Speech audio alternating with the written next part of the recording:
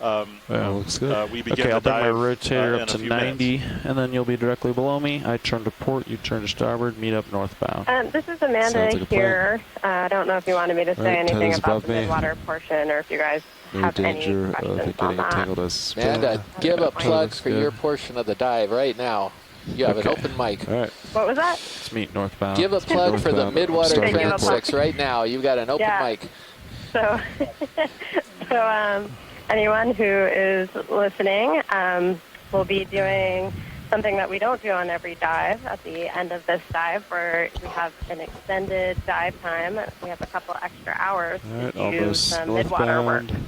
So we'll actually, instead of just transiting up through the water column on our way up, I'll bring we'll my actually rotator to like stop 50. at, a series Copy of that, different and you'll- steps and take a There's slow 80. look around. All right, push And forward we a see some little really bit. interesting creatures out there, all kinds of Looking different northbound. gelatinous animals and Altitude 28 stations D2, all or as well. fish we sometimes find. And almost every time that we've done these out in the middle of the 70, Pacific here, we've found either something we don't 65, quite know what it 63. is, or something that's Copy never that, been still seen pushing anywhere forward. near here before. So we're really 60. excited to see Tether what looks good. today. Those transects will be from All right, about you're at 800 60. to 300 meters.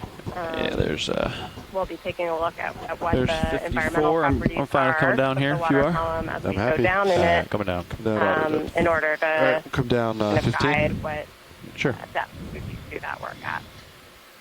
So I know Mike Ford will be on the lookout for that information as we start getting ready for the midwater work, so that he can pick our target depth for that. Great, thank you, Amanda. And those of you who have participated in some Ma'am, of if the you range my sonar midwater into dives 50 meters, over please. the past couple of years here, I'm sure you can attest to the fact that we've seen some rather sometimes- incredible animals, Yeah. some amazing We stuff, can. I mean, I got siphonophores, altitude 38, so really it should be. toothy, snarly, Should be Starting there. to see Fish. bottom now. you name it, eel-like things, beautiful jellies. I can't even remember Okay, how I'm many starting things to- I've Yeah. seen in midwater. Yeah. The midwater presents an entirely Yeah. sort of separate group of animals from the ones we see on the bottom. These are the things that swim around and float in the middle of the ocean. And so that'll include, as we've So it mentioned, looks like tethers. jellies, yeah. jelly-like Good. animals, lots of fishes. We That's see lots of good. cephalopods that swim in this area. So after the dive concludes Speed later down on, a little for bit. us, that'll be this afternoon, we'll be having about a 2-hour sort of transect through this area to see some really exciting It's a nice and a landing. very different kind of Good job, animal habitat. This looks great. All right, folks, as you can see from feed 1, if you switch your computers over to feed 1, we are on the bottom, and we've already got our first organism up there in the upper left, which is a glass Yeah, I'm going to do sponge. my CTDs check. Copy that. They're going to settle in So and do everything they need to do to get us ready to move, but in the meantime, I'll go ahead and describe what we're seeing here. Yeah, Not watch sure it. Just what this give us bottom is. one moment Yeah, to I set was up, about and to we'll say be right with you. it almost. Oh, so Alright. it's like a very fine manganese Interesting. cobbling Winch all with stop. sediment in between. Got about It's an interesting Let's set texture. up Z-bias. We'll go to 11. Yeah, so I see think how there that is does. soft sediment underneath these cobbles, which the look to deck me crew like they're wanted to tighten manganese some bolts on nodules. that We'll get a better look. shiv. And that sponge So in the probably- background there, I'm which listening we'll to undoubtedly decades get if a they close-up come on, of a but- little bit in Oh. a I'll few let minutes, Bridge know we're on is bottom. something Copy that's, I'm pretty You sure want me is to called bring some surrounds out? Septorella. It's in the yeah, set up family lights. Pheronematidae, Safe and and balanced. Bridge, RV nav. many of the species in ahead, that RV genus nav. prefer I just want to give you a heads soft up. We are sediments. on bottom. Okay, They've got Roger, a thank you very very much. Z-bias to You've 15. got a very See if nice that works. way of anchoring into the sediment Still there. You floating. can kind of see they've got a sort of these grappling hooks, these very specially modified spicules to actually essentially do a I got you, transfer, Chris. kind of anchor, sort of like roots. Heard you guys are already down. Would you mind if we put some wrenches on the So nuts for a couple the minutes? pilots Yeah, are go ahead, still, I'm, when they get to winch all bottom, they've stop. got a bunch Okay, of if you need to items move, that just they let need us to know take and care of, we'll, some housekeeping stuff we'll before back we're away ready for to a go. minute. We're Sounds just good. Yeah, I think you got a little bit of time. as So they're settling Copy. in. Sorry, watch it. Can you say that So, again? um, Might have missed. will the Oh. Copy. proceeding to explore the bottom area here, but we're also looking for specific types of samples Just a that are little of right. interest to our exploratory research. These are often subjects that are either new species or species that are part of the overwhelming community of organisms that we're studying in the area. We'll do a lot of sample recovery based on feedback from our shoreside scientist team, as well as what we know about the community of organisms that we're studying. Sometimes we'll encounter some things Sorry, new and Roland, can you undescribed. repeat, please? All right, co-pilot. Happy with lighting? Yeah. Videos happy? We're currently looking at an Video's happy with interesting lighting. All right, great. bottom at about 2,500 meters. Yeah, I guess so. We could do that These for a are while. Okay. Manganese nodules. They're precipitated minerals from the seawater that form into unusual round sort of cobble-like structures, and looks like they're covering the sea bottom, and there's a lot of white or to light colored sediment in between them. We have Copy that. a very nice glass sponge that we're coming up on. Yeah, watch here, leads. which We're all Chris set up. So Kelly whenever you're identified ready. as Semperella. This is a glass sponge. This is an animal, and its body is composed of silicon dioxide or glass. We'll see many of these types of animals as we proceed along the bottom. Okay, so it looks like we're getting close to our first subject for today's dive. It's quite a sponge, isn't it? A closer Yeah. look at this does lead me to believe that the genus is Semperella. How big is It's that? a glass sponge. Uh, yeah, if could we can probably get the wait, lasers lasers? on. Lasers coming on. It's at least a meter, I think, right? Lasers on. So the members Yeah, in if this it's family, 10, yeah. Pherodimatidae, Easily a meter. all sort of anchor to the substrate with this loose arrangement of spicules that are modified to support them. And some of these actually grapple onto rocks. That's that sort of brown area you see at the base of this particular sponge. And they'll no doubt zoom in on that so you can get a look at this in a moment. We're just looking at the lasers as they pan across this thing. This looks like it's almost Okay, a whenever meter ready, high. you want to zoom This in. is Yep, go for it. quite a Some large creature sponge. living at the very top. There's also something coming off to this left So side. there's the mat, and tilt there's down to more see the of full these base. sort of grappling hook spicules that are sticking down into the sediment that are stabilizing it in here. So there you can that actually the view? see the Perfect. individual threads. These are called spicules. These are produced by the sponge. Okay, a They're slow brown because tilt up. they're dead, but they're still functioning to hold. Slowly sponge in tilting place. up. Go pilot deck.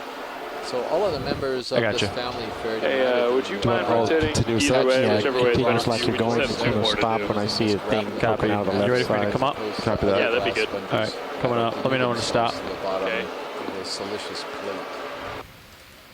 plate. We are looking at sort of the convex surface of the sponge. On the other side, it's a little more concave. Hold there. Keep going. These are Hold it. oscula, these holes on the side of the sponge. And Right they've here is got good. what's called a sieve plate. Yeah, we only got covering two all more, of so we'll call you when we're Okay, done. continue thanks. from to top. prevent unwanted things from crawling Alright. in there. Coming up. The Water, water sorry. actually comes in through these holes. Then the sponge filters. Yeah, that's kind of weird. Chris is pointing out sort of a pimple on the left side. There's a And I volcanic think shaped we're going to come up to a protrusion creature on the that left has now. kind of an Creature on unusual left eye. branching structure emerging from it. So that might be Possibly some other organism snail. or just an irregularity. There he Oh, is. there's a spot. Oh, Here's a snail. There's a snail, yep. And tilt over to it and I'll zoom in. So what we're seeing is a gastropod, an animal, a snail, similar to the type of Excellent. animal that you might see in your garden at home, except here at 2,500 meters, it has likely a very different kind of life mode. It might be on the sponge, feeding on it, or it might simply be crawling up it for Okay, and just go ahead and protection continue to the or some top and other then we'll go reason. full screen. a lot of these Okay, snails co-pilot, are we're all done, all poorly clear. understood, Quick. and Thank you. Thanks, Chris. we'll probably Okay, take a good And image we'll of it do and full forward it screen. to a specialist Copy Slight that. tilt for down. identification. Slight tilt down.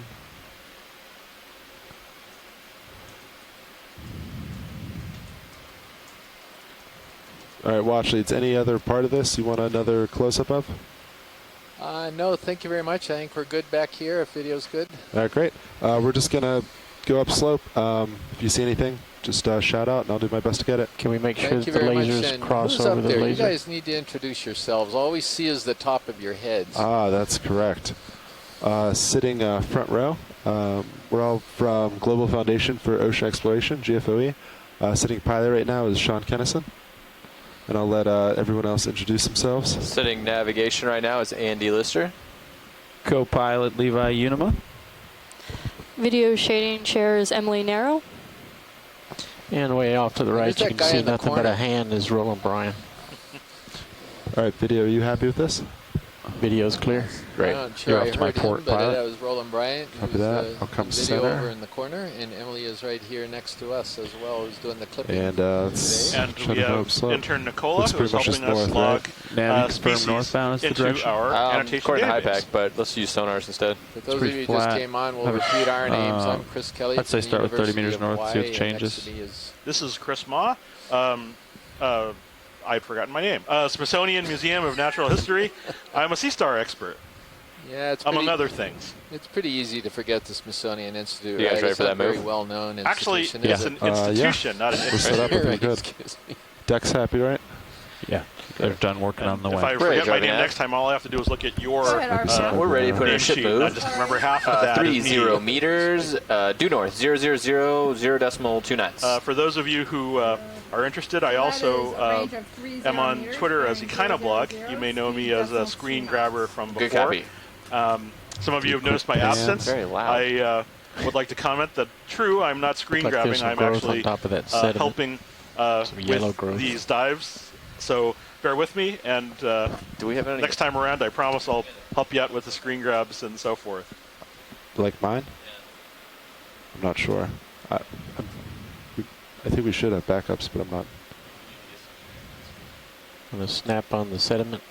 Copy that. Getting closer to it. Co-pilot. Keep on. Oh, this Tyler, is tell me if I interesting. pull. We're Copy, coming yeah, on an old interesting sponge. little sediment Good patch copy. in the midst of this manganese nodule I give you support tether landscape. pilot. I'm That's pretty good. sure I'll this stop is there probably just in the dead case. Yeah.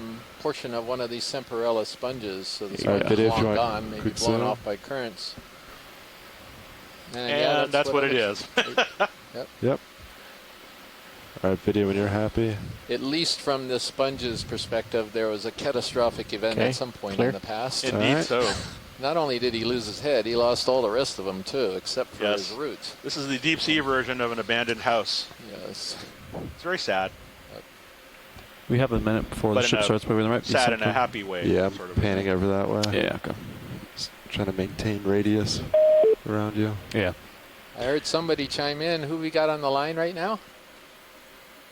Just want to back up and turn. Might be something right there, right? Yeah, I'm coming up just to get out of your way. So, Copy. I won't the come name too of our far expedition is the Is there Laulima sediment buildup? I see Okamoana, it's- which roughly Those were translates from to my, Partnership for yeah. the Ocean.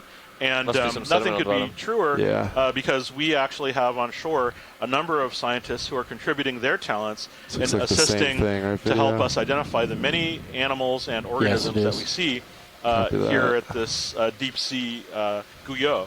So, and as well as the pilots and video technicians and other people that are helping us. Science is a cooperative effort, and we work hard to live up to the cooperation theme that the title of our Do expedition a quick turn. suggests.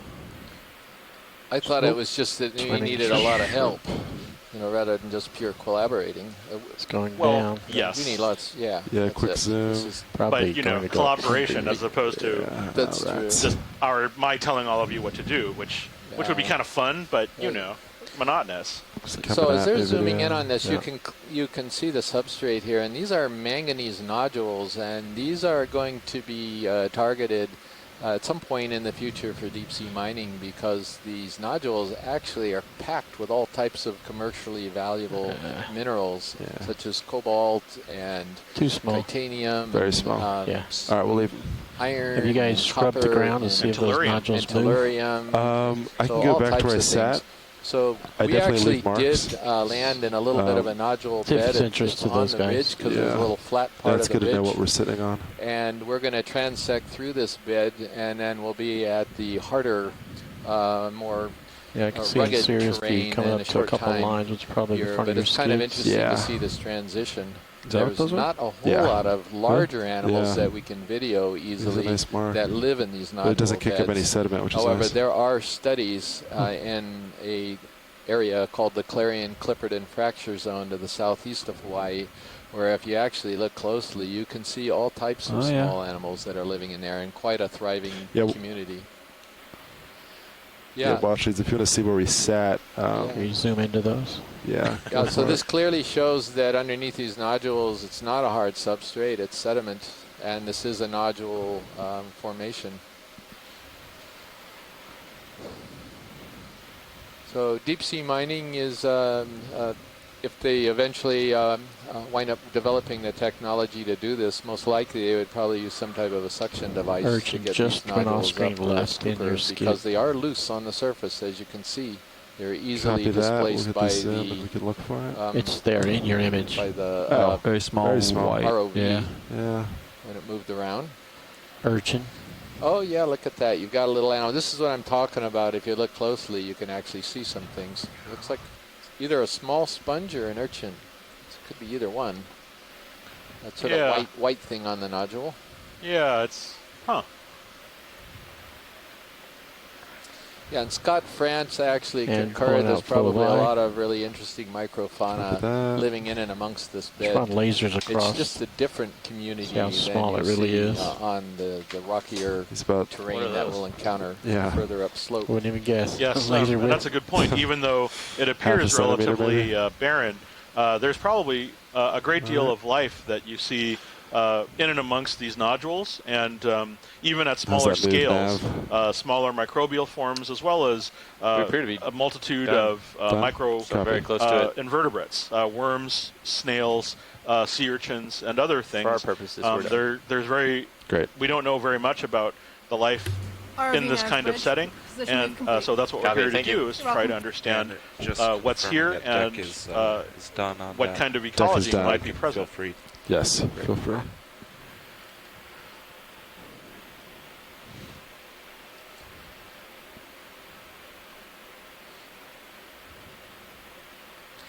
So while we talk about we're what makes traversing those scars? over this What makes what? Did they area tell us right what made here, those we scars just want to to report let that you was know me. who all Us. is in the Oh, you event did? log right now. See what the We've bottom got was? Jessica Oh, that's cool.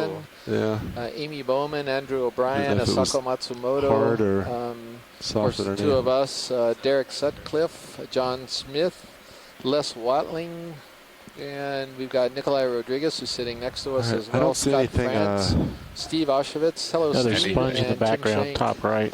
So Yeah, we we're got a making our bunch way of there. institutions and countries I think- actually represented here. Yeah, if you can probably so happy. Osako is Yeah. in Japan. All right, great. And then we've Yeah, I got think a just bunch keep my heading. of U.S. Yeah, you're institutions north, right? here. Yeah. We've got the University of that's Hawaii with Les good. Watling and John Smith. Nicola is with I Hilo, probably move more than that, really. University of Nav, Hawaii go at ahead. Hilo. Yeah. And Scott France is with the University of Louisiana, Lafayette. And Yeah, I see that Steve sponge Goldberg, video. I'm I gonna think forget we're too far from it right now, though. Sorry, Steve. The Cordes Lab. Cordes Yeah. Lab, yeah, Cordes Lab. It's a couple of And looks Timothy like. Shank is joining us Still from the catching Woods up, Hole from that last Oceanographic one, looking down Institute at in about Massachusetts. And bridge moving initiative. Jessica Copy. Robinson, I'm not absolutely positive where you are contacting us from. Scott let me know that Steve is with Temple University. Sorry, Steve, and thanks, Scott. Senior moment. I will have a few of them on every dive. So anyway, thank you, all of you in the event log, for joining us this morning, It's and like we'll get some others, 840K I'm quite on sure, the as DC the bus dive return. goes on. I'd say that fix we did yesterday worked. 840K on that's pretty good. Copy. We turned it off, though. It did not improve. Yeah, that's Real cam. Okay, So and there also are while we are settling in maybe here, we 20, just want to let 25 you know a devices little on bit that, of the DC bus Okeanos return. sampling Yeah. priorities. So if Most they're of you each- already know about this already, But but if they're each 20 mega ohm, we basically there's try 20 of them, that adds to, up for to every 1 dive, mega we ohm, try which is to kind of what we're reach seeing. a balance of So with covering the a number certain of amount of devices on it, distance so we can get an 840K is actually understanding pretty of the good. community Cool. ecology at a So we're particular pretty site. happy with that. We also like to get plenty we of saw close-ups. 50, right? Cam, Yeah, this way? it was 50 with that. Yeah. Swimming shrimp. So it looks a little bigger. Well, I'm obviously going to have to leave and go get my Starburst candies, but that was a ship Yeah, store just, announcement. I paused for a moment. packed it But with anyway, grease, the held it sampling good. priorities. So we obviously want to cover some distance. We Cleaning want to it get out those made it close-up worse. Video, images come on in. Try as to play with well them. as we're getting right now. This looks like it's a Canthophira, a particular shrimp that sort of drifts over the bottom. That looks like a drunken sailor most of the time, like he's Lasers looking clear. like right now. Copilot, But get the other lasers, thing is, too, please. for actual specimens, we do like to off. collect somewhere Drifting between away 2 from to you. 3 Yeah. biologics and 2 to 3 rocks, and keep That is it good if you at a wanna follow. relatively low number compared Copy to and other follow for a types little of bit. cruises and other ships, because we have so many objectives and so many I'm going to let you different go off screen. interests that we're I got trying you, I'm to tight. accommodate here. Copy And that. also it's probably Video, a whenever more you're interesting happy. I don't dive want to for the follow public. too Okay. much Don't more. just sit Clear. and sample out the All wazoo. good? Great. I'll let him go out. But the types of specimens we collect are Awesome. hopefully new species to science, or new records for the area, or if we get Alright, Copilot, you get my something that's action. very dominant in the community and we're not sure what it is, we'll go ahead and grab one of those. These are the kinds of things that we try to prioritize. That's Chris, you not wanna add lasers. anything to Yeah, that? please. That's right. And a lot of the samples that we collect are used by researchers to explore and understand deep sea weird. I thought, systems. Levi So was just if they're standing next to me. animals, we often extract their clearly DNA not. and describe and That's identify crazy. them to figure out what they are, to see if they show relationship to other species. Genetics is used to ascertain whether they might be the same species in other oceans, to determine how far-reaching some of these animals might be. For the geological samples, they will often take chemical analyses and look at the physical structure of the rocks and try and determine what their origin might be, how old they might be, and how those might relate to the underlying structure of the areas that we're investigating. The Guyot we're on is part of a larger island chain Crawling near crab. Hawaii, Ooh. and we use a lot of these Research. to... Oh, what's that? There you go. Ah, That's a Oh, I know star. what this Lovely. is. That's a star, I think. Believe it Get or in not, we're close. looking at a I hermit think crab, we're looking folks. at the backside Well, right now. Backside. All right. Parapagrid, We can I'm start pretty here, sure. and then if he doesn't swim, we can zoom around. So as we get closer, you guys are going to see something Probably if really anything, you wanna rotate weird, more because around that's what to your these animals starboard are. side. Just there's no other word for it. Rotate starboard. Do you want to do that? this is the right deep sea now? equivalent Yeah. of the thing with two Copy. heads, Otherwise, we're going to see except nothing it's but got an enemy with legs. more than that. Some of you are already going, "What is he out of his freaking mind? That's not a hermit crab. Good grief!" Good grief, Chris. Is that a hermit crab? But you wait, you just wait, and you're going to see something Biggest really ornament cool. I've ever seen.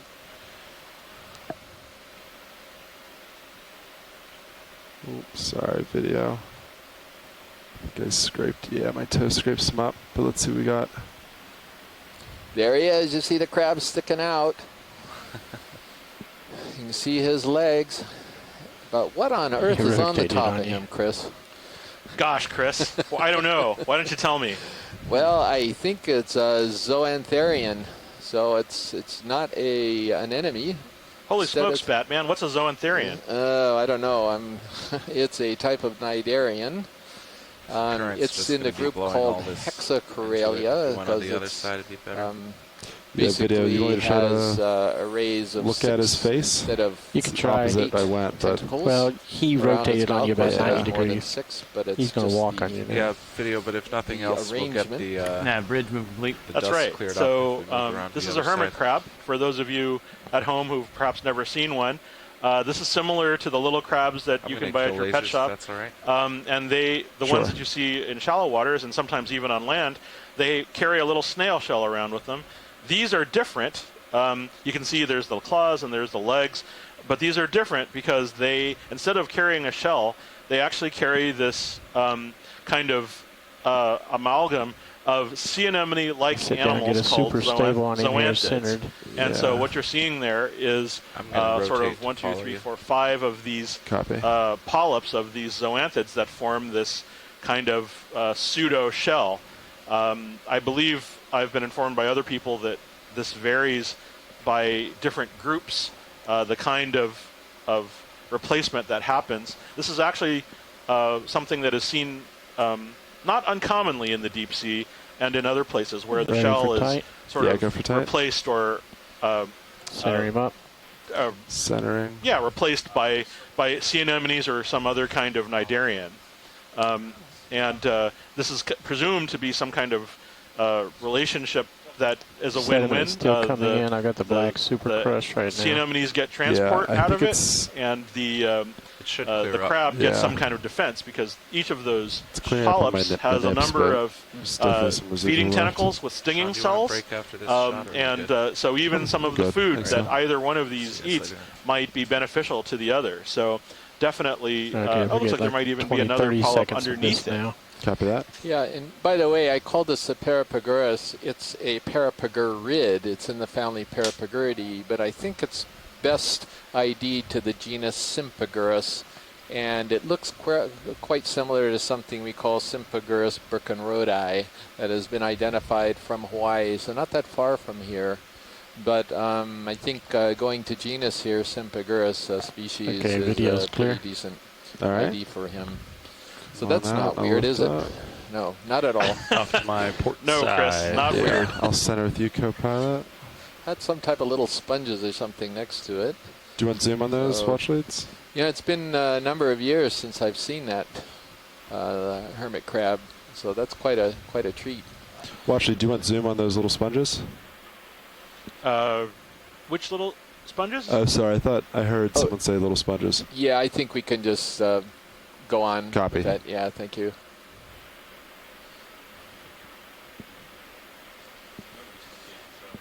Sean, it looks like you made another mark Okay. there, pilot. That one might have been there. From the period, from the previous D2, right? Yeah, I think so.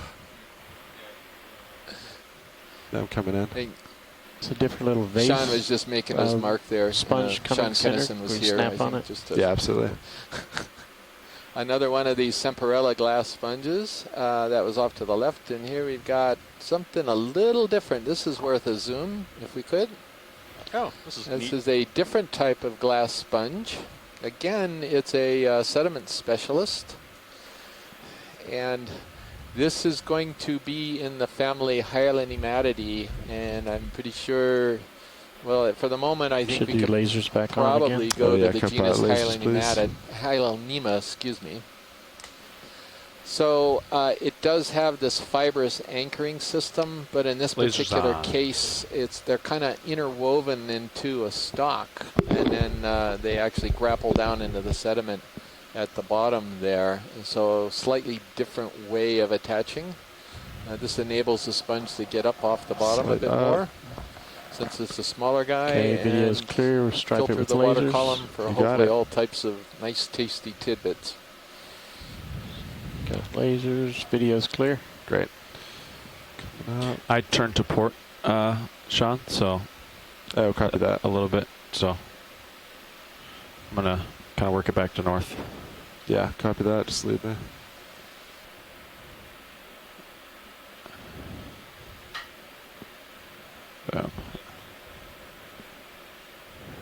Oh yeah, looks like something's crawling or something. There's a dead sponge, two dead sponge. Okay, I'm lined up on Sponges. north now, Sean. So they're in the process Copy. of becoming kind of that little nothing more than the roots that we saw earlier on. So the live Serious ones are going to be view white. past that sponge to the This left is a shows dead one circle that's on brown, the sand. probably because of accumulation of sediment Sponge that it's to not the able to left. Like a clear dark circle you're because talking it's dead. Yeah. And then eventually up that there. tissue Now will it's above deteriorate. And center. there's a Oh. dead stalk Yeah, right sorry, I there see to it the now. left of it. So it's just the process of how these animals decompose once they die. What's that? Pilot, yeah, there's a weird circle. Yep, Pilot, making yeah. my way. We'll find out what that is.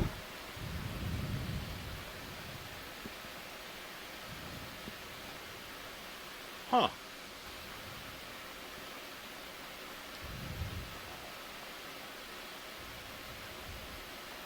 neither one of us is about to hazard a guess here, are we? I don't know At what that is. first, it looked like it might have just been some illusion, but you're seeing it too. Yeah. I think I Could see this something be swinging around the final center. remnants of a sponge base, and we're seeing sort of an arrangement of nodules that were somehow around. No, there's something. Oh, it's a black coral. Look at that. Huh? That's weird. How it's How did it do that with the nodules? It swept across Could them. that be the? yeah. Yeah, but how does it move nodules? Look at the size of this. Well, I don't thing. know if it's actually. I don't think it's that the nodules are different. It's sweeping like a brush. It's clearing the nodules around It's cleared it. off. Yeah, I don't know if that's deliberate or if it's just a current thing, but it looks like all of the organic materials on the surface of these nodules has been brushed off, and so this. Like a feather duster, as Stephen Oskovich is saying to us from shoreside, it's like a feather duster on the rocks. So, yeah, that's kind of weird and neat. I don't think I've ever seen that. Base is slightly hidden by the That's stalk. kind of an interesting adaptation if that's Let's deliberate. go up to the stalk. All right, Scott, Yep, it Tina just moved. Molitsova is not with us right now. You're on the spot, buddy. I know you worked on black corals, and we need some help on this one. Come on, call in. We're calling a friend now. We're not going to use our 50-50 Yeah, you're yet. fine. We're done moving, so. So we have a pool of shoreside scientists who are among the world's experts on different types of corals and other animals. And so a lot of them are currently dialed in to a chat room that we're messaging with on a constant basis. And so they're able to view the video just like everybody else is, and they're able to offer their professional input to us almost immediately. And so they're watching these and able to give us their professional opinion. Yeah, some of these people, some of these scientists are calling in from Japan and others from other countries as well. And so we've just observed something that is really remarkable, this black coral, which we believe is somehow brushed into a sort of like a feather duster, brushed all of the sediment off of the nodules in a circle. And so maybe it's feeding. Perhaps it does that for other reasons, or maybe it's just incidental. The dust is on the north side. Yeah, so Scott France has gone ahead and put in an ID in the event log. He apologizes. He can't call in right now based on where he is, but he believes it's possibly in the genus Schizopathes, which is a black coral species. And we've seen some of the members of this genus on sediment where they sweep pure sediment without nodules, or they actually sweep a clear area as the currents rotate them around in a perfect little circle around their bases. So thank you very much, Scott. And I also see that Amy Bacco-Taylor has joined us from Florida State University. Yep. So she's another octocoral specialist. Thank you for joining us, Amy. Yeah, so we've got, I guess... We have a tiny sea anemone in view right now. Is it a sea anemone? Yeah, I think so. Yeah, I don't think it's a cup coral. I think it is an anemone. All right. Come on out. Keep moving. Lasers across the coral? Yes. That was lovely. Thank you. You're welcome. Good for lasers? Okay. Great. Wow. I'm lined up on north still. So. All right, we're going north. That could only have been improved if a starfish had come along and eaten it.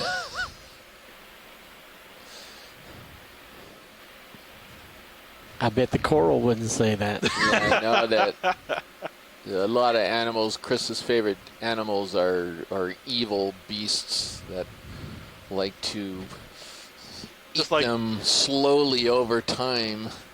Just like you and the chocolate sundaes, Chris. Oh, this is interesting. Is it a some sponge? of you kind of are wondering, what? Sea stars? They just sit there on rocks. What are you talking about? But down here in the deep sea, they can be pretty voracious predators, and even in shallow waters, I imagine. Oh, yeah. Sea stars are important predators in many crab ecosystems, in the upper from tropical background. to cold water systems. Just left of center. Sometimes they feed on mussels. Sometimes they feed on corals. The white and down here, they feed on a bunch of things. I think it may be another one of these piles, but it looks like another Sako Matsumoto is calling in from the Chiba Institute in Japan. Also noted that we saw a similar one of these Schizopathes around the same depth last year, 2,600 meters. Optical illusion, sponge base. Copy that. Not a crab. Co-pilot, write that down.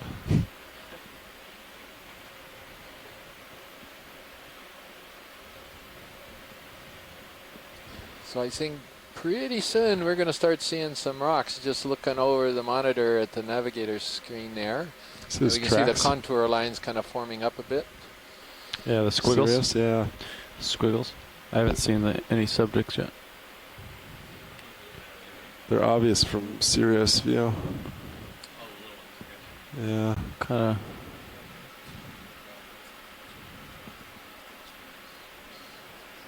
I don't see anything.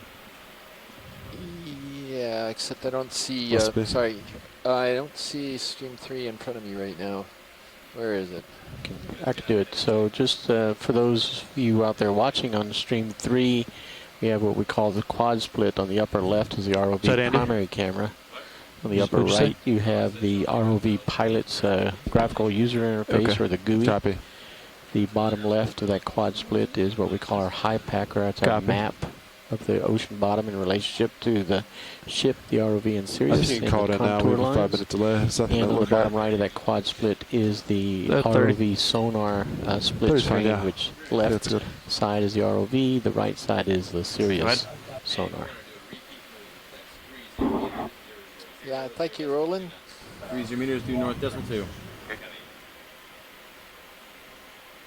So that was the voice of Roland Bryant, who's on video today. He's on video for a lot of these dives. He's a master at yeah, I see just getting you some amazing video. Squiggles on the starboard, but and more of these Semperella sponges. We can modify that quad split as the shoreside science. And you guys right here. Need they're easy to see from my view, but yeah, they're not as obvious from D2's view. Yeah, because I'm looking down and I have contrast. I mean, that looks, pretty. Oh, this is interesting. Look, there's a trail in the try to find the end of the trail, maybe. Bed. I think it's immediately right of lasers, but I don't see any creatures next to it. Some animal moved through there and displaced some of those nodules, clearing them away as it slowly meandered it might about. even still be in there somewhere.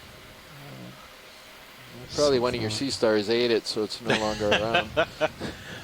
Watch, it's interest on Zoom on this? No, thank you. We've seen that. this one already. Thank you. This is another Semperella, which you got some good images on earlier. Star at the bottom of it, pink. Star at bottom. It's like a snap on the pink at the base of it. All right, quick snap on base. Yeah, and actually you got a couple things here on the base. What do you think that orange thing is, Chris? So this orange animal is an animal distantly related to sea stars. This is a brittle star, probably in the family Okeanos. I can't see the disk, but it's probably something like Ophioplanthaca. These are commonly encountered in the deep sea, and I'll annotate. Thank you. There's no way we're going to get that one. It's probably residing amongst all of those fibers as defense, but they're often seen on sponges like this in great densities. But their relationship has never really been. Video's clear. I'm not aware of exactly what the relationship I is. think they're happy.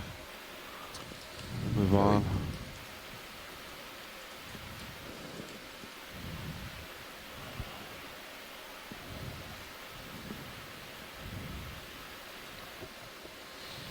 So these kind of nodule beds that we're traversing across before we actually get to the steeper part of the ridge, these can be common in certain areas of the abyssal seafloor. And as I mentioned before, there's a group of scientists, Dr. Craig Smith at the University of Hawaii and Diva Amon, who's currently, I'm trying to remember where she's wound up working now. She just moved recently. But they specialize in these communities. And they actually put out a recent paper on nodule communities, I'd say about a month ago.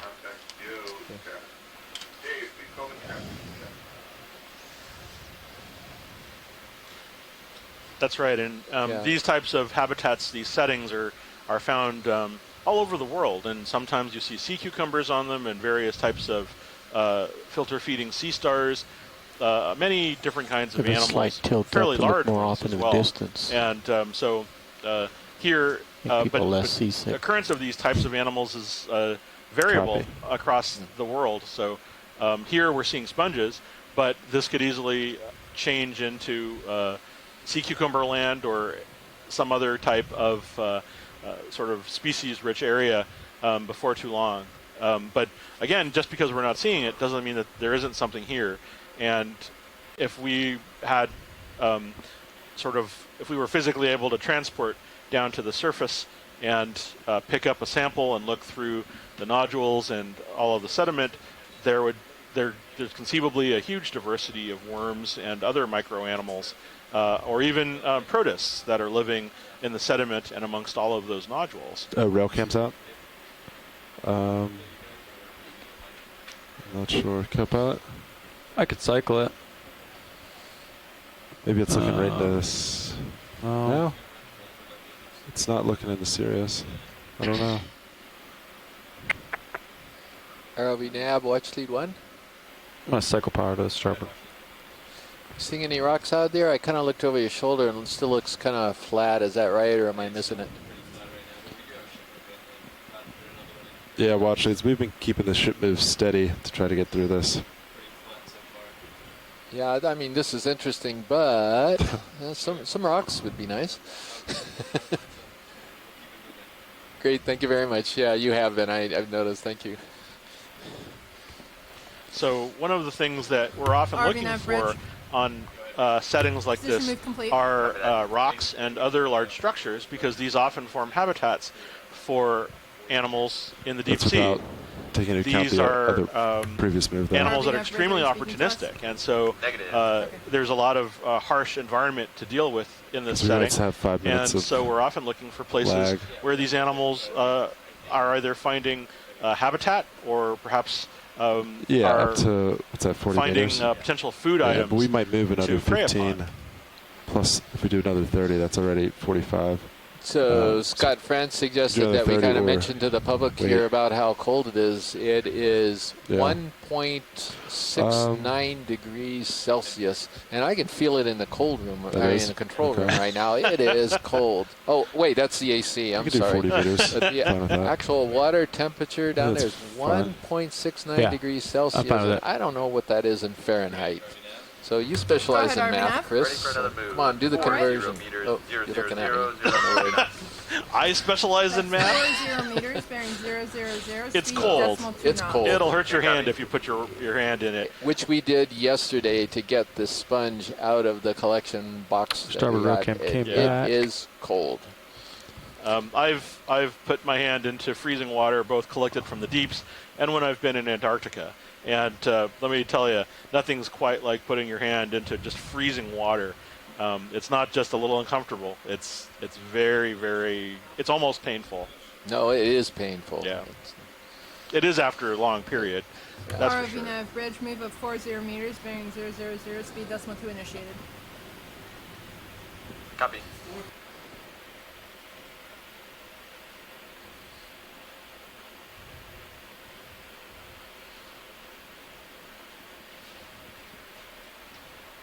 Scott actually is a little more adept at math than you or I, and he's pointing out that this is around 35 degrees Fahrenheit. So yeah, just above freezing temperature out here. So the other part of it is there's extreme pressure down here, probably greater than the inside of a fully charged scuba tank, thousands of pounds per square inch. So we're currently at a depth of about 2,400 meters? We're at just under 2,600 meters. Right. Most people don't have a sense of just how deep we are. At 1,000 meters, that's obviously less than where we are now, but 1,000 meters is about the height, is about that kind of depth is 5.5 Washington monuments, which I calculated before I left Washington, D.C. So at this rate, the depth of 2,400 meters would be at least 11, 12, 13 Washington monuments from the surface. That's a lot of Washington monuments stacked tip to tip from the bottom of the ocean to the surface of the ocean. So we're in deep, and so it's very cold, it's very deep, and it's very dark. The light you're seeing projected from the ROV is something that is artificial. In normal circumstances, if we weren't here, everything that we would be seeing would be pitch black. And so this habitat is a very sort of cold and unforeboding one. And so the animals which live here have very unusual specializations or are very adapted to this environment. Zoom? Is this anything? Video zooming in. Oh no, that's just an overturned. All right, never mind. Back out. It's like a cleaned off Yeah. nodule. All right, looks like we got some tether. Sean was trying to compete there. Our pilot Sean was trying to compete with Roland Bryan, who has a reputation for having the sharpest eye for things on the seafloor. But It's quite the opposite for me, apparently. well, basically, Roland beats just about everybody on the ship. He's got amazing eyes.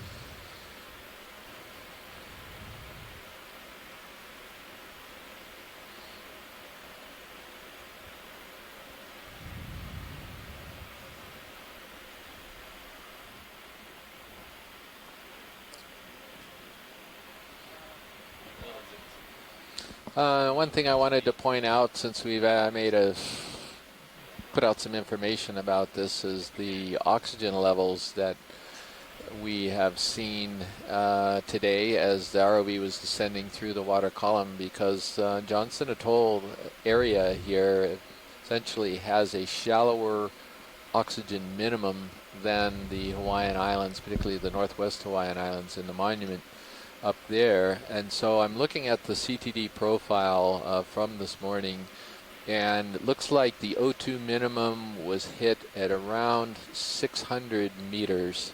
So it's a little bit shallower than it was yesterday. It was about 650 meters yesterday. We progressed a little further south. Still nothing on And we'll continue to go south, and I expect that oxygen minimum to continue to climb.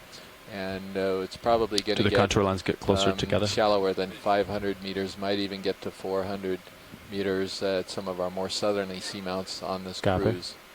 So what am I talking about to the general public? Well, you know, light, as you go deeper, it just gradually, or rather precipitously, extinguishes, and then it just stays dark. Okay, it just doesn't get any brighter as you go down. And temperature's kind of the same thing. Temperature kind of drops off the deeper you get, and then it finally levels out just above freezing in most places.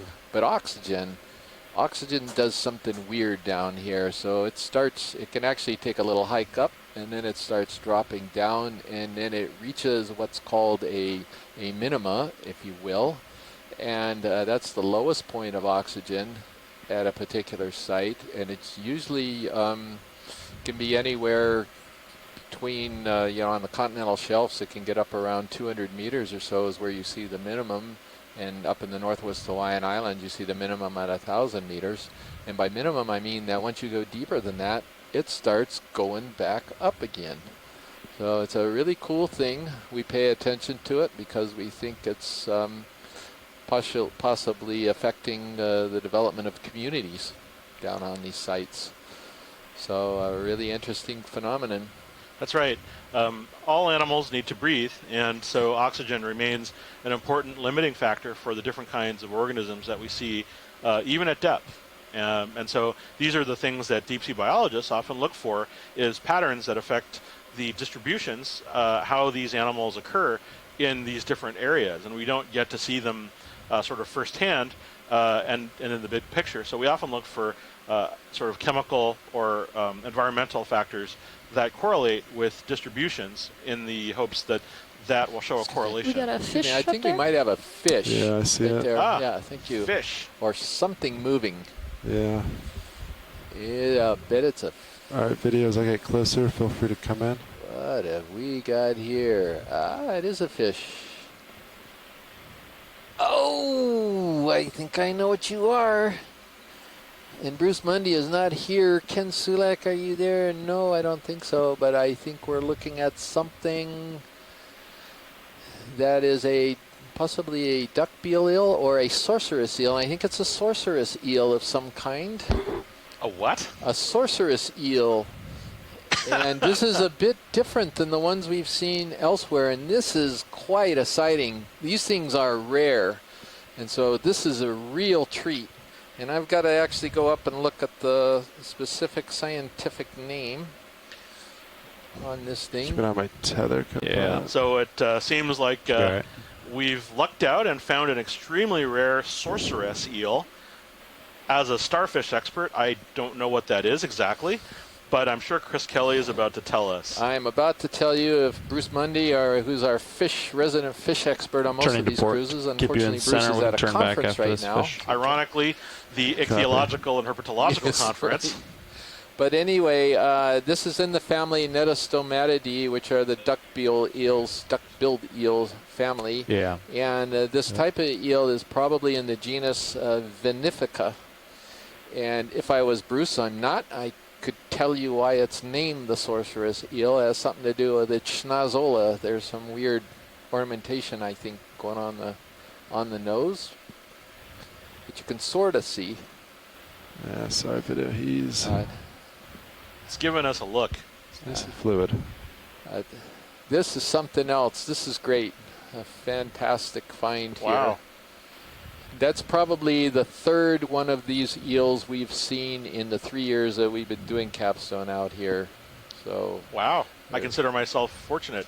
Everyone watching can also consider themselves fortunate, because this is, as Chris just said, the third time we've probably seen this species during this capstone expedition, which began in 2015. I'm going to let him swim away, video. Thank you, pilot. He's going in black. Great. Oh, that's a beautiful shot. Down.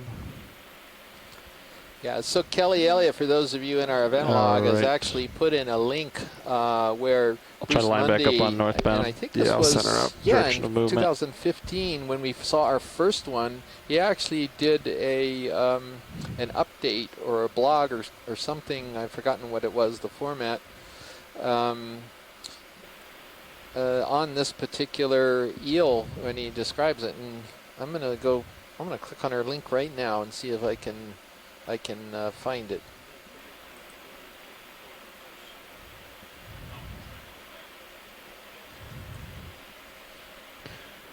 And so this is a lot of what deep sea exploration is like.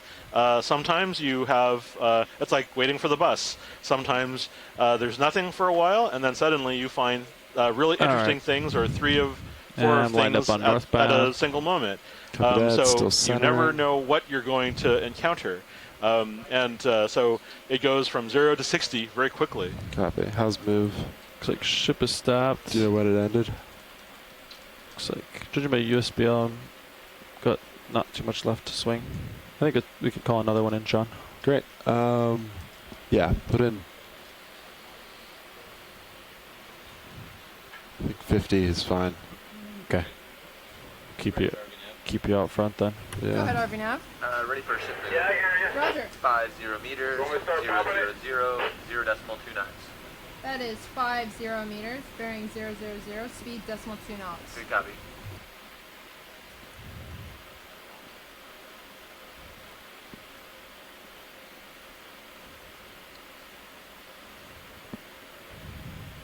So if you've just tuned in, I'm Chris Ma from the Invertebrate Zoology Department at the Smithsonian's National Museum of Natural History, and I'm here with my colleague and co-biology lead, Chris Kelly from the Hawaiian Undersea Research Laboratory at the University of Hawaii, and we're part of the 2017 NOAA Lima Okamoana expedition to the Johnston Atoll region. And we're currently at a depth of around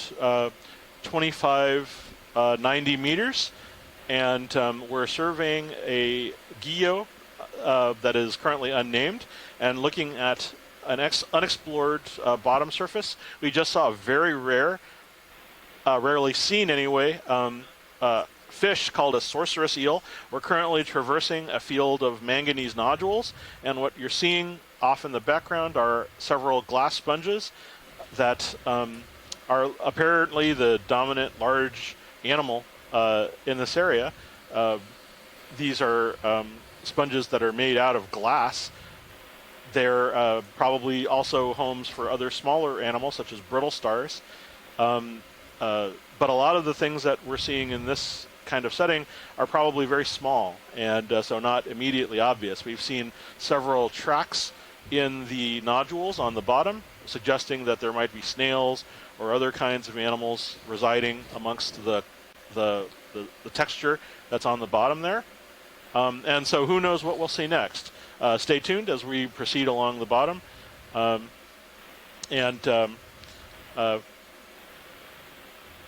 We'll be sure to comment immediately as soon as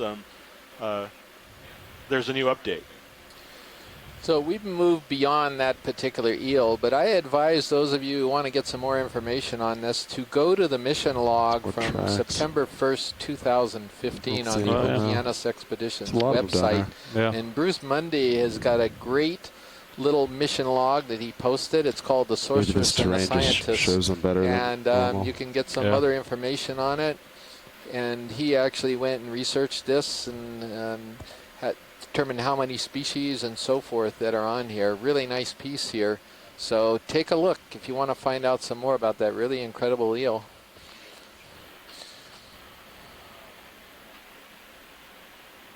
Okay, some more of these glass sponges in the genus Semperella. This is clearly the dominant sort of megafauna, if you will, that's on this nodule bed. Haven't seen a whole lot of other things, a few small items. We had that one black coral, that was pretty cool. And of course the eel, but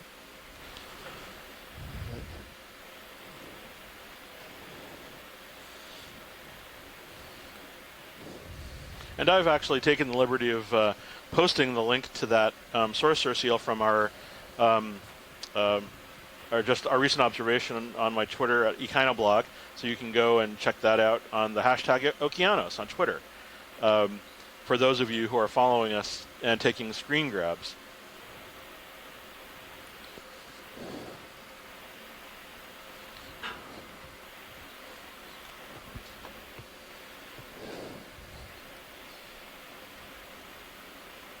so I don't know, Nav, you're taking a while to find us some rocks there. I don't know what's going on up there.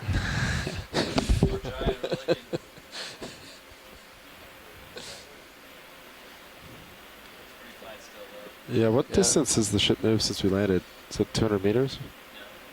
What is that? 150.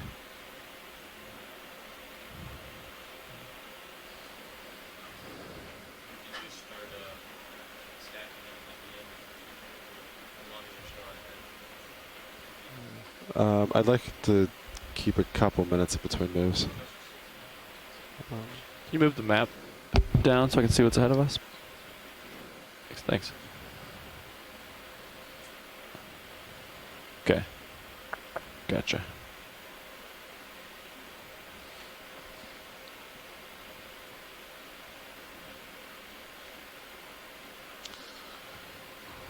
So, Chris, I'm noticing that all of these sponges are present on sort of a sandy patch. Are these all rocks that have just sort of risen above the nodule field and are covered with sediment, or are these just little patches of sediment that have built up above the nodule surface?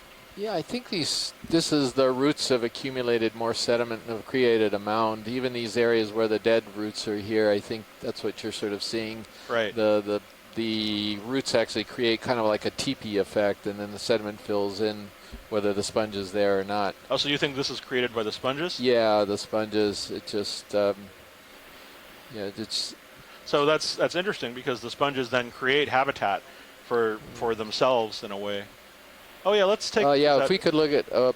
Well, there was a different sponge there to the lower right. Yeah, copy that. Going back. Sorry, I didn't suggest it because I thought it was one of these Semperella leaning over, but now I can see it is different. Good morning. It looks like our wind shifted know what this guy is. I would like to adjust our heading about 10 degrees to starboard to a 070. And that is fine with us. Roger. All right, video. Go for zoom. Video zooming in. So we're zooming on a glass sponge. I don't think yes, so. we are. All right. And this is going to be a new species of in the genus Cericolophus, and we're calling it right now Cericolophus new species 1. Dr. Henry Ricewig in Vancouver, one of the foremost experts on glass sponges, collected one of these off of Hawaii back in, when were you on the, it was 1999, 2000, 2001. Yeah, it was a cruise there. that you were on the Hurl submersibles. Oh, wow. And yeah, this is really weird, and it's called a catcher's mitt sponge, but this particular species has these spicules that are coming out of the face of it, which is really weird, unlike the shallower water version of the Cericolophus in Hawaii that's called Cericolophus hawaiiensis. So this is a glass sponge, and one of the things that characterizes this group is that their skeletons are actually made of glass, silicon dioxide. And so when we were panning across the bottom surface, you'll notice that all of these fibers, what Chris called spicules, these are essentially any other part you want? skeletal elements of I might get a full the animal specimen. that Copy. are they're basically like long glass fibers, like fiberglass or like fiber optic cable, and that's presumably how this animal is anchored to the bottom. Thank you very much. To the bottom of the sea here. Watch these. Are you happy with this? Yes, we are. Thank you. Great. All right, video. Much appreciated. Thank Come you. on out as I And I now see that awesome. the cavalry is arriving, more cavalry is arriving. Tina Molitsova from the Shirshov Institute in Moscow has now joined us. So great, Tina. I'm sorry to say that you missed a really cool Antipitherian, but you're going to have to look at the images afterward. And Scott helped us out. He thought it was one of these possible schizopathies that was actually cleaning the nodules in sort of a ring as it swept around. I guess that's the way to describe it. I thought that was really amazing. Yeah. Very, very cool, but hopefully we can see some more black corals. Tina is an expert in a variety of different groups, black corals being one of her specialties. So she also does tube anemones, expert in that, anthomastus and mushroom corals, and a bunch of things. So it's great to have her in the event log. Is it just me, or is there like a track through? Yeah, I see it nodules? too. I don't see anything that seems to have made it though. Okay. It's just you, Chris. So, so as we've observed before, again, just because we don't necessarily see anything big and moving around doesn't mean that there isn't something there. And so these tracks are probably left by some snail or some other kind of animal that is present among all of the nodules. And it's left a nice trail behind it, but something that it may have buried itself and made itself essentially invisible to us. It's hard to say, but or it could be made by something else, like a fish, just before it's taken off and left the bottom. So, so these are the kinds of interesting things that we see on the deep sea. Sometimes traces of animals, as much as the animals themselves. These are the types. There's a whole field of paleontology dedicated to studying things like this, trails, ichnos, and the study of ichnology. Send her up. Tell me if it comes back. I think there's a German word for these, Lebensspuren, the living tracks of different kinds of organisms. There's actually a labeling system as well that is parallel to living species. They actually have a code of nomenclature which names these in a very similar fashion to those of living I'd be animals. okay with another move, Sean. Yeah, you're happy? Yeah. All right. How far else it void? 40 meters.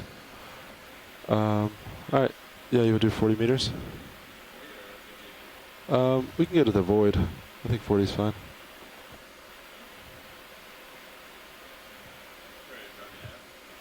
Go ahead. Hey, we're ready for another ship move. All right. 40 meters, 000, 0.2 knots. That's 40 meters, 000, speed decimal 2 knots. Good copy.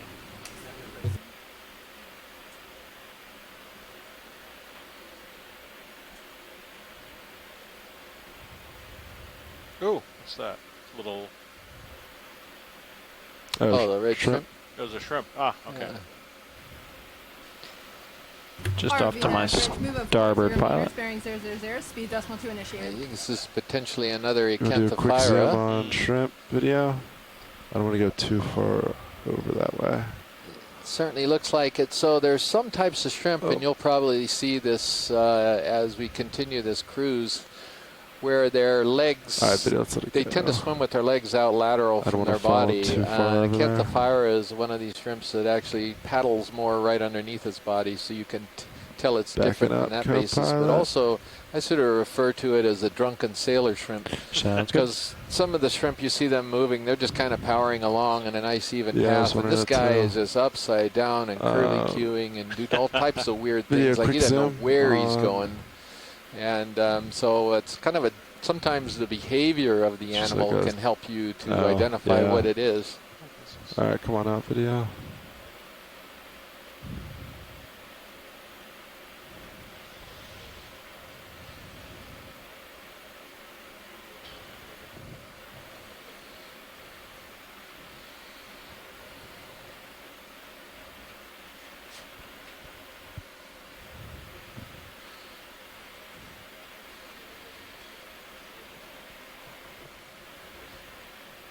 So if you've just tuned in, this is Chris Ma from the Smithsonian's National Museum of Natural History.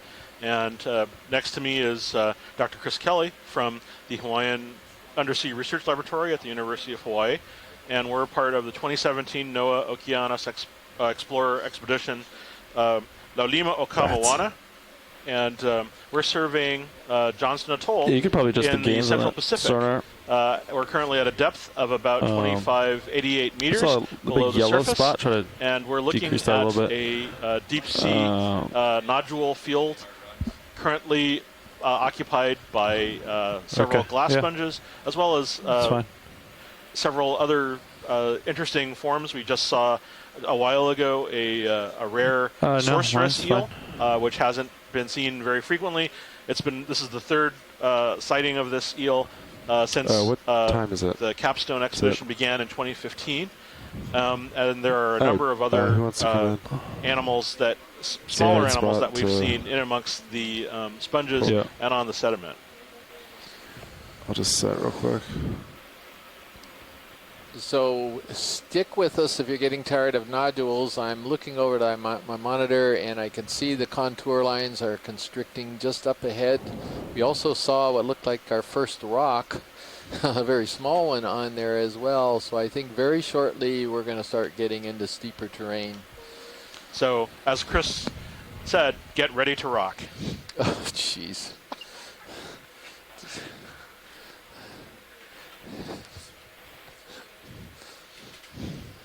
Doing a little bit of a seat change here. I guess that everyone's given up on Andy finding the rocks for us, so they're going to put in a new navigator here. I think it's No, I'm going to find the rock and pick it up now. yeah. There you go.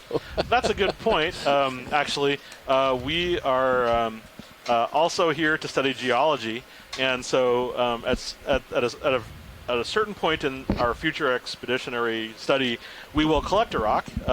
Many rocks are used through chemical analysis and through physical analysis by looking at the structure of the various clasts in different rocks to determine the history of the surrounding geology. And so our study here is not just to look at the animals, but to investigate the geological history of a lot of the underlying substrate and the island chain and the earth, the geological structures that make up this region. So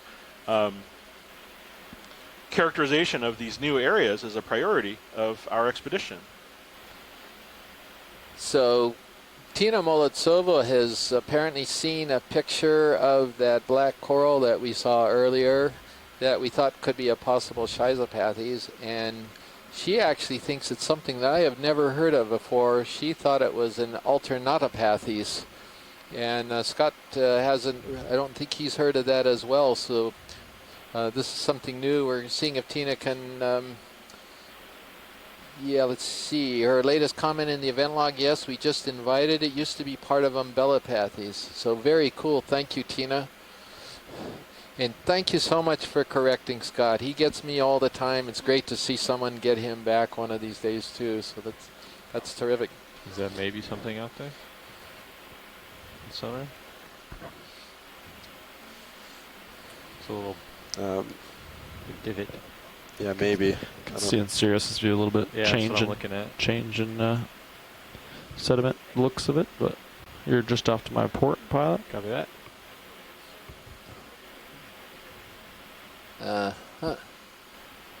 So we're getting a little bit of a change of terrain here.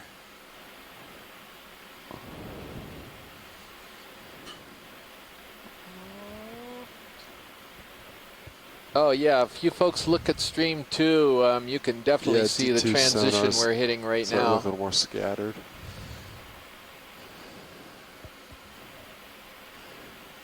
So we are getting some kind of more consolidated substrate here. It's relatively flat. I wonder if we could zoom in on that whip coral that's about to go off to the left. Absolutely. Great, thank you very much.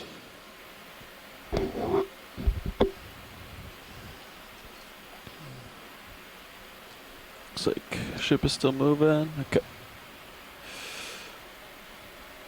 Yeah, ship is I think 5 meters left. Okay, excellent.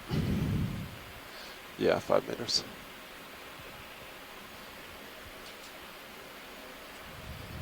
So there's actually another coral after this one too that's to the left as soon as we get through this one, and this looks like it's going to be a bamboo coral.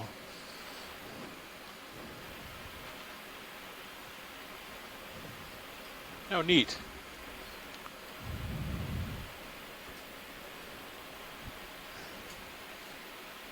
RV nav bridge, move completed. So unfortunately Scott isn't on the phone. That's why I can poke fun at him, because he can't defend himself very easily. But we're going to be monitoring his comments and Les Watling. Both of them work on the bamboo coral group right now, and see if they've got a possible ID on this thing. That's Maxum. So copy that. Bamboo corals are a type of octocoral. You'll notice that if you look at each of one of those feeding polyps, there are 8 feeding arms around the mouth, and these are part of this colonial. This is a colonial animal, and so all of these mouths feed and contribute to the whole. And you'll notice that the reason that they're called bamboo corals is because there's a primary stalk, which is sort of a porcelain-like hard part that forms the structure that is the main part of the animal, and there are black internodes between a lot of the sort of the white elongate structures. And so when these animals are cleared of their tissue, reflection off the that gives them a kind of a bamboo-like appearance. It's possible. These are the skeletons of these animals. There's actually an interesting thing that most people don't realize, is that the skeletons of these are almost like porcelain.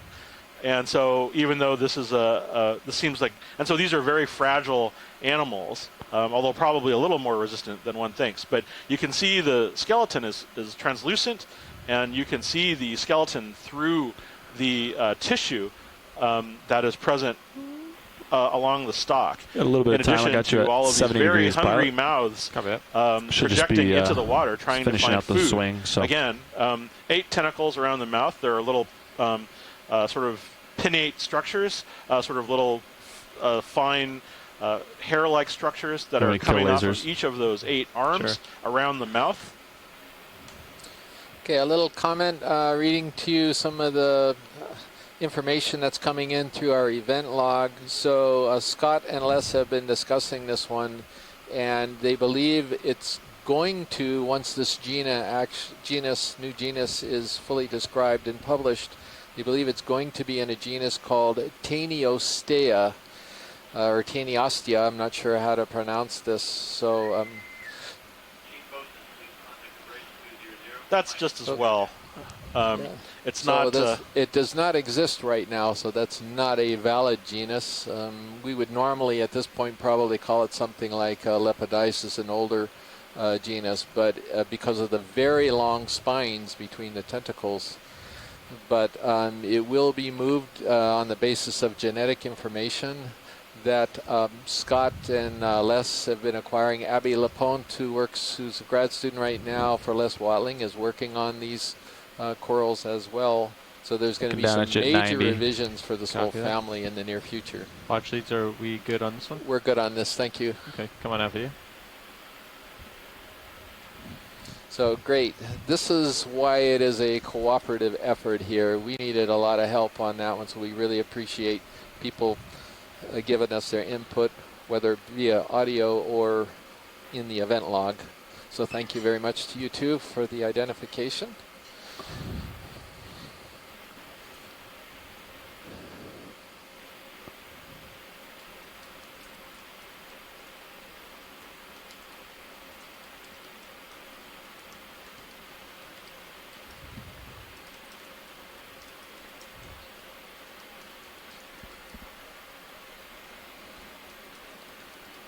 I think we got a coral right on, I think you see it already because it looks like you're homing right in on it.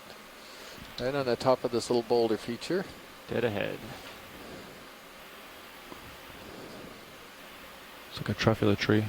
Maybe a possible Chrysogorgia. Oh, this is nice.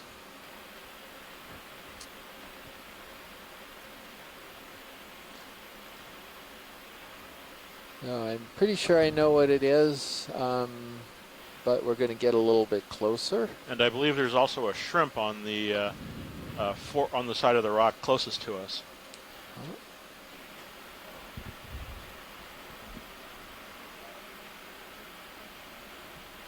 Well, let's see if we've got some help already. Come on in, video.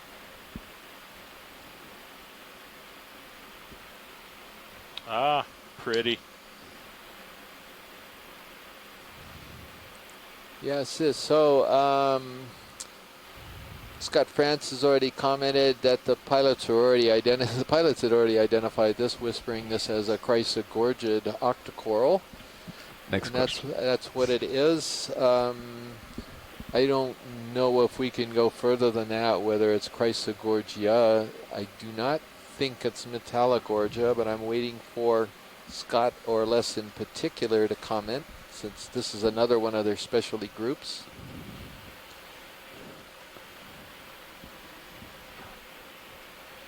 They are zooming right now at a squat lobster. These are commonly associated with Chrysogorgids, and this lobster is probably in the genus Europtychus.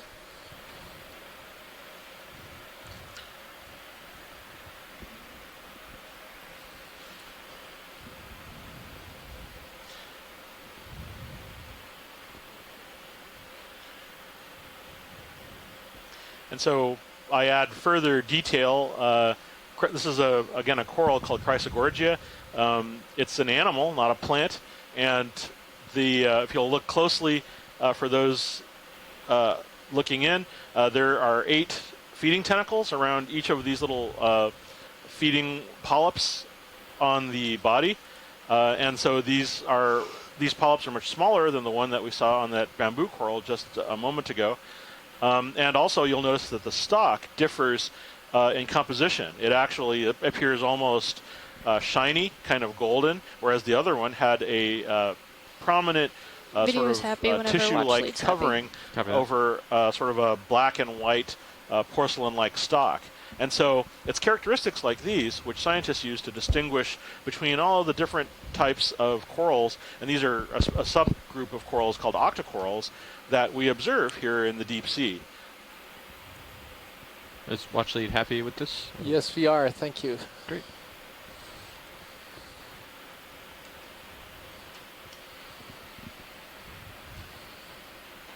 Scott France from Shoreside reminds us that Chrysogorgia translates from the Latin as golden coral, and that's likely owing to the very shiny color that comes off of the stalk.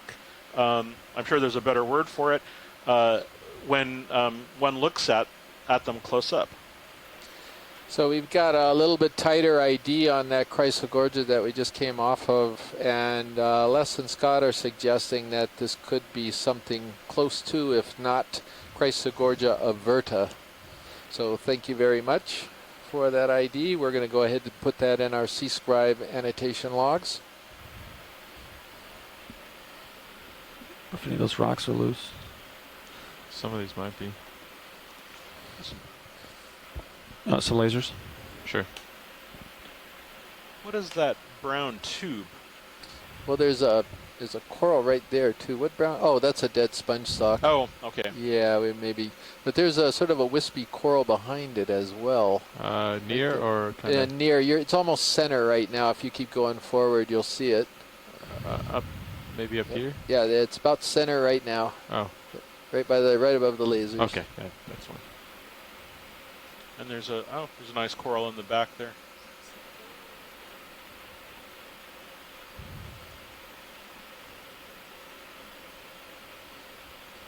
Cool geology here. It's like a... Yeah, so we're starting to get into some animals now as we get into a little more consolidated terrain here, which is a pretty common observation that we make. A lot of these larger megafauna tend to need sort of a little more durable substrate to attach to, so they don't fall off or fall over or anything, so you don't see them very often in the nodule beds. And then once you get onto this hard rocky surface, then you start to see things. So I've got an idea on this one as well from here, and I'm going to, of course, defer and wait for the experts out there.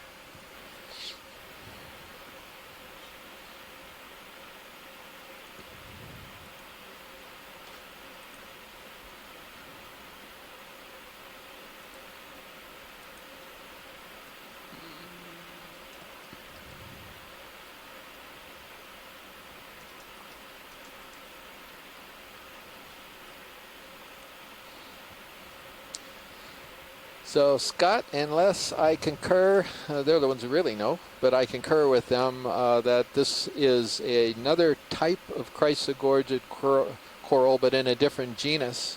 It's in the genus Pleurogorgia, and it looks very similar to the species Militaris, but Pleurogorgia species is fine right now. We've collected a number of specimens of these over the last couple of years.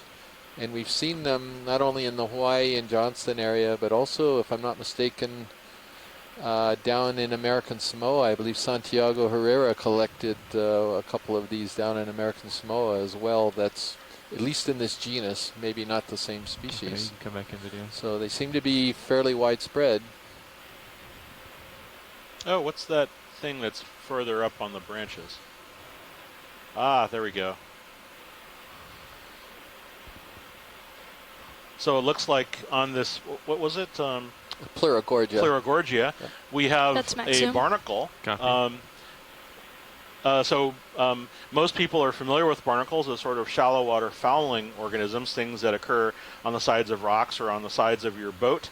But they occur at great depths as well. And so this, I think, looks like some kind of stalked barnacle. There are two types, the ones that are sort of flat and they kind of look like acorns, and then there is another type which have little sort of fleshy stalks, and these fleshy stalks come up to these sort of shelled or protected areas, and then from those the legs of these animals are projected out into the water, and they use these legs to feed. So although they appear like mollusks, they're actually crustaceans. They're actually more closely related to things like crabs and lobsters, and so they have jointed legs which they present out into the water, and they use them to feed. So Amy Bacco-Taylor has also concurred. So we now got 4 people who all agree that this is in the genus Pleurogorgia, so that's great. Thank you very much, Amy. Watch these, are we good here? Yes, we are. Thank you. Okay, come on out video whenever you're good.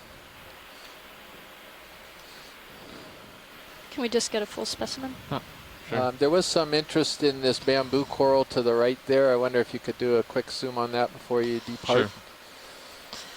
I guess we could do this, given that we've got a couple bamboo experts on the line. What do you think, Chris? Yeah, I guess we can take a look at it. It looks similar to the one we saw before, though. So I don't know about that. It may or may not surprise you. Thank you. These things, there's a lot of these unbranched ones out there. This is a very complicated family. Looks a little different to me based on the density of the polyps. This doesn't look like it has nearly as many polyps coming off of it than the previous one. But Okay, let's go ahead, video.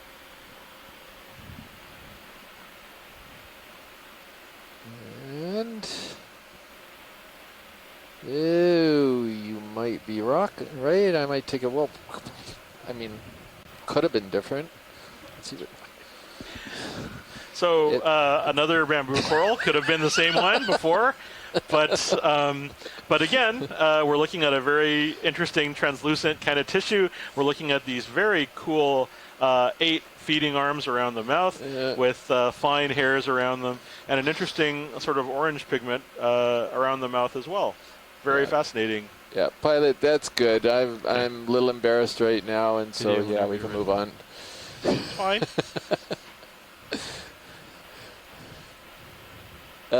So let's see if they think, it could be different, but they think it's the same. Okay. See, they said it could have been different, so I wasn't that far off. That's fine. Okay.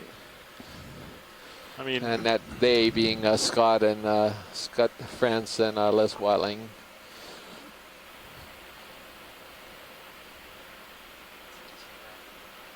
Oh, that's really interesting. Oh, there's a nice different type of Chrysogorgia there. Any interest? Maybe a snap zoom on this. Looks like it could be Chrysogorgia geniculata, I think, as one possibility.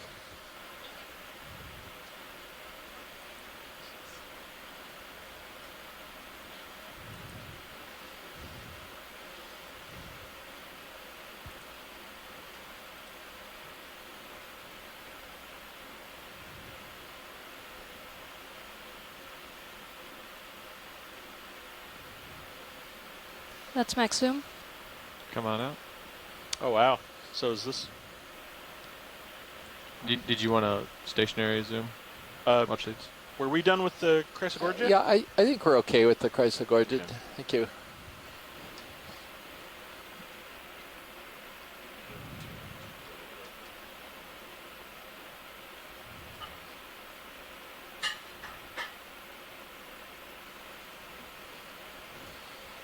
All right, pilots, do you want any moves for preemptive Sirius motion?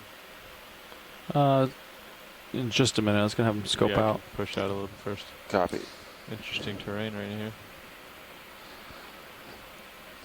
So Nicola has departed to go get some sustenance. It's lunchtime here, and we've got Matt Dornbeck now sitting in her chair.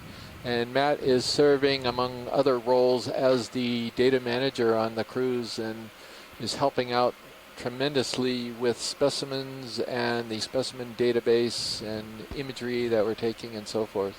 So great to see you, Matt. Chris Ma has also departed to go eat. So this is probably when we're going to come across the Sea Star. And let's see if the prediction that comes true. There is a stocked sponge there almost straight ahead in the upper. I think we can go for another move, 30 meters. Seen so far today. I wonder if we it can north. go ahead and document that. Looks like another Chrysogorgia. Slightly off to my port pilot, but geniculata. Got it. Possibly. Let's see if anyone else went to geniculata. I'll actually come look at it from over here. Just keep an eye on my swing arms if you guys would. Yeah. Will do. I got your lowers kind of towed up nicely, so ready for ship move? I am. Are you? you have pretty good clearance. All right, 30 meters, due north at 0.2 knots. That's 30 meters, bearing 000 at 0.2. Yeah, Amy's having a few technical issues. Battery is running low here. Watch leads. But Did you want to Scott zoom here? thinks that it could have been a geniculata, but definitely Chrysogorgia. Possible. Now we're going to zoom in on the sponge, and background. yes, it's something we haven't seen so far today. Move of Okay. 30 So it's meters, really bearing great. We're going to get a 000, close-up speed of decimal it. 2 initiated. So this is a stocked glass sponge, and in this case it does not have the fibrous attachment to the rocks. Instead, it glues itself to the rocks. And this is in the family Euplectellidae. And there's a subfamily which has all the stocked euplectellids, and that's a subfamily Bolosomini. Come on, and that's what we're looking at. And I think bolo is kind of in reference to kind of the round head on it. These are really beautiful sponges. They tend to have a lemony tint to them. There's an osculum right on the top, or sort of a cavity, if you can see sort of on the top of the left there, and that's where water comes out of the sponge, and water is entering the sponge from the sides. So that's great. We can record the presence of this sponge at this location. Okay. No further zooms needed. Watch leads. I'll go ahead and throw in a duplicate here. We can get rid of later on. Watch, did I hear that we're good on this? Yes, we are good. Thank you. So video whenever you're good.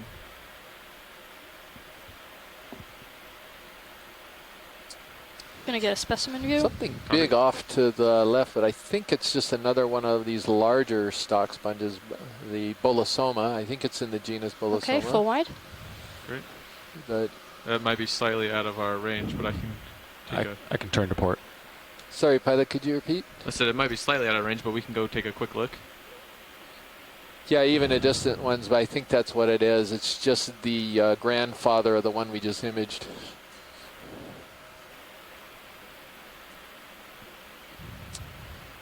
Yeah, I can already tell from here that's what it is, just a larger colony of the same sponge, Bolosoma.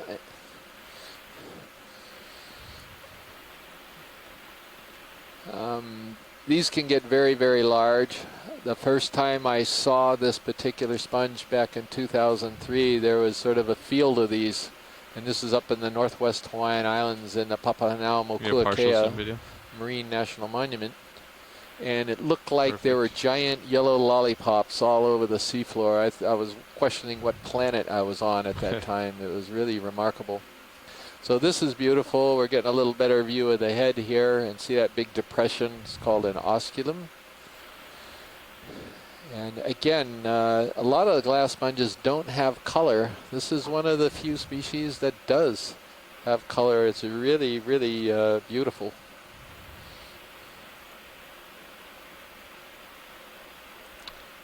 Whenever you're happy, video.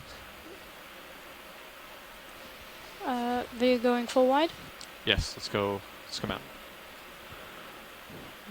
Be advised, pilot, I turned to port slightly, so copy that. We're gonna follow you back. We're gonna have to come back to starboard. So terrific. Thank you very much, pilot, for that. And yeah, we're definitely getting things, the number of animals picking up, as everybody can see. There is a crinoid. Maybe we could take a quick look at this thing. Yeah, you got time. Absolutely can. Just set up here. I'm lined up on northbound. Perfect. So, where are we in that move? We're about 2/3 the way through. Perfect. It's been 4 minutes since I called it in.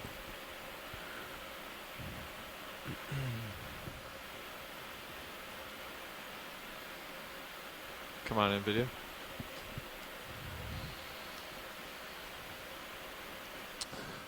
Okay, well, we thought we knew what feather star this was last year. We were calling it in the genus Cerametra, at least the purple variants of this. This is a crinoid. This particular one does not have a stalk, and instead it grabs onto other types of animals to get off the bottom a bit, and you can see by the cirri, its feet, that it's wrapped around this particular bamboo coral. And this particular crinoid, I think, is in the family Xenometridae, but of course Chris Maw is eating lunch, and he's the echinoderm expert, and of course we're going to come across one of these while he's gone. But some of the clues and identification of these animals are looking at the feet. Some of them kind of use them just to prop, and others have prehensile cirri. That means it can wrap around things, which is what this one is doing, and that helps to identify what species it is. Also, the number of arms, whether the arm tips are naked or they've got sort of sub-branching to them. I turned slightly to keep you in view, so once you're done with this, I'd like you to But very good. center up again Thank as you. we We're move. fine back here when you guys are ready. Sounds good to me. Okay, video whenever you're happy here. Let's go full wide. So the current identification for this, an update on what we thought it was provided by Dr. Chuck Messing. And he's at Nova University, and he thinks it could be Sethirometra. Do you like that? Possibly. Yeah. Okay. So it's going to be a I harder think one that's to about pronounce the than move. Cerimetra, but thanks, we're Nav. going to get used to it. Thank you, pilot. RV nav bridge Come on, move wide. complete. Coming to starboard. Copy.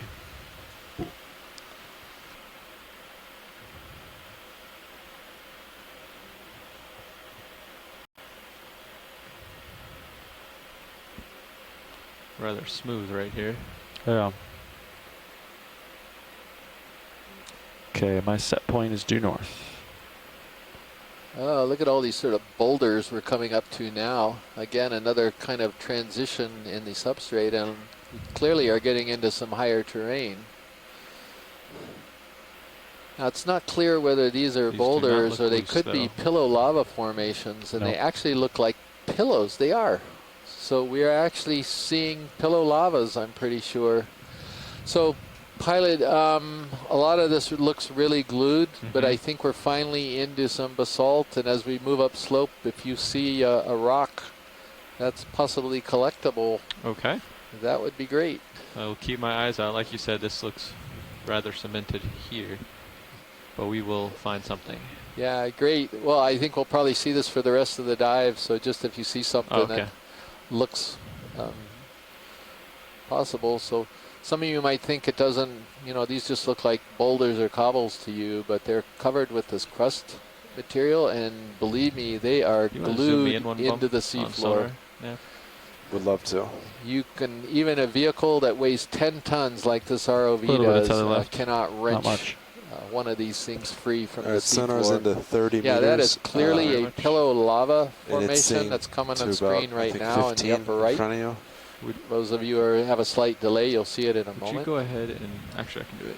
And pillow lava is how lava erupts underwater in the deep sea, and then when it comes out, it forms these toothpaste tube or toothpaste-like trails or blobs that cool very quickly because it's very hot and it comes immediately into contact to near freezing water. Less. How far out are you from it? You can cool very quickly. I'm okay with 20 meters. Yeah, about 18 meters probably. So 20 meters would be fine. 20 meters? Yeah. Do you want to keep going north, or do you want to? Slight to starboard. I mean, we'll do 10. I would say maybe 20. 10, 20, 20. That's what I'm looking at. Right 20 here. at 20 meters. Is that all right? Put it in. I can line up with this return here. Okay. That's right about 15, I think. 20, somewhere in there. Yeah, let's keep it 20. Sweet. Go ahead, Nav. Hey, you ready for a ship move? I am.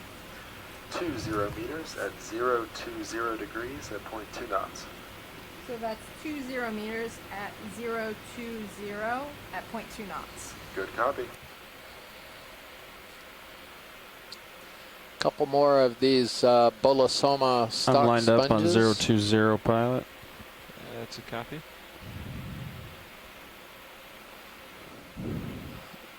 Again, with that distinctive yellow stock on them, which allows you to actually identify them from quite a distance because they're just, there's really nothing else on other type of sponges that have that beautiful lemon yellow stock.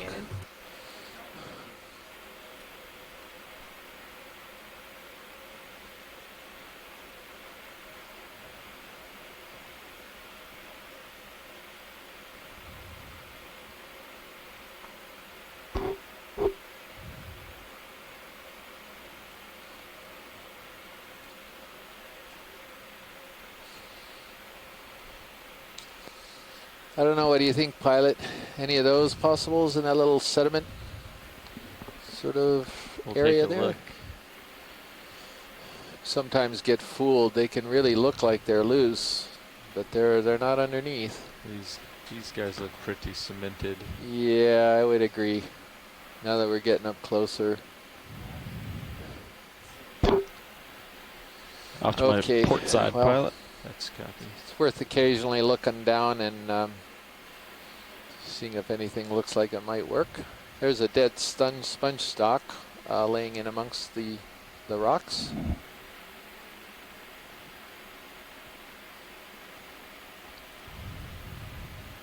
You can bump me in again on sonar, F, if you would, please. You got it going from 30 to 20.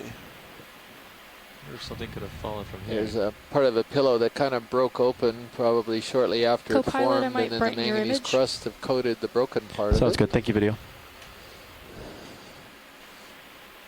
And the term for those are broken pillows, believe it or not. So let's see if we've got John Smith. He's in the event log. He's probably monitoring passively. But now that we're into some of this geology, I want to see if we can coerce John into calling in every once in a while. Chris Ma is back right now, and so you can hear him talk a bit and track some of the requests via the chat room. Video. Oh, look at that. Perfect timing, Chris. Well, no, we had another crinoid, excuse me, as well, so second crinoid.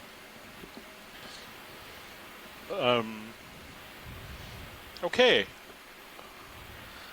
So it looks like we have a feather star or a crinoid. These are echinoderms, and they hold their arms up into the water. They have little feathery projections which come off of them.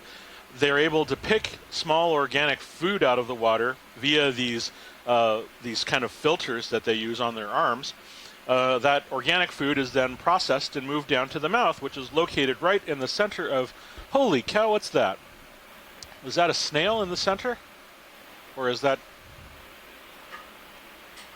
Huh. Okay, that might just be the anus of the animal extended. And a lot of filter feeding animals, it makes sense to sort of have the outcurrent vent, if you will, projected a little higher away from the mouth. The mouth is right at the center there, where those 5 lines converge in the middle of the disc. So that might just be something. There are some animals that's called an anal chimney, where the excrement and other waste is sort of safely removed away from the mouth. And you'll notice below it there are arms or structures called cirri, which the feather star uses to adhere to the bottom. A lot of these crinoids, these feather stars, can swim, and some have the appropriate connective tissue to actually, if it was properly provoked, to actually sort of move its arms up into the water column in a wave-like motion and swim gracefully into the water.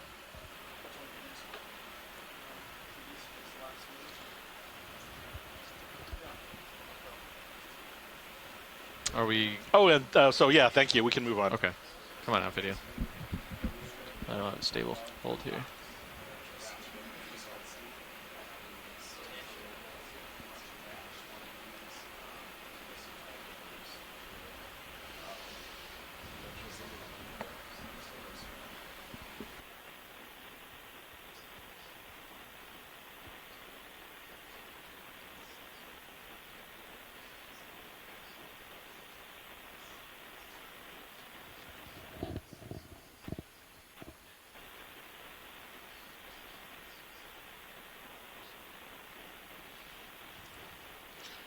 And there's a coral up to the right of it. If we could take a look at that, please. Sure, watch. We're just going to do a quick change out. Oh, I'm sorry. Still getting my bearings myself. Thank you.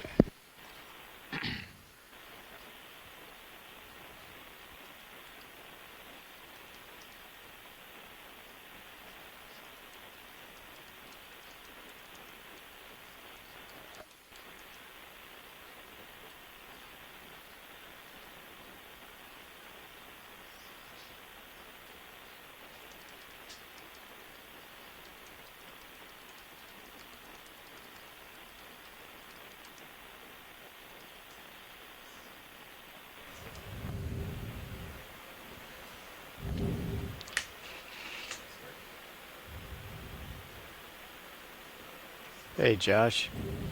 Hey, Dave. Up and away is Coral. So this is Chris Ma from the Smithsonian's National Museum of Natural History. I'm here with my colleague Chris Kelly from the University of Hawaii. Currently, we're having a watch change. So our pilots are currently switching out from the team that was here this morning to the next. We're about to move on after that's completed and look at some other things. hauling up. This is the Okeanos Explorer coming to you from Johnston Atoll 15 in the meters Central Pacific. This range, is the serials to the Olima wall. Okamawana expedition. We have a ship moving. Vectors. Looks like we're looking we're at about a done with that move. big bumpy field of basalt, I think. Let's get this coral video. Yes. Copy that. When you're ready, let's take a quick look at this coral, which Tina Molitsova from the Shirshov Oceanographic Institute, I believe she's identified this as Pleurogorgia. And these are octocorals.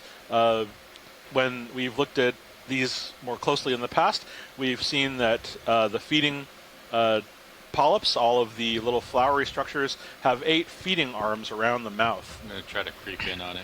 Video. Copy that. And so all of these feeding arms are extended on these extensions into the water column, and these are extended in order to catch food. These are like other cnidarians. They have stinging cells, so presumably these capture not just organic particles, but things that move on their own as well. I'll have to double check. And we also see a barnacle here. We'll get back to that. But barnacles are crustaceans, similar to the animals that, well, they're the same animals that you see if you're looking at the side of boats, or perhaps on the rocky intertidal, or sometimes people even eat them. This is that was a stocked barnacle. Has its feeding tentacles extended into, or feeding arms, or legs rather, extended into the water.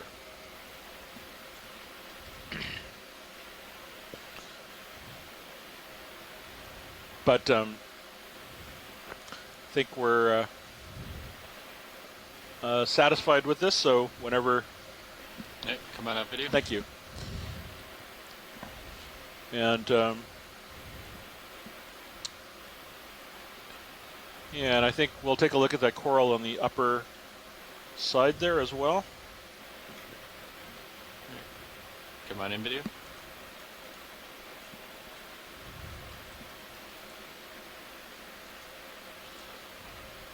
So I believe this is Chrysogorgia, if my shoreside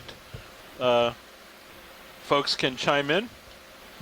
Looks like it has that sort of gold sheen on the stalk. Aha.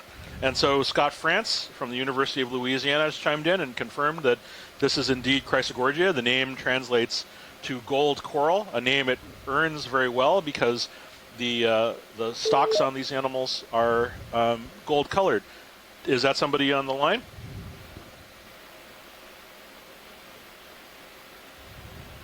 Very well. You can see all of the little feeding tentacles opened up into the water column. There are 8 of them. This is, again, an octocoral. And we also see a commensal squat lobster sitting in the center of its branches. And Roland's sharp eye points out I think that's a little snail that's present on one of the branches. So this is typical of a lot of these deep sea corals. They form little communities in and of themselves. They're often referred to as ecosystem engineers because their physical structure forms a little microcosm of different organisms which live in and around the animal. Just, in fact, you can see there's a little of these pink worms that I think yes. So if we could zoom in on those if possible. We're at max zoom. Yeah, I'll come in on it. Yeah. There are these tiny little polychaete worms that are also present on the branches. They're orange, Yeah, like that one down there. You can see the little legs coming off to the side.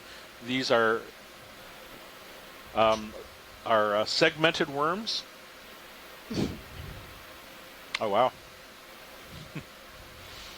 Getting a nice close-up view of all of the feeding tentacles as we proceed to zoom in on the little polychaete worm hanging on there. A little current pushing me off the wall here. Oh, really? Okay. Yeah. No, that's all right. Just talking to myself. Good to know, though. I know they just wanted the you can amphipod. see the multitude of feeding arms extended from each of the polyps. There's your work. Okay, so Les Watling thinks that this is one that we have not seen in the Central Pacific. What does the chat room think of collection?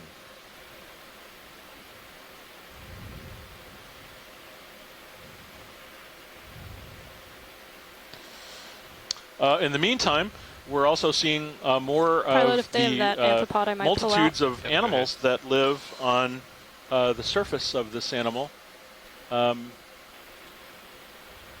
including looked like it was some kind of crustacean, which we can take a look at. Yeah, let's come back in. What would you like to see, Chris? There was a pink sort of an amphipod or crustacean or something that was in the center of the screen, sort of in the background. Come on in, video. It was right next to that worm that we were looking at earlier. To the left, I believe. Okay. Oh wait, maybe. Oh no, that's the worm again. Wow, there's like quite a few of those worms on this coral. There's three of them that I count. There's something big up near the top of this.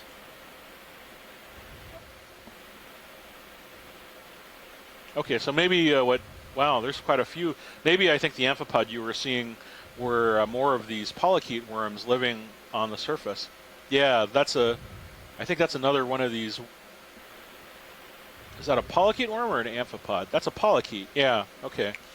So yeah, so this is interesting. There's these interesting little orangish, clear polychaete worms, and there's a nice one right there that are all over the surface. Okay, so waiting on one more person from shoreside to verify. So, but I think we might be wanting to collect this one. Hey, come on out, video.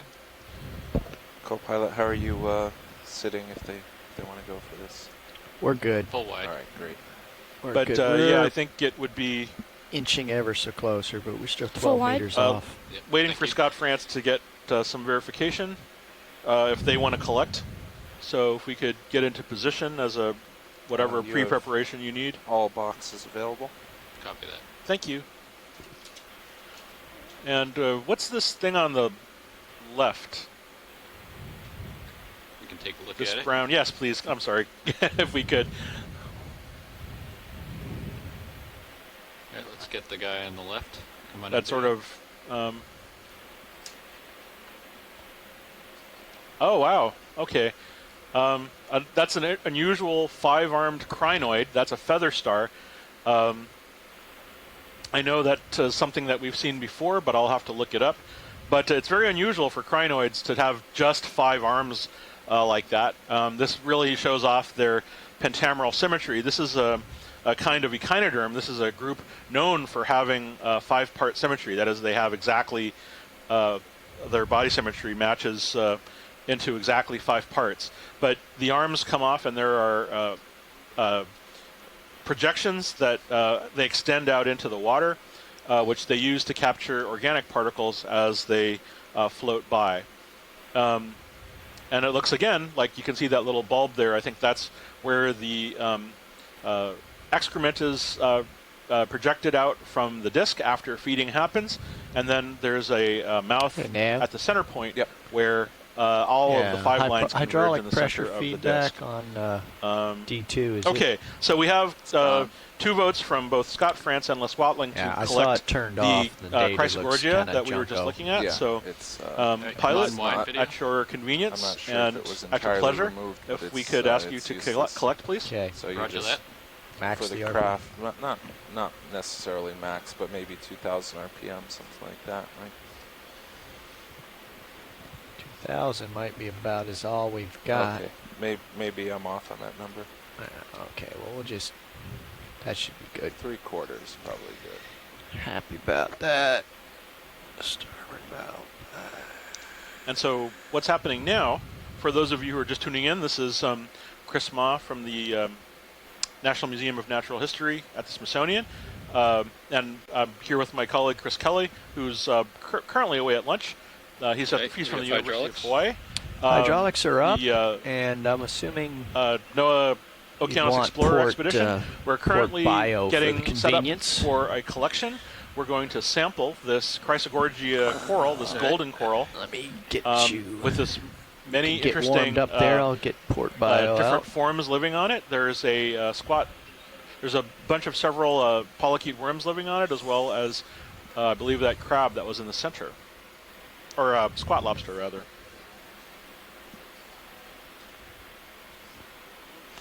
So the pilots have extended a hydraulic arm, which we'll use to grab the specimen and transport it to a special specimen box, which will keep it in water in the ambient temperature in which it was collected. So we want the whole thing if we can get it? Yes, please. Thank you. Okay, copy that. Yeah, what's going on? It's wiry, if that helps. Roger.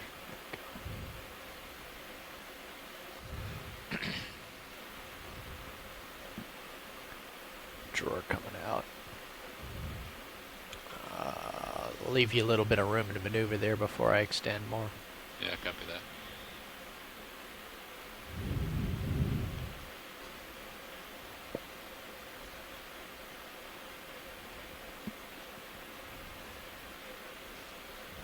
Nice grab. Oh, beautiful. Thank you. Okay, continuing to extend. Go for it. Oh. Drawer out. Oh, did I bump you off the cliff? You're probably all right. I just don't want to. I don't want to bang up the drawer here. Okay. So I'm just gonna pull up and float off. Go into auto depth. Okay. So which box will that go in? Not sure just yet. It's gonna be in the port side. Very good. Port side bio box, presumably then.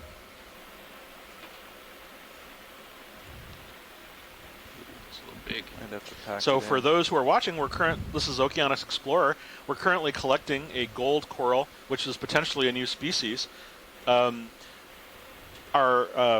pilots have very deftly collected a coral with our hydraulic manipulator arm, and they're currently trying to get it into the sample box for a sampling so that we can examine and study the specimen for later. There's a great deal of skill that's involved with this kind of work. All right, clear. Gently. And even with the advanced electronics that we have, there's a great deal of concentration as well as hand-eye agility that goes into collection.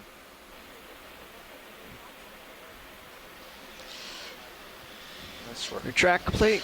Chris, as a bonus, I think that crab was included in that collection. I didn't see him leave. Yeah, it didn't seem to run off when we So I collected have it either. sort of gone a little bit northwest of you and around the corner here. Scoot to my starboard. So that went in the port inner, Chris. Okay, so it went into the port inner. Let me haul you got up that? a little okay. bit too. Thank you, pilot. You're welcome. Spooling down the HPU. All right. So that's stowed away. Very good.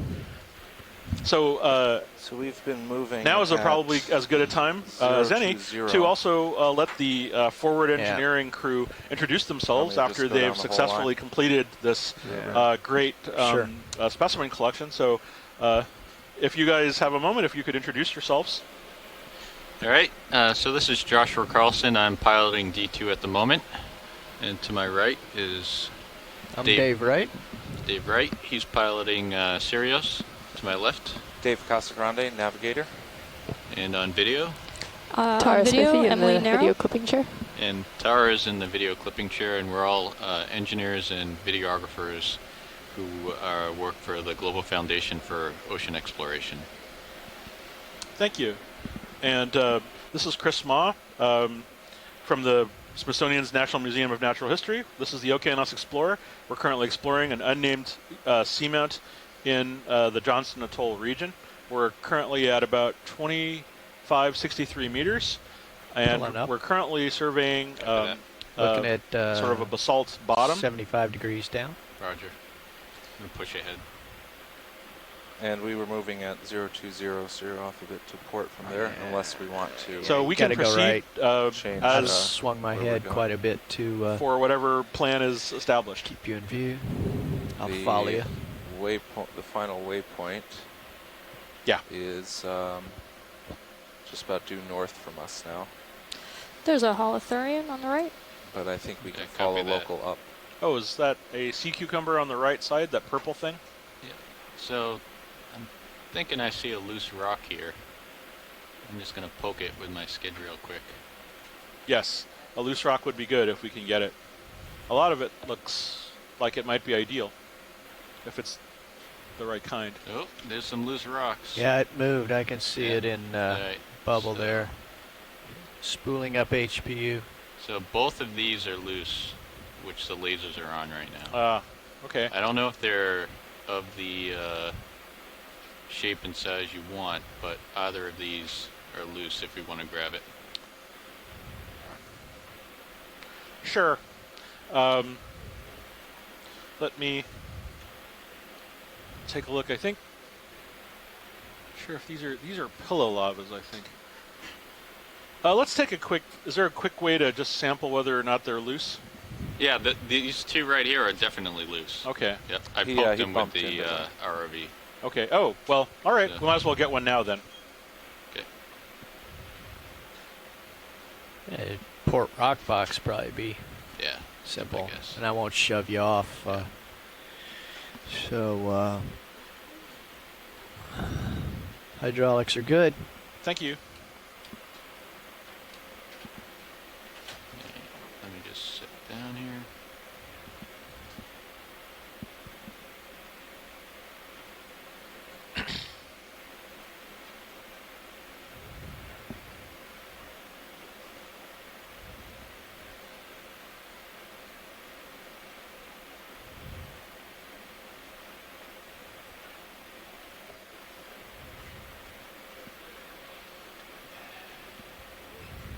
You might straddle that big rock. Yeah, I just want to be able to move the rock box inboard. Ah. So if I straddle it, then yeah, I can. right. Okay. Forgot about that aspect. Yeah. Okay. They've already descend just a little bit, Dave, or are you too close to the... I can come down. Yeah, I think I'm getting pulled a little bit. Sure. Yeah, I was hauling up in anticipation of a departure there.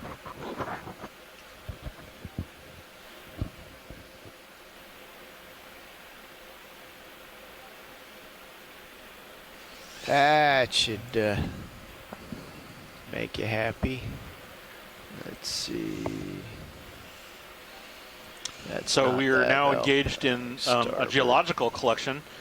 So we're using the manipulator arm to collect a rock sample to help us understand the geology, the geological history, and composition of this seamount. Do you want to open that box first? Nah. Yeah, well, I want to squeeze it just. Okay. Do it with the rock. Port wing fully inboard.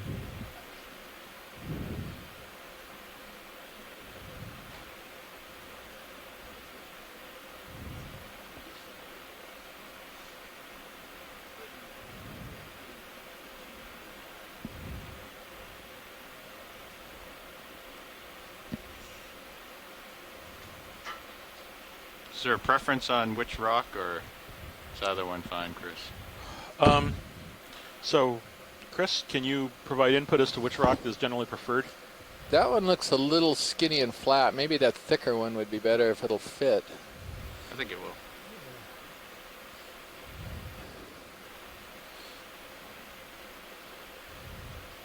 Yeah. You thinking it's mostly crust? Yeah, that's what I'm a little worried about. I think it is too. Yeah. Maybe you ought to try whacking it and see if it busts open. So what happens sometimes is a crust breaks off and then rolls downhill, and that's what's loose. But really, the geologists are particularly Bang it interested on in another getting one. the salt. So we want to pass on this, maybe? You know what? It's in the manipulator. We could throw it in the box, and maybe we'll see something better. But having one in the box is always a good idea. And we can always take it out later if we need the room.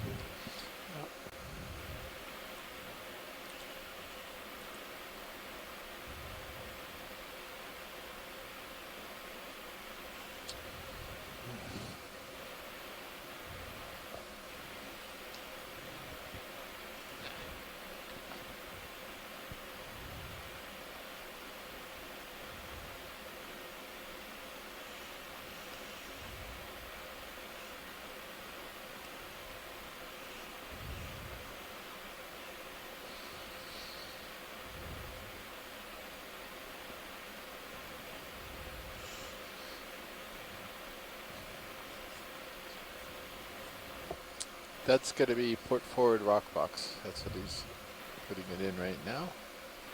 And I would be a little bit reluctant to call it basalt. I would just call it manganese crusted rock or something like that. All right, you can close that. Great, thank you, pilot. We'll, The Yeah, lid looks should good. close. Ah, how convenient. The auto lid closer. Automagically, eh? Up, other way.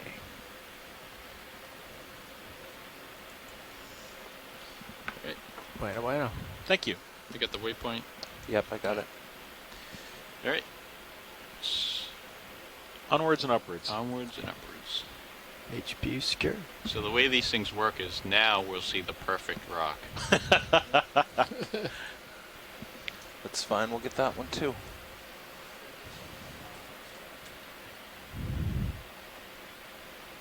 Any interest in these sponges here, Chris? Or No, Josh, we got, these are bolosoma, and I think they're pretty much the same, except maybe this little white one that's over closer to the ground here might be something different, but I'm not All right, sure. come on in video. Just do a snap Maybe a here. snap zoom, yeah. Oh, what's? Yeah, I'm kind Not of dead.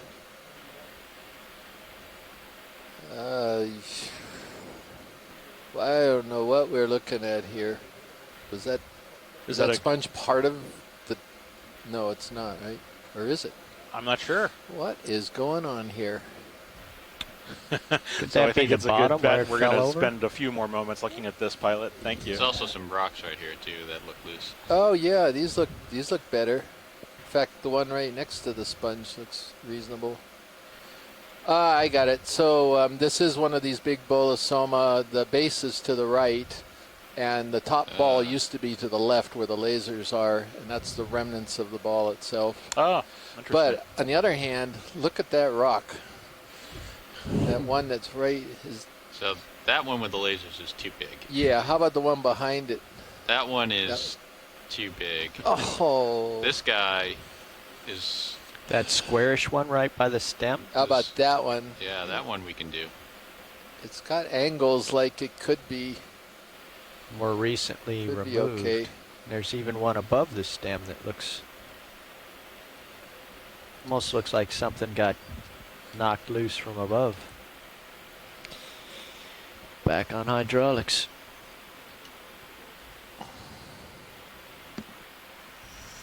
I missed that. They want this? They're thinking about it. Okay. So there's this guy here, Yeah. and then there's this guy here. Let's look at that one there, that second one. Just that looks nice. All right. Any chance we can dump the first one and put that one in instead? Just we can try. We have more boxes. We can take them it's only both, just can't we? what, 10 feet or so away from where we grabbed it. Yeah, that's definitely a better rock. Do you want to take both, or do you want to try to drop the other let's one? take both. All right. Yeah, I guess that makes. Let's do starboard. Wing starboard inboard. You never do know. Do you want to zoom in on this, or Oh, you? starboard rock Yes, box. please, if you could. Yeah. All right, zoom in video. Yeah, starboard rock box. Starboard wing coming inboard. So some of you might be asking, why is this a better rock than the other one? And what we are looking for basalt. Sometimes the manganese crust can form up to 5 centimeters in thickness in this particular type of seamount, or on this particular type of seamount. We try to find rocks that are kind of angular and square that might indicate that they really are basalt, not all just manganese crust. Because if they've got basalt, then they can actually use that rock to do some geochemistry and figure out what the age of the seamount is, as well as a lot of other very, very useful information. So we do look for these angular ones. We hadn't seen this initially, but I think this has got a chance of being a really nice rock for the geologist. All right. You happy with that? Yeah, I am happy. Still this guy.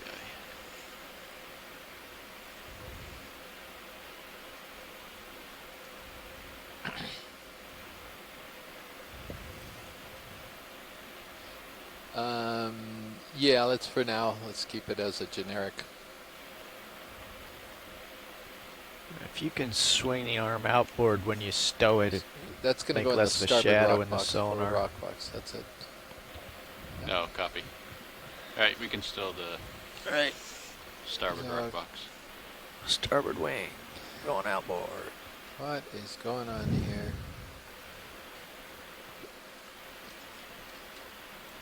All right, we got the waypoint. Fastest Okay. samples. Are we all I got set? it marked. Hang on for just a second, Right, please. yeah, holding. Want that too.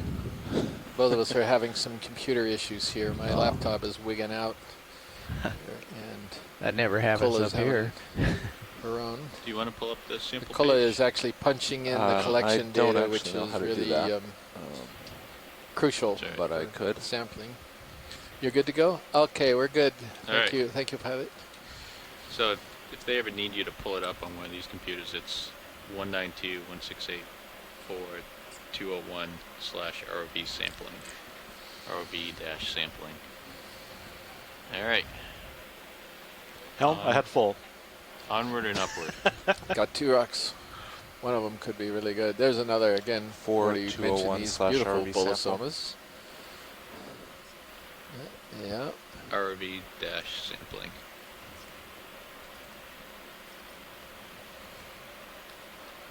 So, should you ever need to, Sure, I'll bookmark this. as a last resort. Also, if we have the waypoint, we can pull out the data afterwards Sure. from the CSV files. So, Good to know. So I'm looking northwest and 56 degrees, delta 17. copy. So, what's the bearing we want to be heading on? It's just about due north. Yeah. And I'm gonna I'll bring my head watch north lead here. nav. Copy that. Watch lead nav. Roger, Nav, go ahead. Just a little bit of an update on how we're doing. We've covered 315 meters. We have 500 meters left on this track to our final waypoint. And in order to have time for our mid-water work, we're going to need to leave the bottom in about 3 hours, 15 minutes.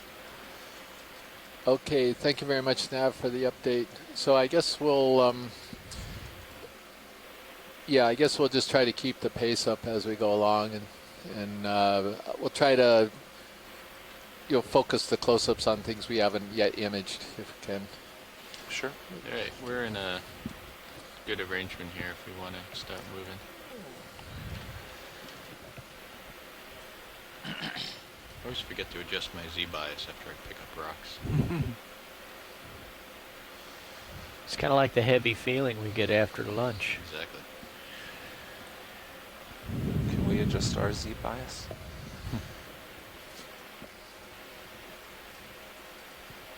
That's what the espresso machine is Oh, for. right, of course. Pilot bias adjustment. Co-pilot, whenever you are ready for move, let me know. Co-pilot is ready. I'm showing us 25 meters off the wall. There's a little bit of stuff to my left, but basically you can bang in 1 or 2 tether lengths here and we'll be happy. All right, I'll do 30 meters. Snap in here video. At due north. Oh, here we go. You're on, Chris. So we're coming on here as a beautiful purple sea cucumber. These are related to, these are the same kinds of animals that you see intertidally or in shallow waters. But in the deep sea cucumbers take on a completely bizarre appearance. This one, for example, is not only purple, but is actually somewhat translucent. And what you're seeing through the body wall is actually its gut.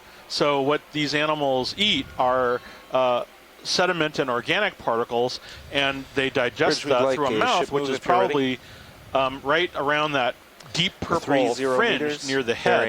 And so it's absorbing those sediments and organic particles and moving them into its gut with feeding arms. And so what you're seeing is the food in its gut literally moving through the animal as it then excretes them out towards the rear end.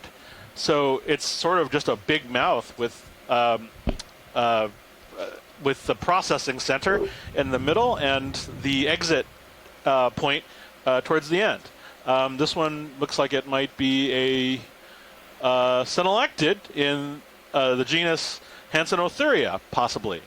A lot of the identifications of these animals is somewhat complicated because the structures are not always clear, and even the original material is often badly damaged during collection. Thank you, Bridge. But as you can see here, we're looking literally right through its body wall into its intestine. And I can identify a loop. There's also some structures sort of more meandering towards the end there. But some of these, as we'll see, actually can swim. So thank you very much, pilot. We can move on. You're welcome. Come on out. When you're clear, video. Yeah, just another second. Yeah, roger.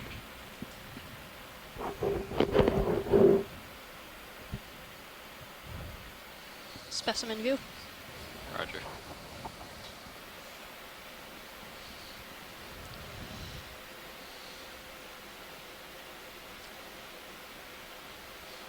Sort of a younger white Bolosoma sponge there next to it. Is that a new code? Specimen U? That, when they're really what did she say? They aren't lemon yellow. It's like a specimen shot. That's interesting. Yeah, it could change color. Oh, I specimen thought of that. view. Yeah. Yes, got it. Again, one of the mysteries we haven't really cleared up. For the animal guide. Ah. I'd like to get a full frame shot with lasers. It's good. What you're seeing is the deep sea bottom, sort of a very amazing, I'm not sure if it's basalt, but a cemented surface with lots of boulders and other rocks. This is definitely basalt. It's basalt. It's pillow lava formations is what we're seeing, but very heavily manganese crusted. Ah, so it's both. That was amazing that Josh was able to find a rock there that looked like it's pretty good. Lovely. There's a coral in the middle. Yeah, this is a Pleurogorgia. We could probably... I think it's Pleurogorgia. We could do a snap zoom on it just to confirm. The one in the back or the one right up? Which one in the back? There's this big bushy one in the back, and then there's this whip-like thing in the front. The one in the back is Pleurogorgia, I think. I think that could be a dead sponge stock or something. Let's do a snap on the one in the back. Yeah. Yeah. Yep, Pleurogorgia. That's also militaris. Yeah. To the left, there's a snail on the rock, as well as a brasingid, which we could take a look at for a few moments. But the snail would be really interesting, I think. We'd need to get closer to it. Yeah. Want me to go wide? Yeah, come out wide. Video swapping back out. Yeah, got it. Do I have enough leash to get here, Dave? Just a bit. I'm gonna come that way. I'm coming down. Yeah.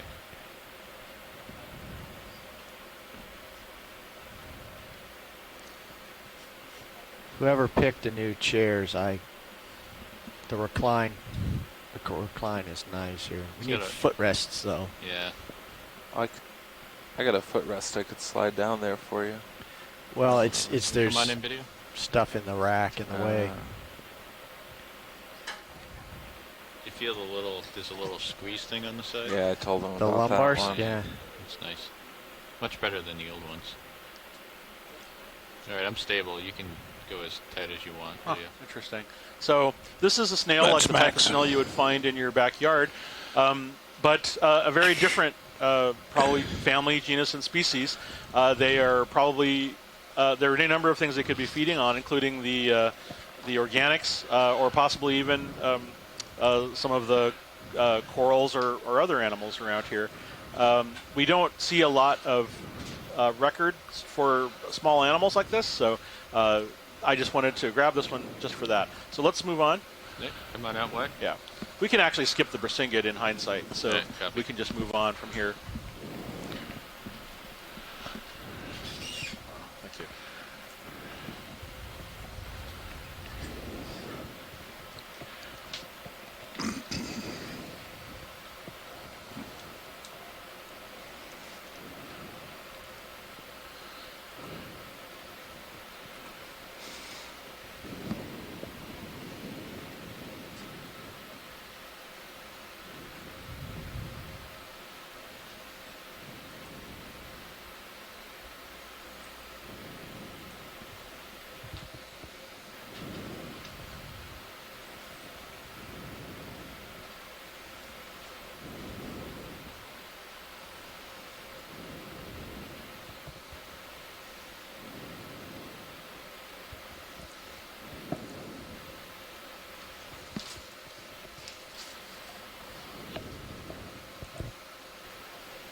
Let's just do a snap here.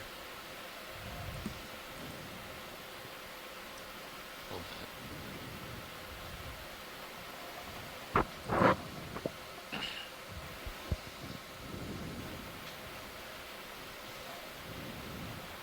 Oh yeah, what's that? Come in tight.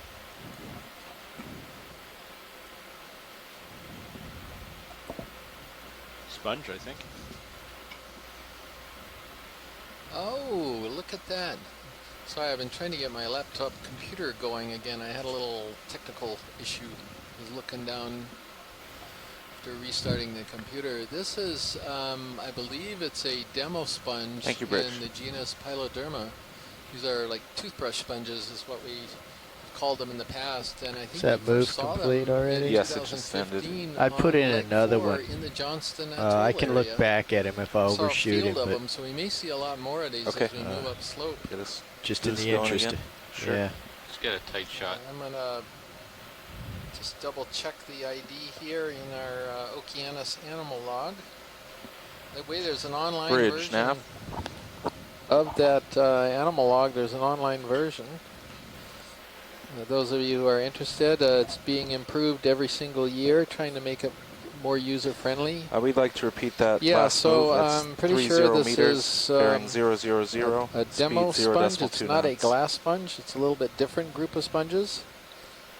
And genus is Piloderma. It's in the family Dendrorhizelidae, and I'm not very knowledgeable Good about copy. this group. In the Marianas, we had Shirley Pomponi, who was on board for that, and she specializes in them. So I think Shirley's on travel now. But anyway, I think that's a pretty good bet. Okay. Pretty good guess for that one. Thank you, pilot. Come on out. See the current is kicking out little vortices. You've got quite a bit of tether and more coming. All right. Starting to really move now, so you can Thank you, push Rich. ahead Copy. a fair bit there and maybe get into some more interesting territory. The nodules are bigger here. It's another in addition to Pleurogorgia. the cemented Sort of a background. wispy one. Still a little sparse. I was kind of hoping for a few more animals, but maybe again as we get a little further up slope, we'll get into a little higher density. Got a little ways to go. We've covered a little over 300 meters, and we usually try to, if possible, get to 800 meters distance in a dive, so we got about 500 meters to go, and we're going to be leaving a little bit early today to accommodate the midwater. So we're going to try to go at a reasonable pace. Of course, if we find all types of amazing things, we'll pause and take a look. And that is a I don't know, dead stump or something, I think. Let's do a snap on this. Yep. It's a dead holdfast, maybe of a sponge. Not really sure. Come on up. I think. Pushing ahead. There's another one of the little toothbrush sponges. Yeah, well, they may start appearing in the hundreds and then thousands, and then it gets crazy. Then we're starting to get into the Carl Sagan magnitude. Yes, millions exactly. Upon millions. Yeah. Billions and billions.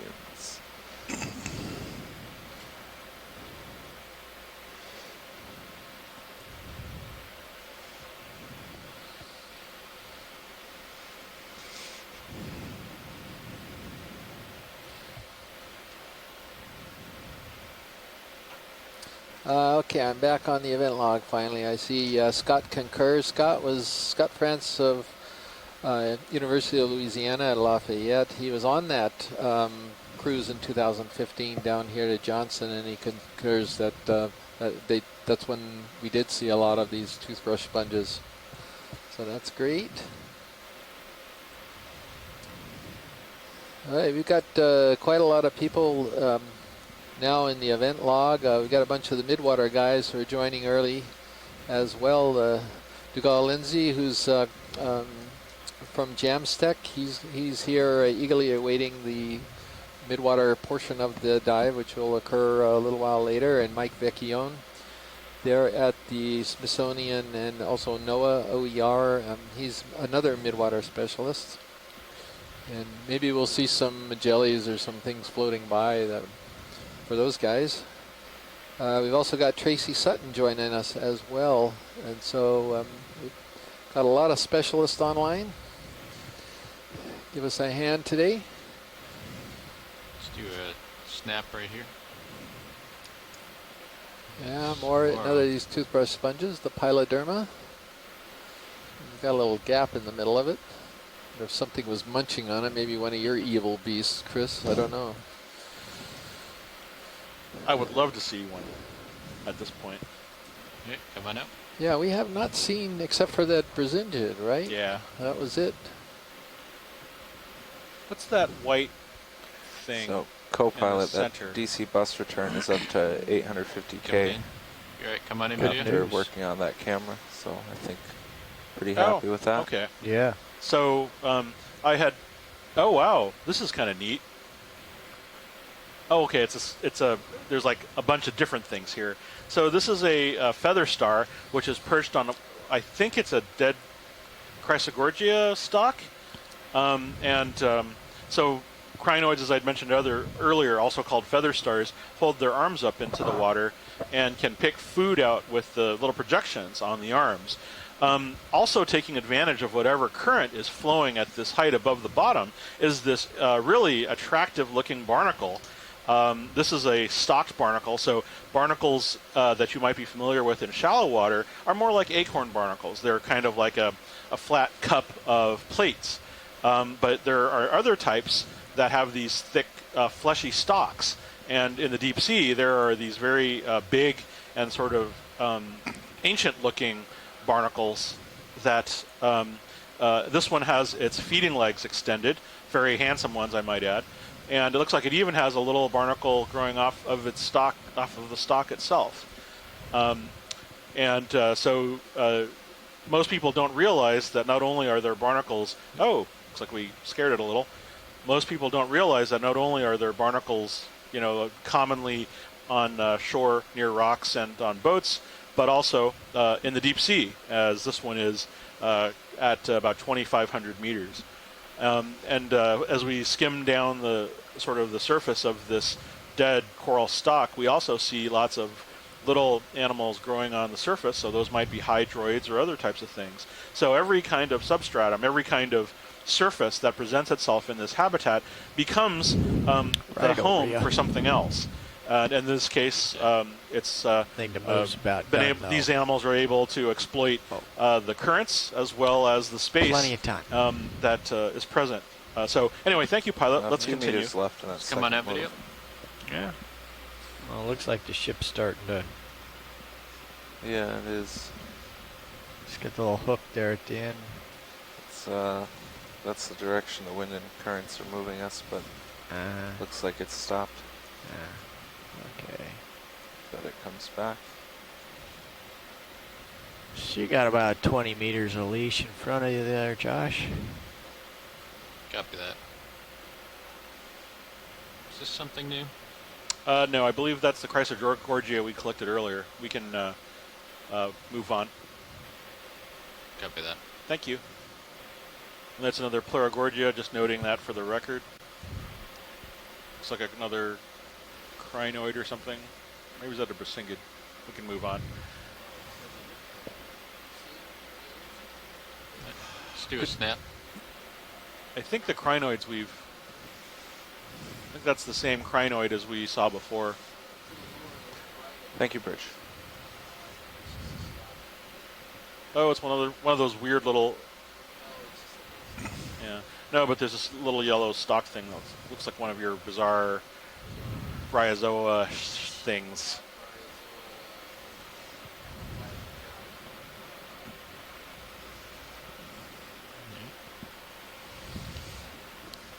Very good, pilot. Thank you. So when we were stationary for a while, we settled out pretty much right under the stern. So All I right. think that's So where is I'd our say maybe 25, 30 amazing meters left to creature swing. that's lurking behind one of these rocks, just waiting to be discovered? The next big thing.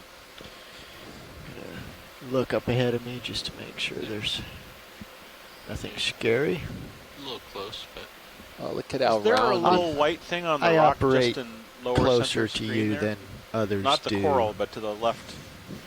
Just to make you Not look seeing good. what you're talking about. You're just Chris. right above it on the lasers. Oh, okay. Come on in, video.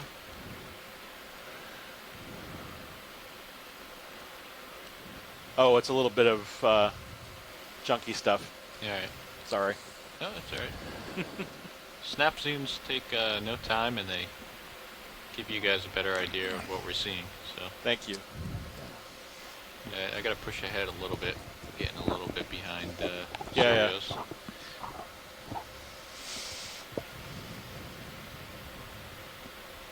One of those things I've always wanted to say. Head full. Head full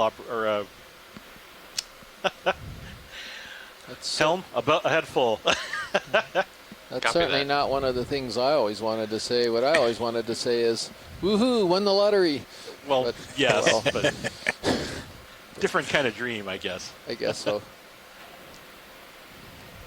I'll have to say that later in my Captain Picard voice. Right, so there's probably some interest in this elongate whip that's right in front of us. I think it's a bamboo. I don't know if it's the same one as we've seen before, but I wonder if we could do a snap zoom on it. Yeah, roger oh, wow. that. Yeah. Right, come on in, video. I'll approach. Get some light on it. It's about our height, isn't it? Yeah, at least a couple meters.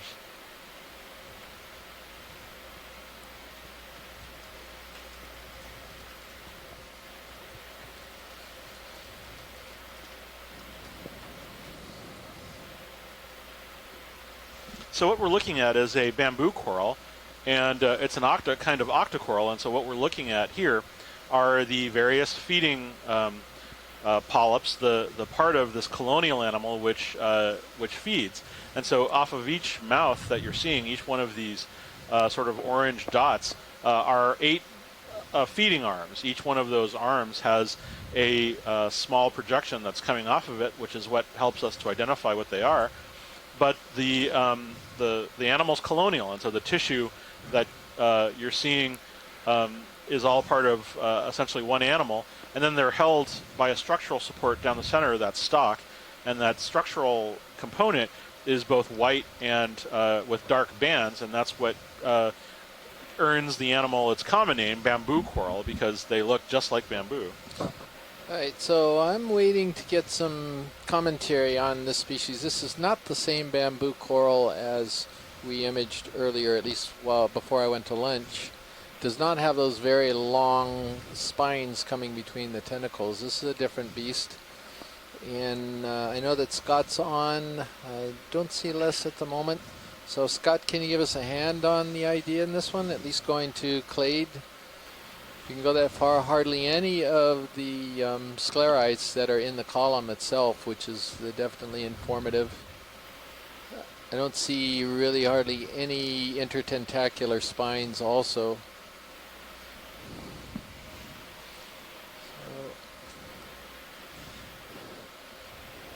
Now, one of the keys to identifying bamboo corals is whether or not they're branching from the nodes, that black area, and or the internode, the whiter areas that we're running through. And the problem here is that for these unbranched bamboos, you don't have any of that information. There's no branch points.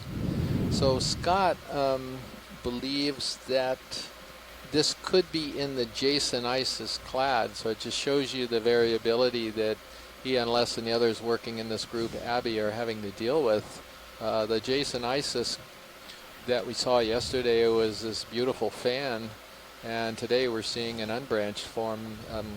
It's in that group. That doesn't necessarily mean it's necessarily in that genus, but anyway, thank you very much, Scott. He noted that they're very short rod-like sclerites that you can occasionally see in the polyp wall, and these are kind of the clues that can lead to an ID, and that's why this video is so amazing, that you can actually see microscopic parts in these zooms. Pilot, we're good whenever you are and video is. Hey, come on out, video, when you're good.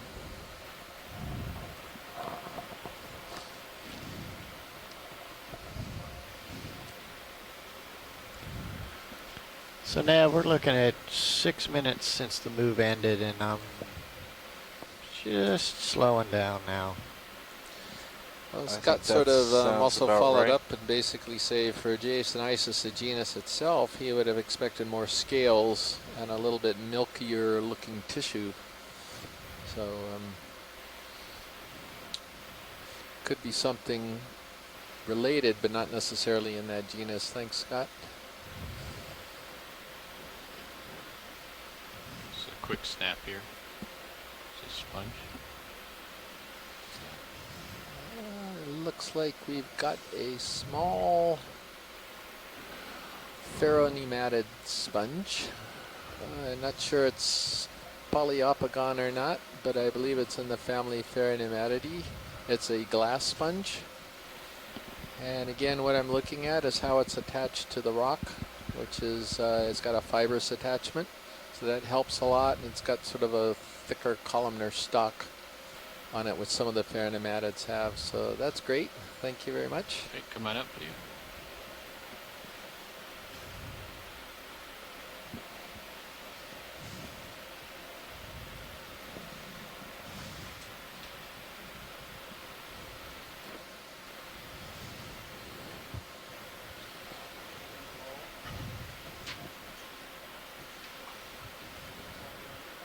It's on here. There's a lot of potentially loose rocks here, but they're all kind of rounded, and they kind of have, well, looks that probably a lot of these are just pure crust. I think that second one we got is a pretty decent rock. It'd be interesting to see what it looks like when it gets on the deck.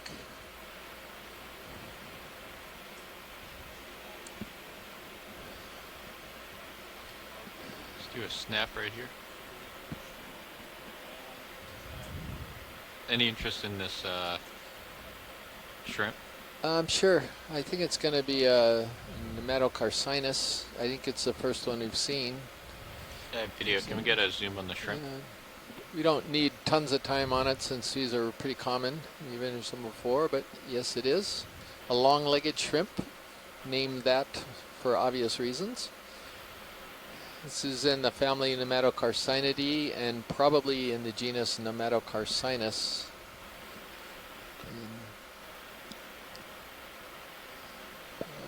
Co-pilot. These are this group of shrimp. Yeah, we have I'd call it in. Get us everywhere we've been in the Pacific, from the Mariana Trench to Wake to American Samoa, Howland and Baker, Hawaii, and Johnston. So they're a very successful group down here. Bridge, nav. Yeah, come on up, video.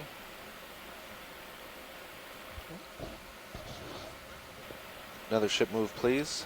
30 meters, bearing 000, speed 0.2.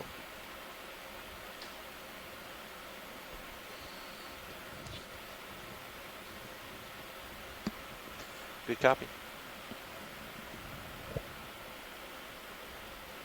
This is a little different sponge. If we could do a snap zoom on this. Copy this that. is not the same stock sponge that we've been seeing all day, which we've been calling bolosoma. So this is good. I was wondering when some of these would actually show up. All right, come on in, video.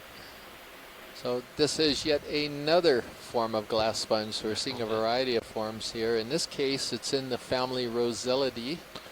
Thank you, It Bridge. is a stock sponge, obviously. And in the genus here is Calophacus. And we saw one of those, or a couple of those yesterday. They're beautiful sponges. They're being worked up right now because most of the ones out here are undescribed species. So yeah, thank you very much, pilot. Whenever video's ready. When you're good, video.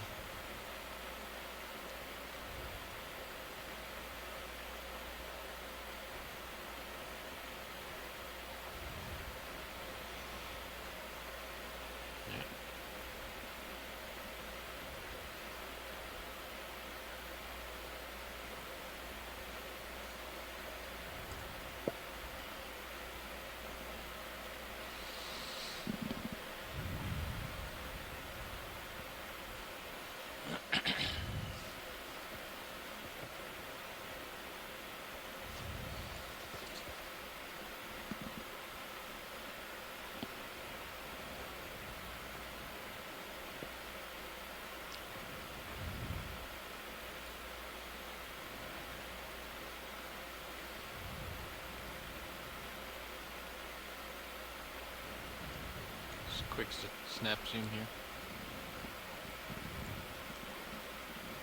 This is a smaller unbranched bamboo coral, smaller colony. This,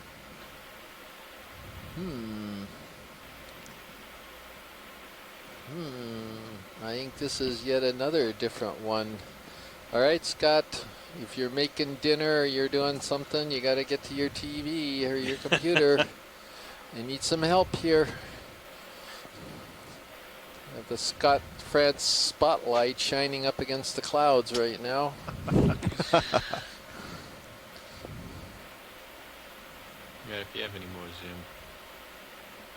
Where's that max? That's max. Right. Different from the previous Bathygorgia. So did you guys image a Bathygorgia already? Maybe when I was on... I mean, he was just saying. Oh.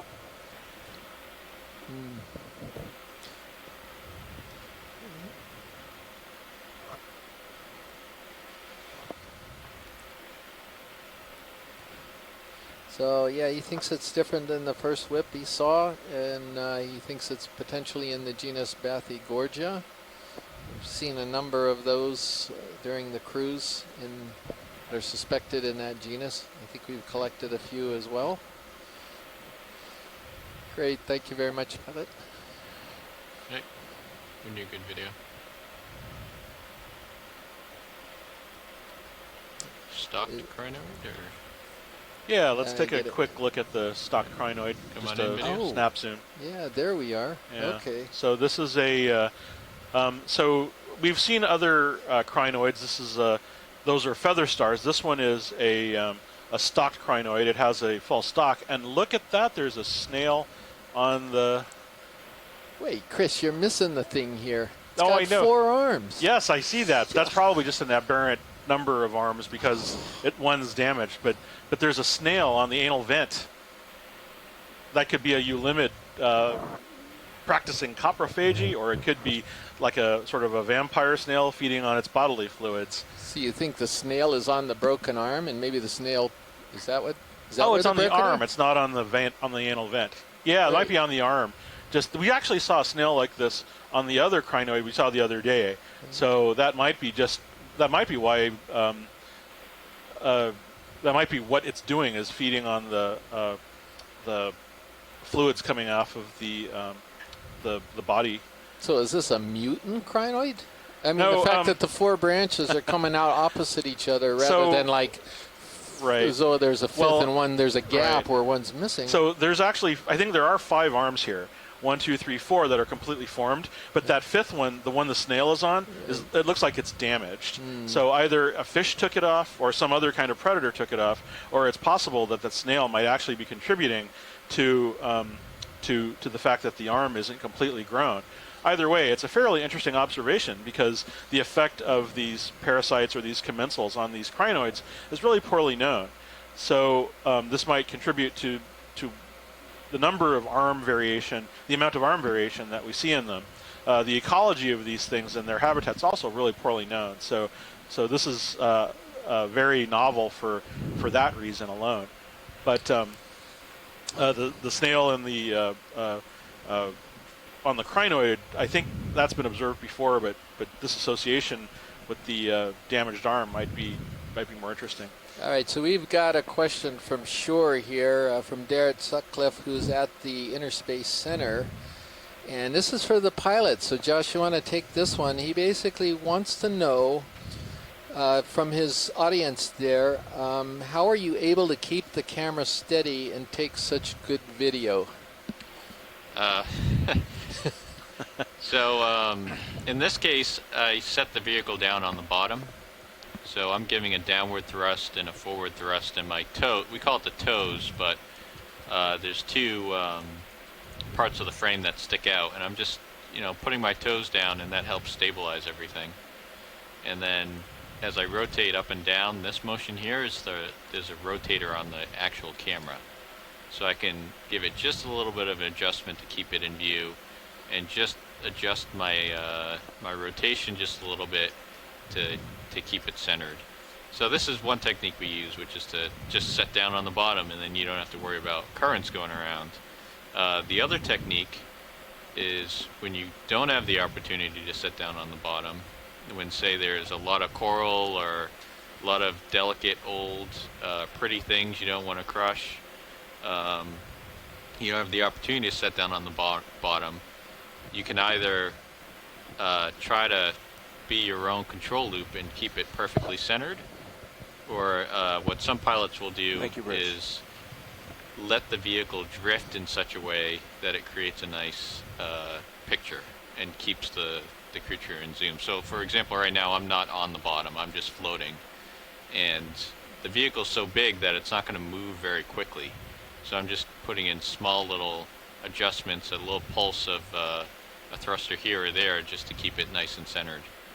And it's actually easier to keep the vehicle moving than to try to keep it in one spot. And because what will happen is you'll get these, pilot-induced oscillations where you keep trying to keep it centered, and you overcompensate, and then try to reverse it and overcompensate again, and you end up not getting a good shot at all. So yeah, those are just some of the techniques we use to get these nice shots. Great, thank you, pilot. And as you're pulling up here, you're a different group than the group that started out this dive. Did you guys introduce yourselves already or not? Yes, we did. Oh, you did? Okay. We can come by lunch. Oh yeah, I did that right after they switched out? Yeah. Oh, okay. Great. Right over you. All right, pushing ahead. And the ship is done moving, but as we found, about 6-7 minutes left probably.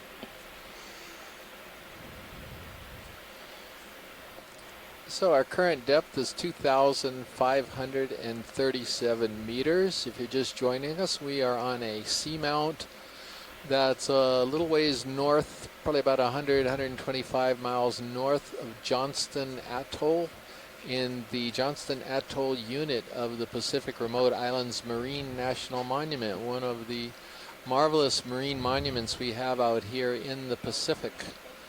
And we are surveying this seamount, which has never before been explored. There's never before been any work on this location. and we are seeing it for the first time live. And as you can see, there's some marvelous life that exists down here, well over a mile below the surface, in very cold temperatures right now. The temperature is 1.8 degrees Celsius, just above freezing. And our pressure is extremely high. Our oxygen level is about 2.4 at the moment. So very low oxygen, at least for we humans. There are other animals that can do quite well in those low oxygen values. At the surface, typically the oxygen in water is about 6 to 7 milligrams per milliliter, and we're now at around 2, so we're about a third at least of. Bob, let's just do a snap here. Probably a little bit more than a third, but the oxygen levels are at the surface. Oh, so what do we got here? Some kind of discoloration, I think. Yeah. Huh. Type of a mat or something used to be there. Yeah. It no longer is here. Right, Broadcast is coming from the NOAA ship Okeanos Explorer and their remotely operated vehicle, the Deep Discoverer. It's a chrysogorgid coral in front of us and another bamboo in the background.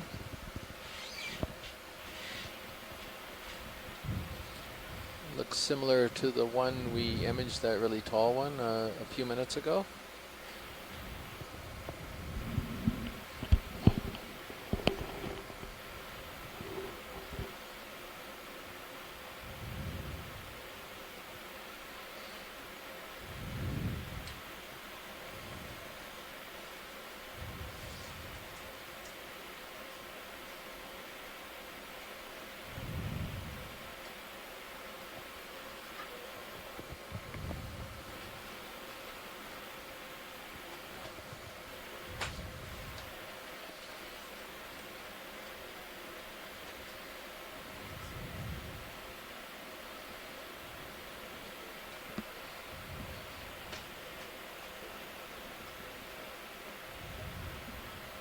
Is this something different? Yeah, no, I was just about to comment on that. I'm not positive. It could be. Right, come on in video.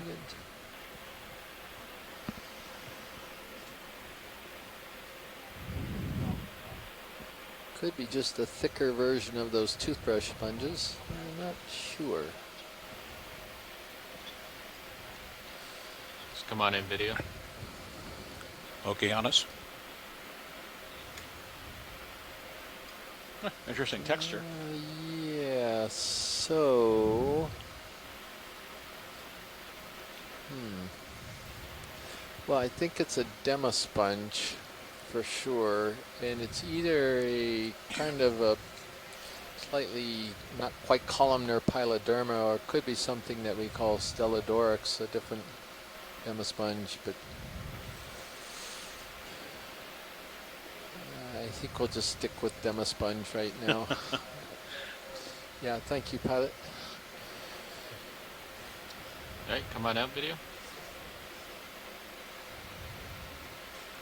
So, pilot, do you see all of those sort of white things on the side of the rock, kind of like its armpit in the front there?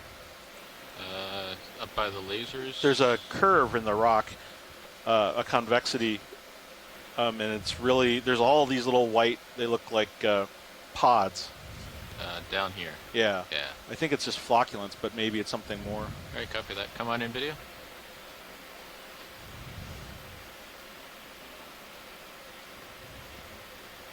Oh, wow.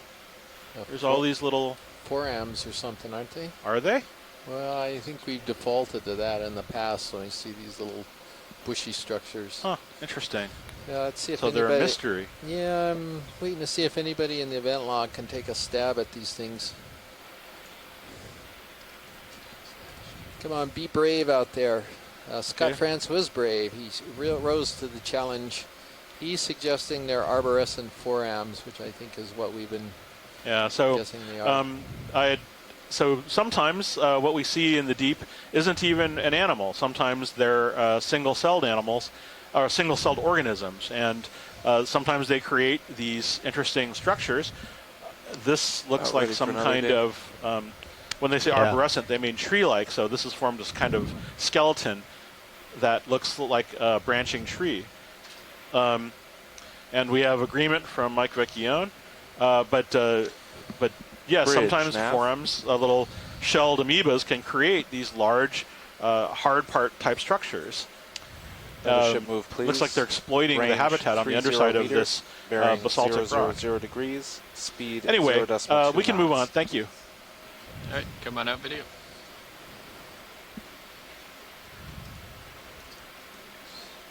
Good copy. Oh, that's a big break right there.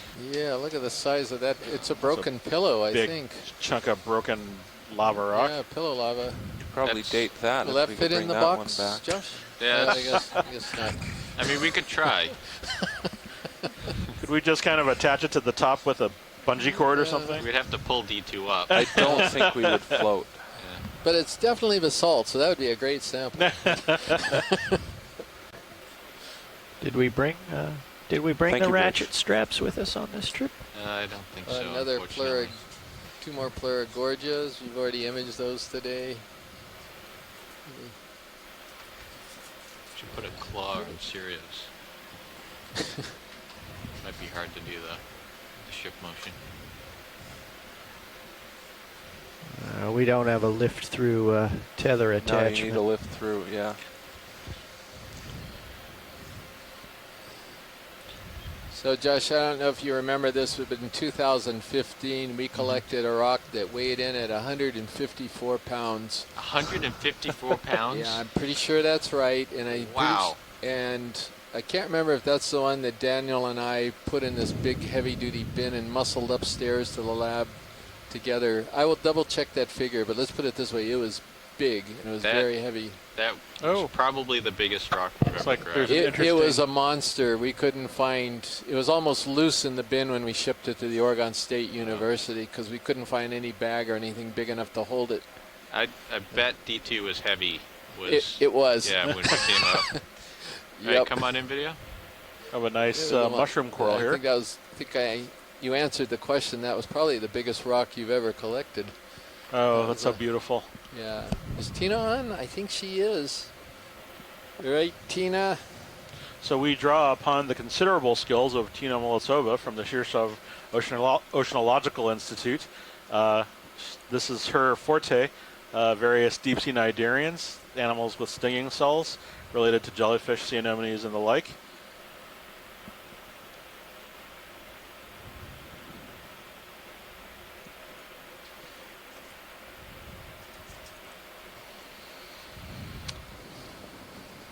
But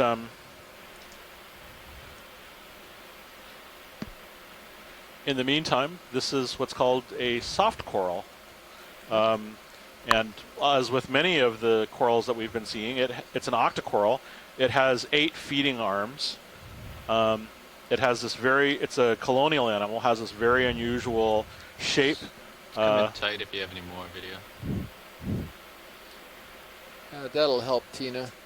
She actually notices the size of those. I've forgotten. I always get mixed up with my zooids on these things, with the little bumps in between the tentacles. That's some of the things that she looks at when she's trying to ID these. But you can see that there are projections, the sort of what's called pinnate tentacles that come off of the feeding arms. Often the whole thing is just referred to as pinnate feeding arms. Yeah. And the mouth on each one of those, you can see the little connection from the mouth all the way down the stalk of each of these polyps, and they combine into the body there. So it's shaped somewhat like a giant orange mushroom. So Scott is, for me, those little bumps are siphonozoids. I always mix them up. So that's what they're called. They're actually, if I'm not mistaken, they're kind of a modified type of polyp, but that may be incorrect. All right, so Tina's in the event log, but she's not giving us any help. Come on, Tina. You can do it. I know you can. Because she could be logged in and she may be doing something differently and not, not watching exactly right at the moment. Scott says the siphonozoids are one type and the autozoids are the other type, which I assume are the bigger things. So thank you, Scott. Yeah, let's frame Bigger up polyps. the organism.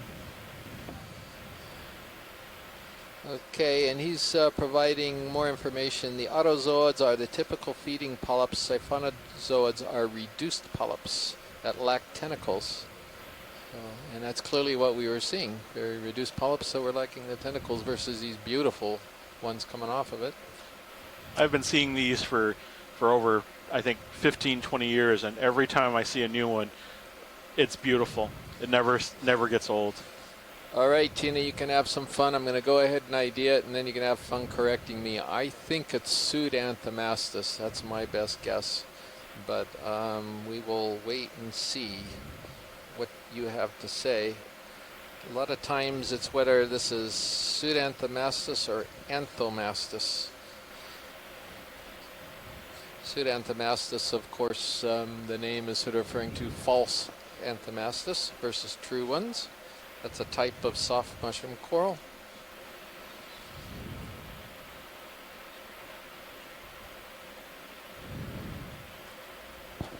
So I have to head off for an event. I look forward to speaking with all of you very shortly.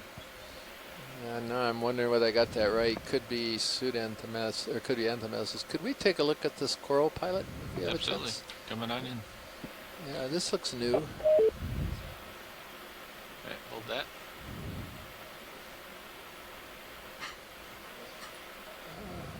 Is this a primnoid, maybe? We're going to wait for a moment. A closer view. This is new for the dive.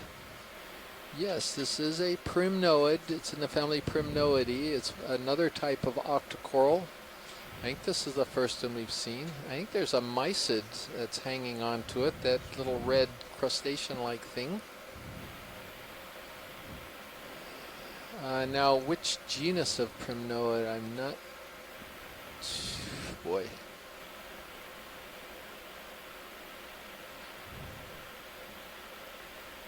Yeah, it's possibly Narella. Scott concurs it's definitely a primnoid.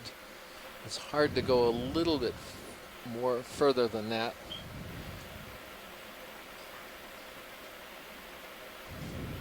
And I think it could possibly be a Narella.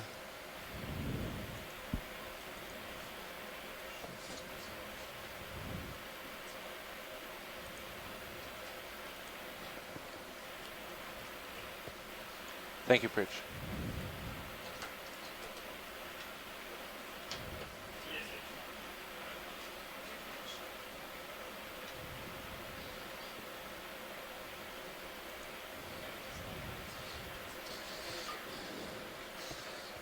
So Scott thinks Narella is the safest guess on this particular one, and thank you very much, Pilot. I think we're good with that. Come on up, video. He's noticed some of the characters of the genus, that the polyps are generally oriented downward, and that is they kind of droop down toward the base a little bit.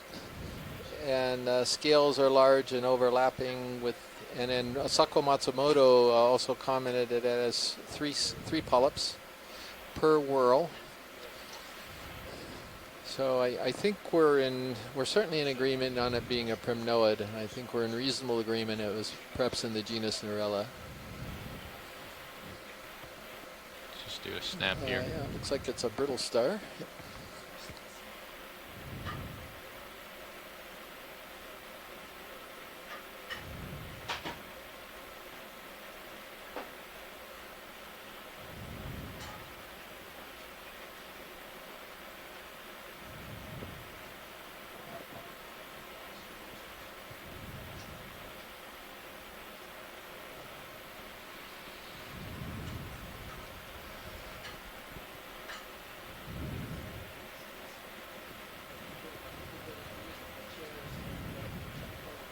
Yeah, come on out, video.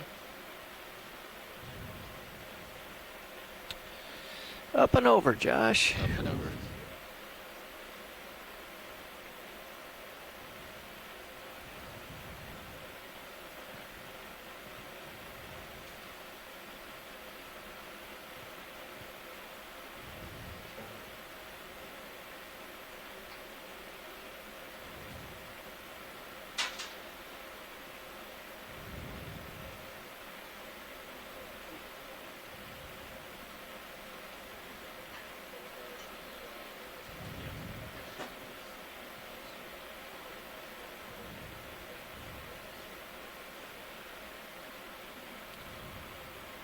can't hear you, Chris. I'm not sure what.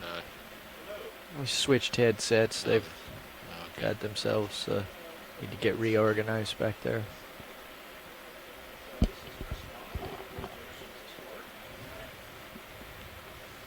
Yeah, I think Pilot, they're I doing wonder a if we live could take event. a quick look at that sort of sponge there on the rock right below the lasers now. Yeah. Yeah, come on in video. There's a little coral next to it too.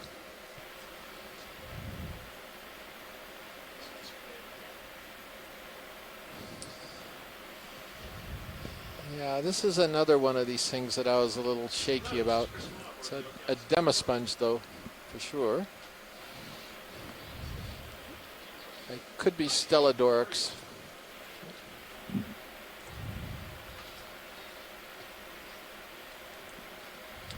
Yeah, thank you, Pilot. That's Okay, good. come on out.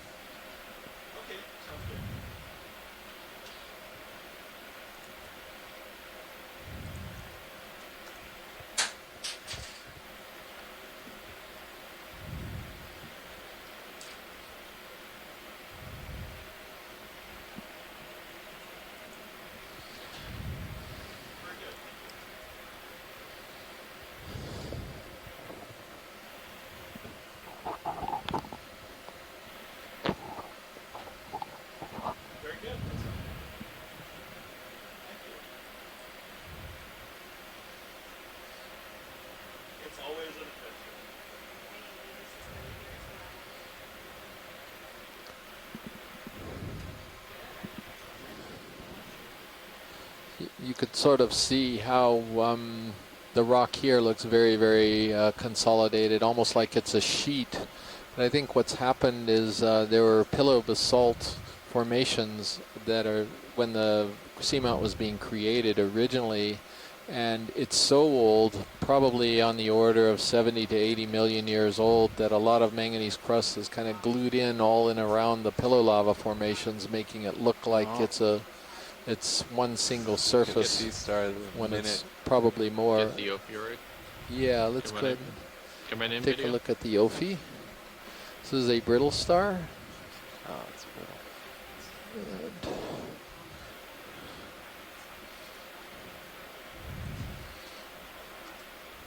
Just making a break for it, Josh.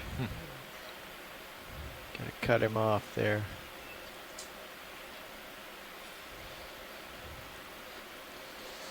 Surprising how quickly they can move. Especially as cold as come on, it Chris, is. go for it. Tell me what he is. He's getting, Chris, next, we switched seats and he's getting ready for a live interaction, but I need help with these guys. So last expedition, Dave. He's going we to, saw he's going to write down an opioid ID catch right now. Start eating a small baby squid. I saw that. That was wild. Yeah.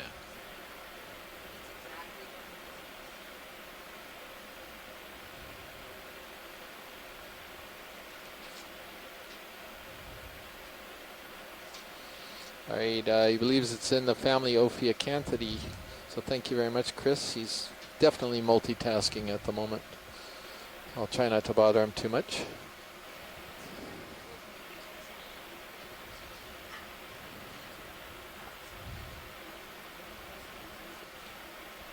You ever see those machines that have themselves teach themselves how to walk? Yeah. That's what these remind me of. Probably get rid of lasers if you're Come gonna on follow. now. There you go. Let's come wide. Yeah, and how they don't seem to be very good at it, and yet it works. Yeah. Should be thinking about another move for pacing wise. I think so. I don't think you and I can do anything Josh can't keep up with. Another one of the Bolosoma sponges that we've been seeing today. Although he's got the manip in his lap, he is ready to go. Snatch. He's always ready. Snatch and run. He's poised. And I wonder. Let's move it again. I was wondering if that thing that's to the lower left that just went off nav. screen, kind of reddish. I wonder if we could take a look at that.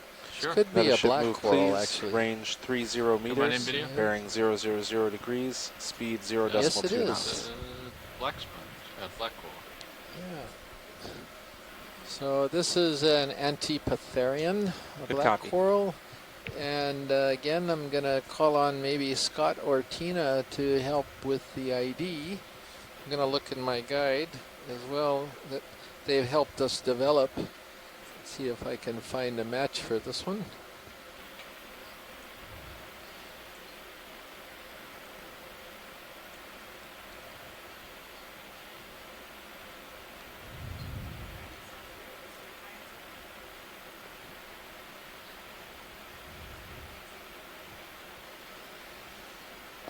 Okay, I have a candidate.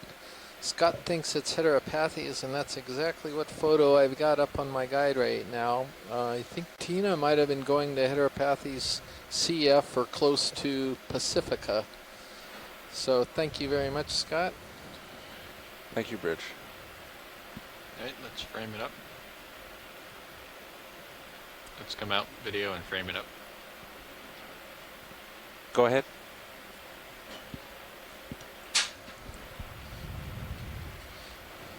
Yes, 135 degrees looks good.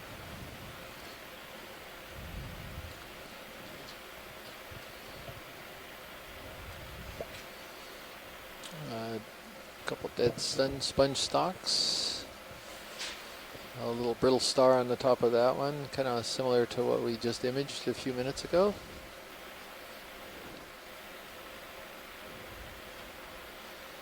Let's get this guy, snap in. Oh, we've got a squat lobster and a different one. Good eye there, pilot. So this is, I don't know which one this is. I gotta refer to the Okeanos animal guide again here to try to refresh my memory on what the name is. Tentative name. I think this is an undescribed species of squat lobster, and Mary Wixting down in Texas A&M has been helping us a lot with the arthropods.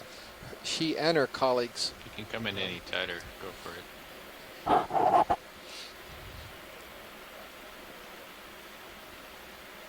The way this works often is that a lot of these images get passed around. So somebody's watching, gets one of the images and sends it around to all their colleagues, and they all kind of weigh in on it and get a consensus of what they think it is. It's a really valuable process for us, obviously. I think this is what we're calling Galathioidea long-arm spiny, which means that, I'll translate that for you, it's nobody has a clue. So we'll leave it at that.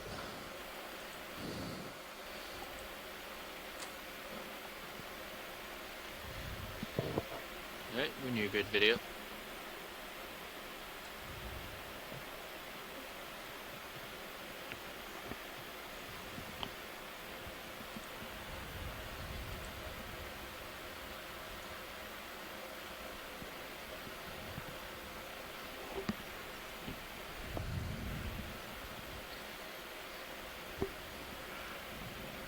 Alright, let's come full wide.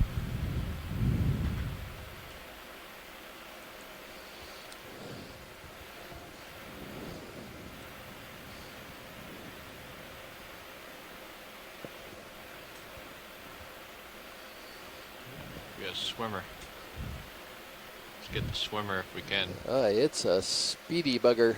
Look at him. Close. He's still there. Just gonna get some of my prop wash, I think, unfortunately. No, I don't know where he went. He's gone. So, pilot, you think that was a crustacean? That was sort of my guess. I wasn't sure, though. I don't think it was a squat lobster. I think it was definitely some type of crustacean. I've seen shrimp in the water column between us a couple of times. Oh, yeah. And I only say shrimp because of the red color. Twice. I think it's in the genus Stellodorix now that we've seen a couple of them. And it's a demo sponge.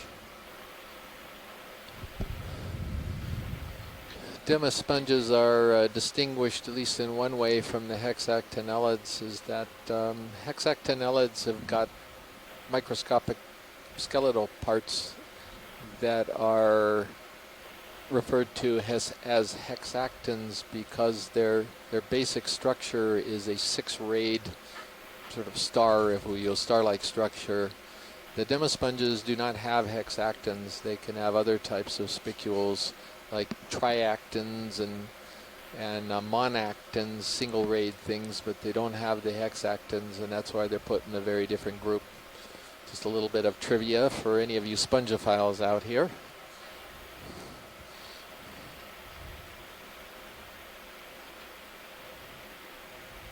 It's another crinoid that we've imaged before, and this is another dead sponge stock, probably a big bolosoma that died at some point in the past. The ball is eroded, that's at the lower end there, that yellow globe that's usually on some of these.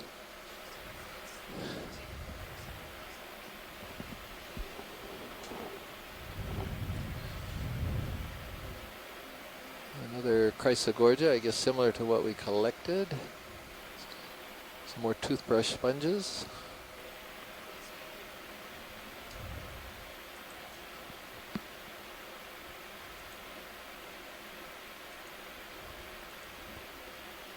Let's get this guy. Come on in, video.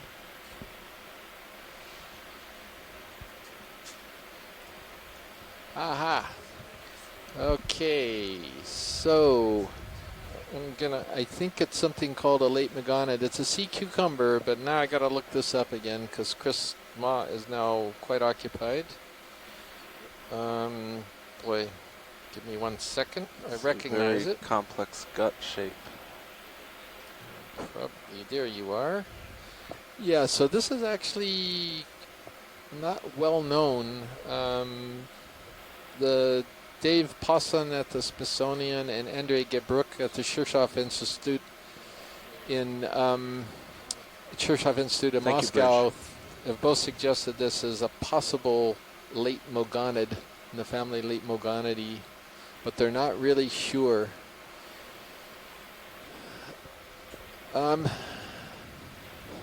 So I was trying to decide whether there's any possibility of collecting. What do you think, Pilot? We can give it a shot. It's likely to get pretty damaged. These tend to be very soft. Yeah, it doesn't really, it looks pretty flimsy, transparent.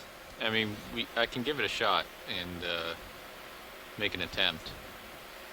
If you don't close the jaws, well, if you cradle this is it, one where we can't even go to family on it without a question mark. It might be worth trying for. It certainly fits in that sampling criteria. And I guess we'll never know whether we can collect these things if we don't try. 5 minutes. Is that going to be a problem? He'll have it by then. Okay. Or not. Or not. It will be over. The tough thing is going to be setting up for this. Should I get a drawer open first, or are you going to sidle up? I'm going to come in sideways, set down, and then we'll get the drawer open and roger that. Why don't I move us back 10 meters just to stop our motion? That's wise. All right, I'll call that in. So I think I want to grab this before we open the drawer. Okay. Bridge, nav. We'd like to move back 10 meters, so that's 10 meters, 180 degrees, 0.2 knots.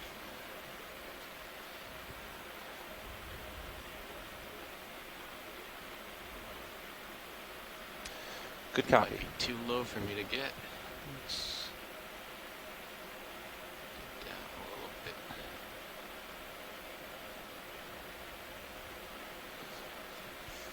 Think I'll be able to reach that, Dave?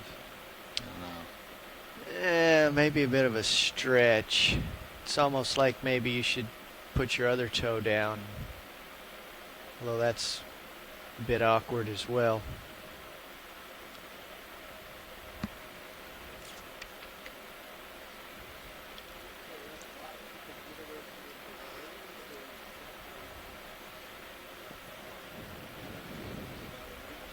Thank you, Bridge. I think that'll do. That's doable.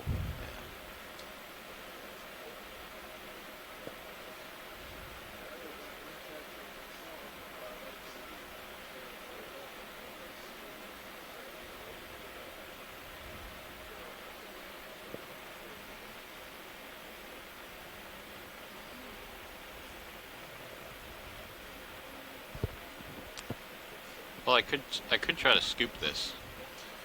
I think it'll. But it's I on think a hard bottom. it's just going to spin right out of it. Yeah. I Well, think an encirclement. Yeah. Without completely closing. You know, maybe. Your best bet. Yeah, play with jaw force a little bit till you get the right feel. Hydraulics are up.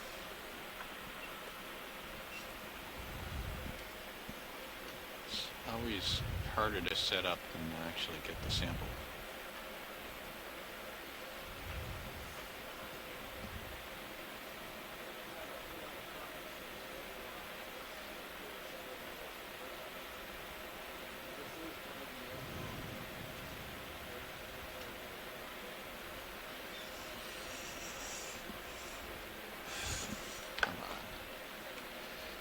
Should be starting to feel that move back south, Dave.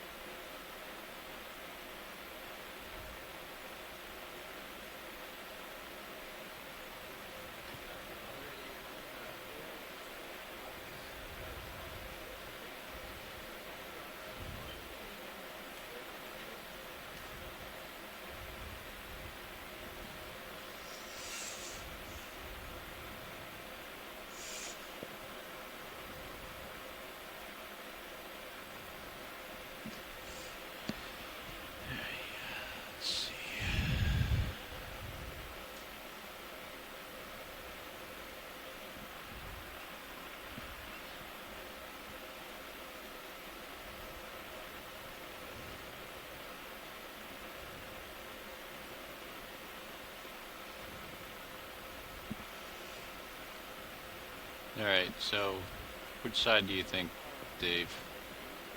I think starboard side, maybe? That's You have your both call. on starboard, or you have port outer, but that the coral and so port inner is a be little ready big on for the port. box. Ready on port eye. Or ready on starboard, rather. Okay, I'll just get them both enabled up here.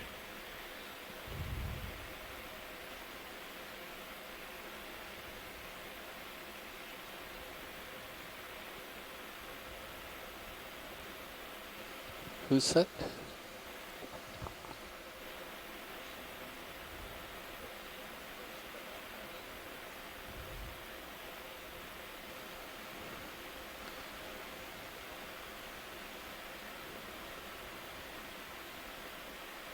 It's moving.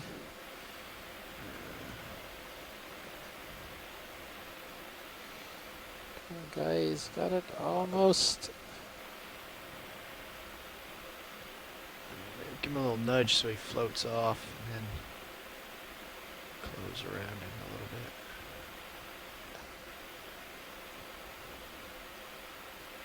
Oh, he's got it. I can't believe it. I mean, I'm delighted. Don't say anything yet.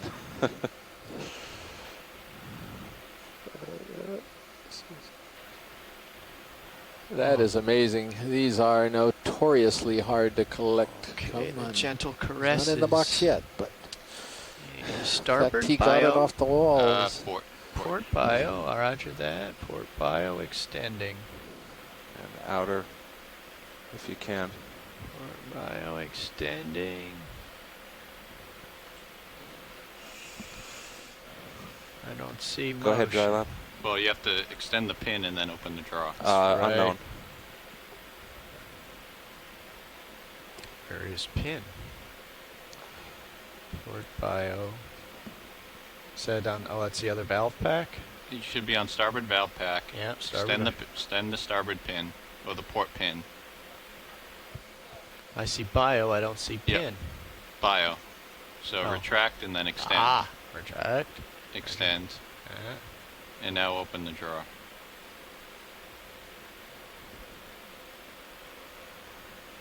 Oh, Open right. the drawer, drawer. please. Yes. Got it. Sorry, Josh.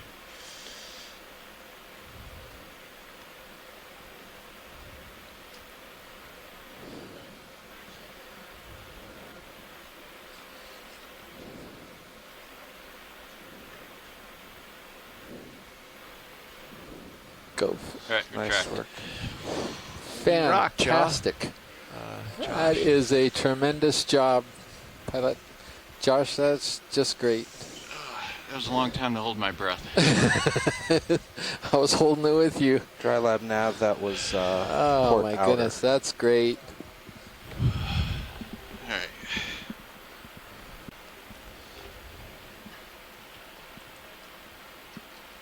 All right, so retract that pin. Yeah. 'Cause we're not going to open that box anymore. Right. Okay. All right. You got the waypoint nav? Yes, I have it. Port bio is retracted. What comes after a hat Starboard trick? bio retracted. Oh. It's not the number, it's the quality. Something big and white ahead to the left. Yeah, I'm going to take a look at it. Great. I think it's a big sponge. I think so too.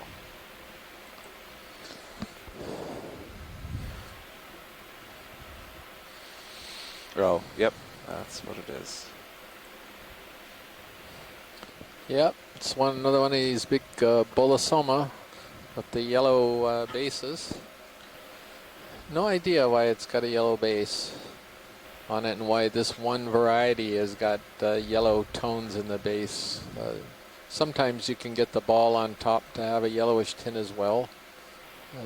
Usually it's at the stem, which is really beautiful.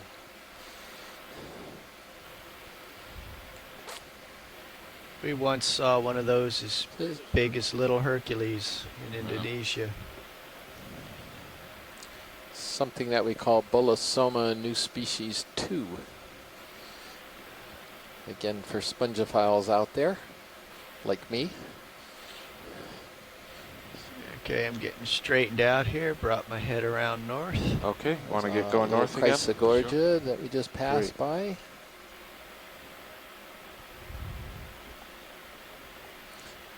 Another one, another beautiful glass sponge. Bridge nav. Giant sponges. Giant sponges, giant yellow lollipops. Another move, please. Back north, 30 meters, bearing 000 degrees, speed 0.2 knots.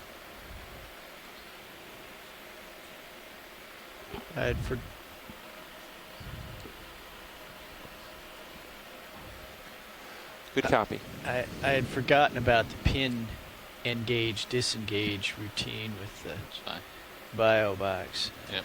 While you were going hypoxic there. It's all right. It looks like you got him without injury. I hope so. Possibly. I was trying to avoid the blades. Yeah. So. Oh, he's pretty squishy, so you might have. But they're very, like, if you, Dan grabbed one, a bigger one, and little slice with the blades, and on the way up it just exploded. Exploded. Thank you, Bridge. You see some more of these beautiful stock sponges in the background there. Again, the bolosomas. Probably at least another 4 of them on the slope. More of the chrysogorgids corals. These are the ones that are sort of in the center, upper center. Remember kind of the wispy, squat lobster we grabbed? very fine yes. A couple years ago. group of octocorals. Yeah, that's right. You had to move so stealthily that he didn't jump off. And then he jumped off. And I made a mistake and I dropped him. Right. And then I picked up the piece of coral. And coaxed him back on. So again, if you're just joining us, we're broadcasting to you live from the NOAA ship Okeanos Explorer. We're on an unnamed seamount, probably about 120 miles or so north of Johnston Atoll. We are currently at 2,488 meters depth. And we are surveying the flank of the seamount, sort of a ridge, possibly what they call a rift zone ridge that's extending out fly for a little bit from the summit of the Mind seamount that. along its Give flank. me just 1 minute to check math. Just on, cruising on up our along time this off the ridge bottom. and trying to document the animal populations and the topography and geology we encounter. Nobody has ever been on the Seamount before. This is the first time it's ever been explored, and you're seeing it at the same time that we are. I'm very happy that you could join us here for what's proved to be a really interesting dive. We've got we've got 2 biologic samples, one of these corals and that sea cucumber that we just collected, and we've got 2 rocks already. And we're just continuing upslope, seeing what else the Seamount has to offer.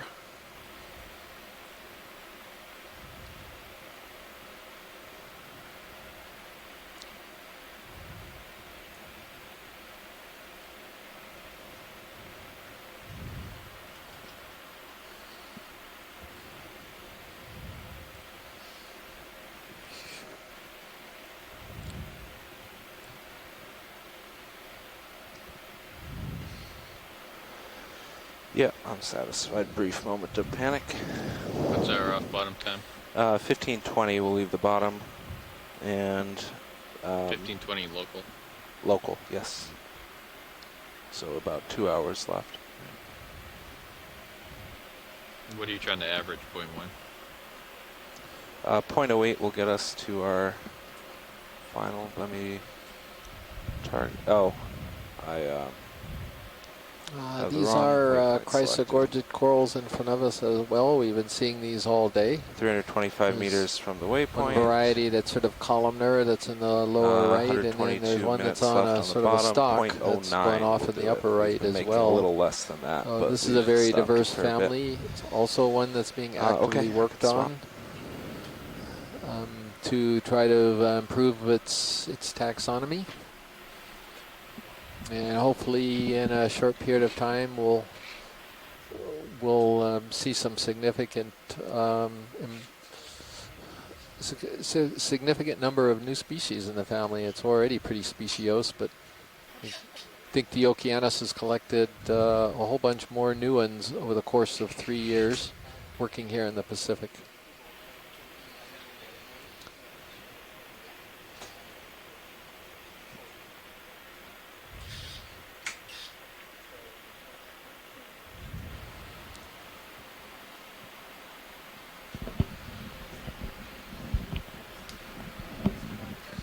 All right, we've got Dave Casagrande piloting now.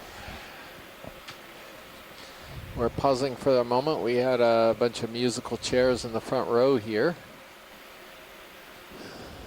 And I think Josh and Dave had switched places. So Josh is now navigating. Dave is on the pilot stick. And the other Dave is co-pilot. So we have Dave and Dave piloting here today. Uncle Dave. And in the back we have Chris and Chris providing the science. And next to us in the nav chair, the far left, is yet another Chris. So, yep.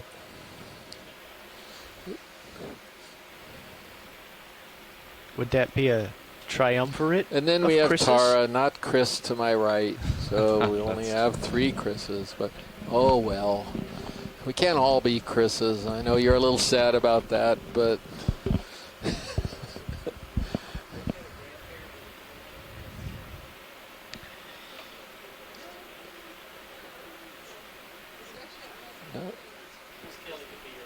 so that's right. I can be your honorary uncle. That's right. Somebody's tugging on me. That's true. Somebody puppied off. I'm trying to get back. Okay. Is it? So, just pointing out that one of the, we've got where we've got all types of Kellys, Daves, Chris's, everything on this ship, this cruise. So it's centering up on you. Gonna be only one Roland. That's correct. All right, gentlemen. I'm gonna put in another move. That sounds So what's happening right now, and why you haven't heard bearing. Chris Ma's voice for a while, is he's standing by to do a live Bridge, interaction. RVNF. I believe this is with IRC. They're having a science camp at the Anoye Regional I'd like Center. to repeat the Ford previous Island move, 30 Honolulu, meters at a I think bearing some little bit of 000 difficulties getting at a connected. speed So 0.2 Roland and knots. Kelly Elliott and Chris Ma are all standing by, ready to do a live broadcast here, and that's why you're not hearing Chris Ma. That's correct. Video, let's talk come in about on this things or even quickly. get wildly excited about that sea cucumber collection. But he was sitting next to me, and I could tell that he was extremely excited about that. Okay. Yeah, so you're Even though you didn't hear it, he was. Thanks, video. And I have a feeling that just he to give you a won't little bit let of me feedback come here. near it when it comes A little up. high He's off going to on the handle bottom, that so the baby by light's not that himself. great. Sure. Yeah. On the contrary, Chris, Thank you, Bridge. I'll come down. those give you things some more usually are niche really to wander slimy around and before messy. we You'll be able to work on those with every little bit of get moving. effort on your own. Thank you very Yeah, much. the manip cams are really good for giving you a sense of Pilot your Dave, could we altitude. take a look at that branching coral that's on the rock, that little white one, if we get a chance? Top center? Yeah, top center, that's it. Sure, we could do that. Maybe something different. Also have one of those nice spirals in the bottom left.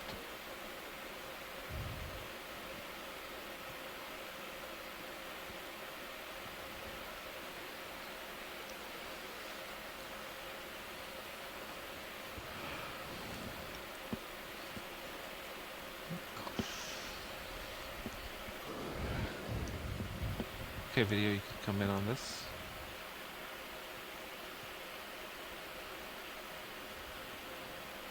Okay, that's a really good view.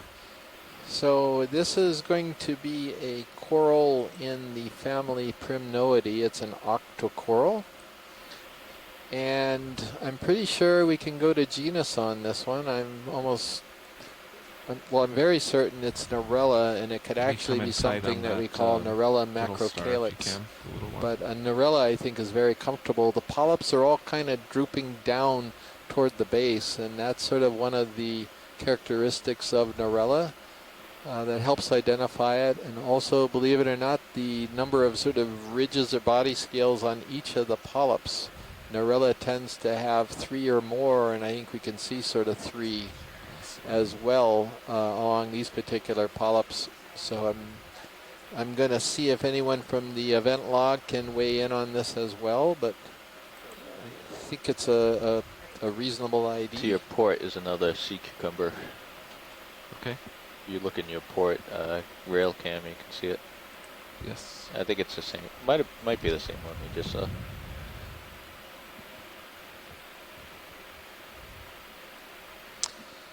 That's good for Science Pilot whenever video's finished. Okay, video, whenever you're done. And there's a sea cucumber down here that we're going to try to get a quick look at. Oh, there's another sea cucumber. I wonder if it's the same one. It looks a little different. Maybe we can do at least a snap zoom on it. Come in quick. And doesn't have the he does not have spines. the long projections coming off of his back, I don't believe. So superficially, I'd say this is something different. Okay, I'm pretty stable would you video. shake your head one way or the other, Chris, so you concur? And he throws up his hands and basically goes, I don't know. So he's no help. I believe this is a different one. It could be in that same family, Late Megonidae. I think what characterize these are very small, numerous tube feet, and you can kind of see a lot of tiny tube feet underneath it there that it uses to walk around on. But I'm going to take a quick look in the Okeanos guide.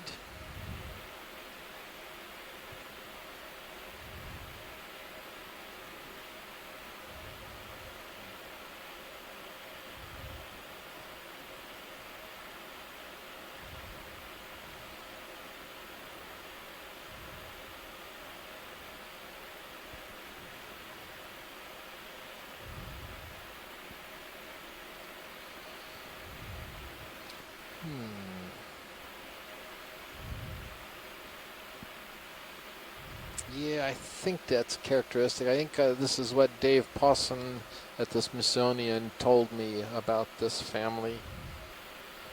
He's one of the foremost experts in the world on this, on sea cucumbers. And I was able to visit him a few months ago. He was in there. So I think we're going to go ahead and call it possible late mogonid. So thank you very much, pilot. Great video. But a different one than the one we collected.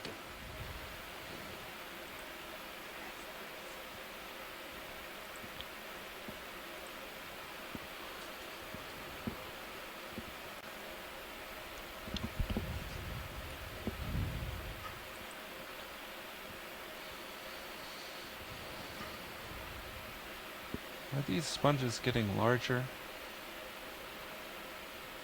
This one's pretty impressive. I think everything is getting bigger as I'm now seeing my event log was frozen for a little while, and now I see some comments here. And Les Watling and Asako Matsumoto also are fairly confident that Primnoid was an Arella, so that's great. So we got 3 of us all on the same page. Thank you very much for weighing in on that. You're looking at another one of these beautiful big stock sponges, glass sponges. You've been seeing these all day.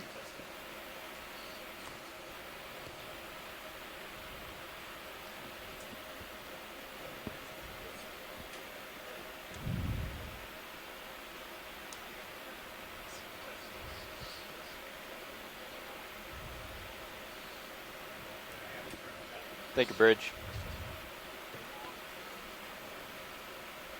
There's another Chrysogorgia, a couple Chrysogorgia octocorals. We've gotten some good imagery of these today already.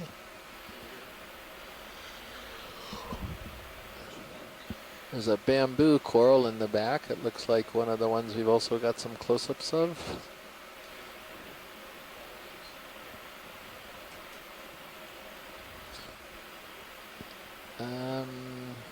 It could be another Primnoid next to a Chrysogorgia. It might be worth a shot zooming in on this cluster, pilot, okay, right here on the side of the rock. Looks like we got 3 different things going on. Attention all hands. There will be a ship store meeting held in the forward lounge in 5 minutes. Again, that's a ship store meeting held in the forward lounge in 5 minutes. Who would attend such a thing? So I think we've got 2 Chrysogorgids that are bracketing a Primnoid. And that Primnoid could be another Narella. It almost looks like Narella musicae, but I'm not positive. Maybe on the center one. Anyway, the Chrysogorgids, I think we could get a close-up of all of these because they're all pretty interesting. Everything, okay. Why I sort of went to musicae is it looks like a lot of the branches are coming out very close to the base, even though there's some sub-branching going on there, but it looks a little different to me, so you gotta back off just to Narella. You've also got some anemones and brittle stars that are clinging onto the branches, possibly an Ophicanthidae, the brittle star. I'm going to also wait and see if we get some help on this from shore.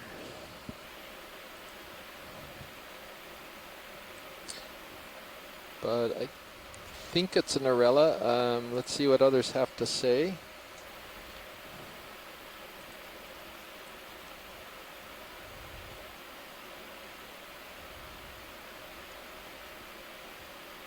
Video is that full? Okay, and then how about the one to the lower below? And this looks like a planar Chrysogorgid, if I'm not mistaken. So Les Watling and Scott France are still on. I think Les is. Scott may have finally gone to bed or something because it's pretty late for him. But Les, can you give us a hand with this? This looks planar to me. Any particular part of this watch lead? There's a lot going on. I think this is a pretty good view. I think I'm not sure exactly what he'd be looking at, but you've got branch points here and a bunch of things. I think the Tim Shank would probably appreciate if you slid over to the left a little bit and took a look at that brittle star, because Tim Shank at Woods Hole is quite interested in the associates for corals. Also looks like there's a little squat lobster in there. You can come in, video. Asako Matsumoto has already commented on this Chrysogorgia, saying it's very unique, and I would agree with that as well. And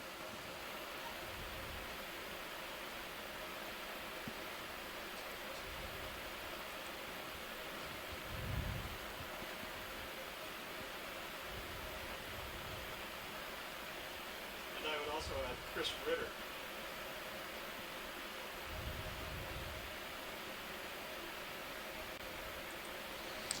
Okay, Les says, does not branch in a typical planar way, which is more dichotomous. So that's pretty interesting.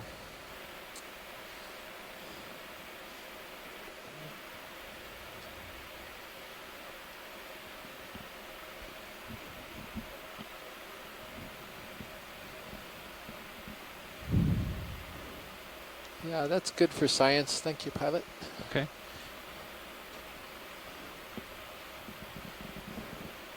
There was one more, but I think we've seen a lot of that one. I think we have two. I agree. Great. So we could probably push on. This is possibly that Chrysogorgia averta. Right over the top of you. Yeah. At least it's a species of Chrysogorgia. Once you start pushing ahead, I'm going to call in another Good. 30.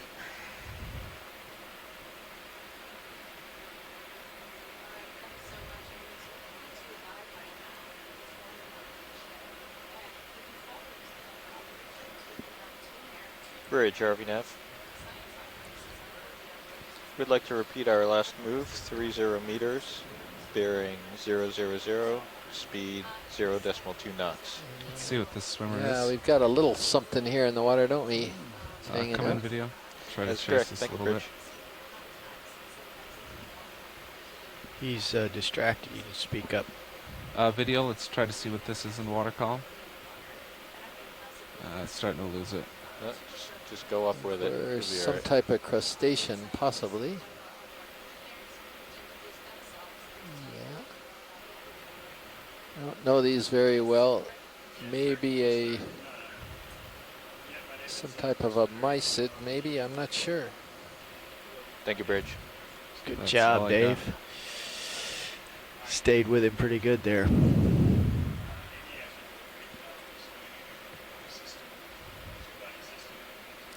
Yeah, Liz Watling has concurred that that was probably a mysid, a small crustacean.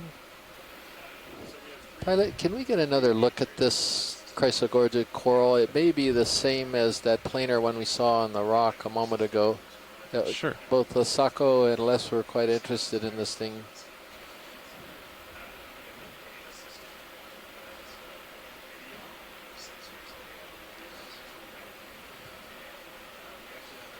Come on in, video. Video, zoom on this, please.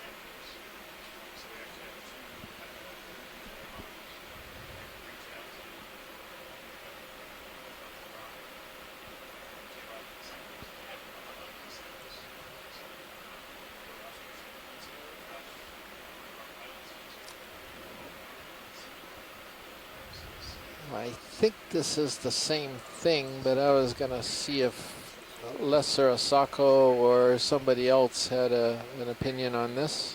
Is it the branching in this we're particularly interested in? Yeah, they are, and toward the base too. They had commented that it's showing some dichotomous branching. Yeah, right there is a really good look at it. I think that'll help them out. Thank you, Chris. So I'm Chris Ma, and I'm a marine biologist from the Smithsonian Institution of the National Museum of Natural History, all the way on the mainland of Washington, D.C. So, pilot, this might be something that would be worth considering for a collection. I don't know, do we have anything on starboard side that's open? And we filled both port, right? We have space on the starboard side, yes. There are not a ton of animals here that are particularly new, and definitely there's some interest in this one. I think we'd get support if you wanted to set up to collect this one. Okay. Somebody just went ahead and called in. Who's that? I'll get us a little bit closer.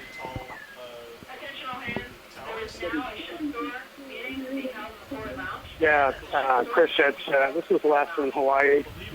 Yeah, hi Les. I just wanted to say that the pattern of branching in these two flat crescent gorges are quite different. This one is much more typical of what we would expect to see in a planar colony in terms of the way the branching is sort of dichotomous, or what I call pseudo-dichotomous, but essentially each time it branches you get two. And whereas in the other one, it was much more of a central axis, several central axes actually, with branches coming off the sides, and then those branches subdividing. Pilot, stand by on the collection, please. I'm hearing some comments right now. And in the first one, also, it looked like the branches could have been a more typical chrysogorgia, coming out at different angles off of the axis, so they weren't all in one plane. But in that particular case, they were all in one plane. And so it kind of is like if you took a typical bush-like chrysogorgia that we normally see and made all the branches come out either to the left or to the right, and not front and back sort of thing. And so it's quite different branching pattern. And the truly planar chrysogorgias that we've seen over the years are more like the close-up that we just saw of the second one, with central axis sort of disappearing and the branching becoming more dichotomous as you go up the colony. So Les, would you think the second one, since we've moved away from the first one, is this a collection option, or is it common enough where we should move on and save our collection for something different?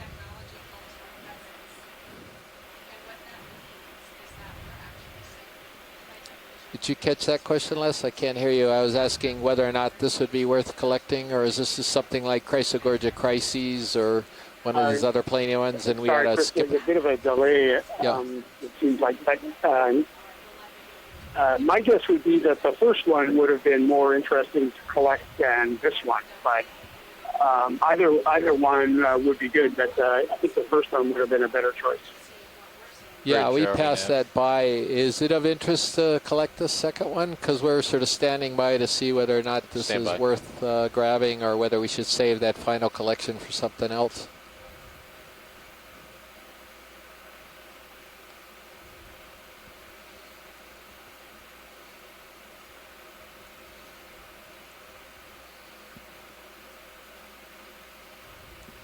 You still with me, Les?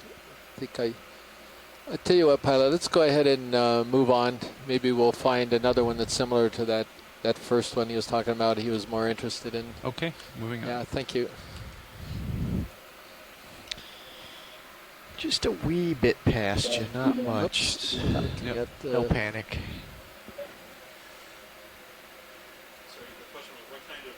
Yeah, sorry, Chris. I think that would be a better decision if we were limited in the number of things we can collect. It would be better to get one that was more like the first one, if that's possible. Okay, we'll keep our eye out for it, Les. Thank you. It's a little steep here. Sako, I didn't see your message, but we'll keep an eye out for these planar ones for you as well. I wonder if there might be a. Oh, we already have two rocks.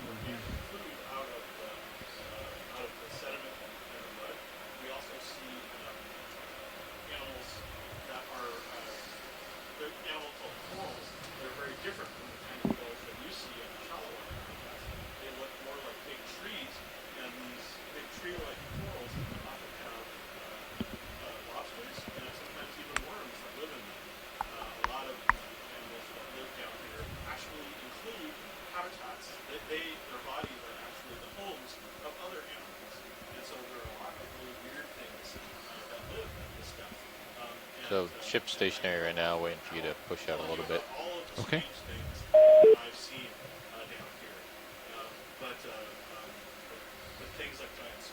Yeah, it's getting a little steep, so why don't I get out ahead first? That, by the way, was the voice of Dr. Les Watling at the University of Hawaii.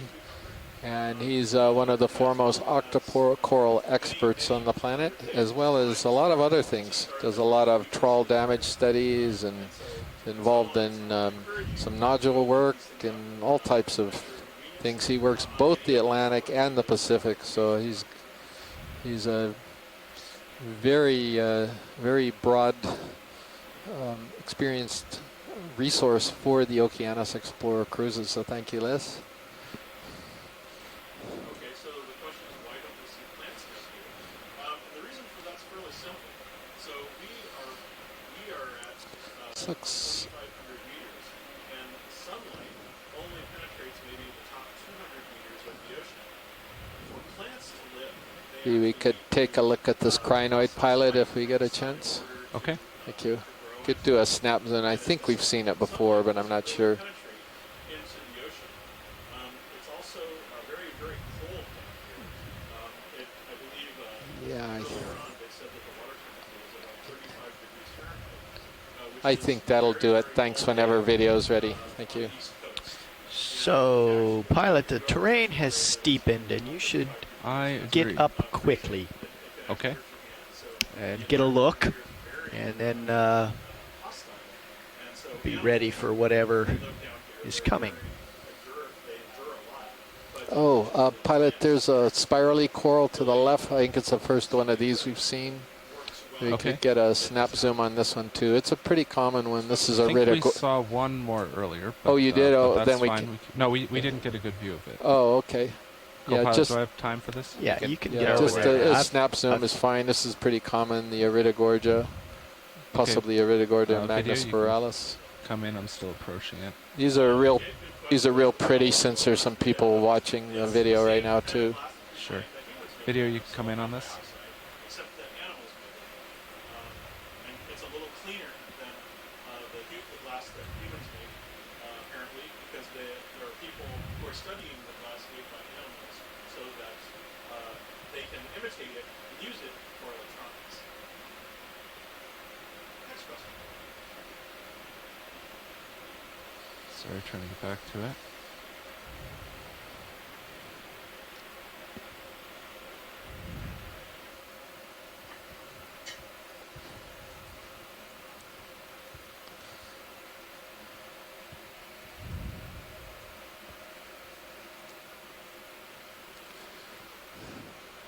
Well, these, of course, are some of the more gorgeous members of the deep coral fauna down here at these depths. They're really popular just because they're such an elegant animal with these beautiful spiraling branches with their polyps on them, all lined up.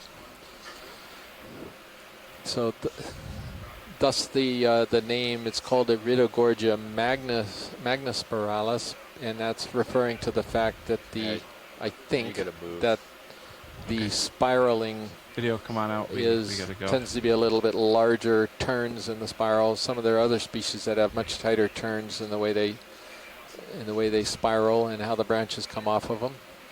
I'm sure I didn't say that right compared to how Les could probably describe that, but anyway. Need to sprint off ahead a little bit to deal with. Got some more Chrysogrogids, but these aren't the ones that were of particular interest. This is Plurigorgia and the Chrysogorgia averta we've seen earlier already today. It's like it's another one of these bamboo Bathogorgia that we've also imaged today. Single whip corals.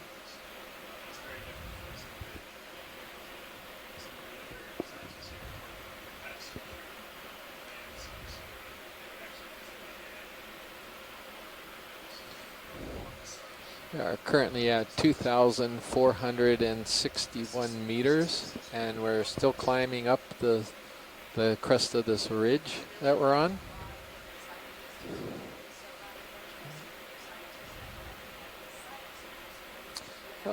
Those of you who are not familiar with Okeanos dives, you're seeing two red dots moving across the substrate. These are lasers. We use them for scaling, and they're 10 centimeters apart. So that'll give you an idea of the size of animals if you know that, as the lasers get close to some of these corals and sponges and so forth.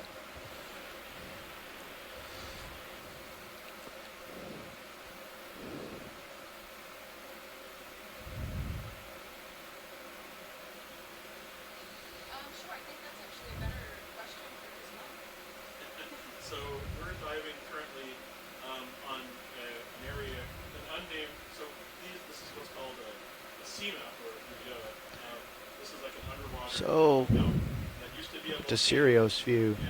And Yeah, I'll go check those out. We've seen plenty already, but It's like some kind of nice, mature, long toothbrush sponges. We could take a look. At least that's what I think they are. And some big, these yellow bolosoma sponges. There's some more of those showing up. we want a close-up of a toothbrush sponge. I don't think so. We've got a couple close-ups of them, and I think we're okay with that. Okay. Thank you. Very deep water, and we'll be doing similar dives like this all around the Johnston Atoll area.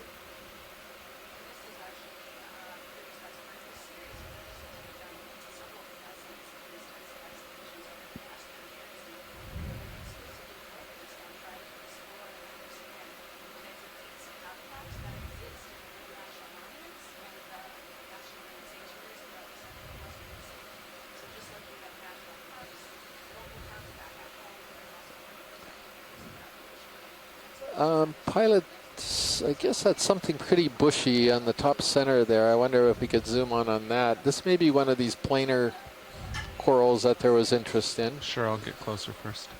Yeah, thank you. I've been trying to keep my eye out for some more of these.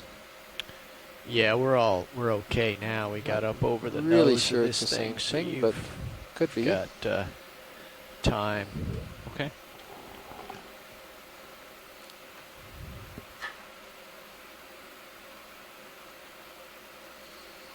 This may be similar to the second one.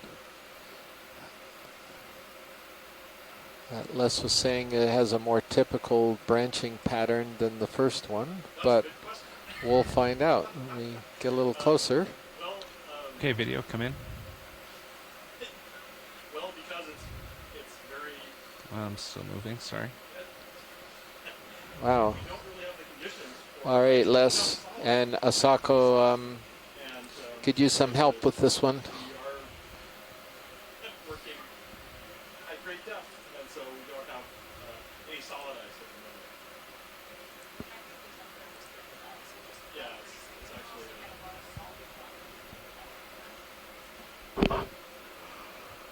Thank you.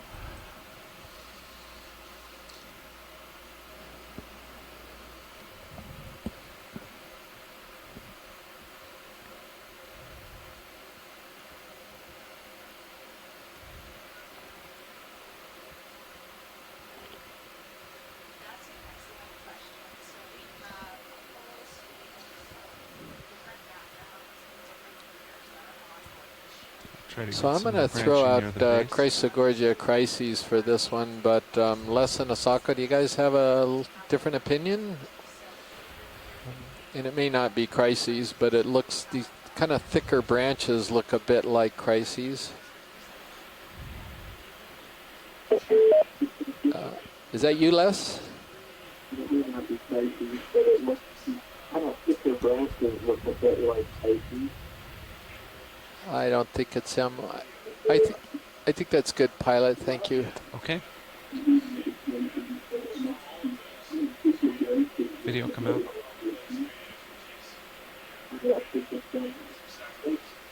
So you're right on the nose of this thing now. Steep.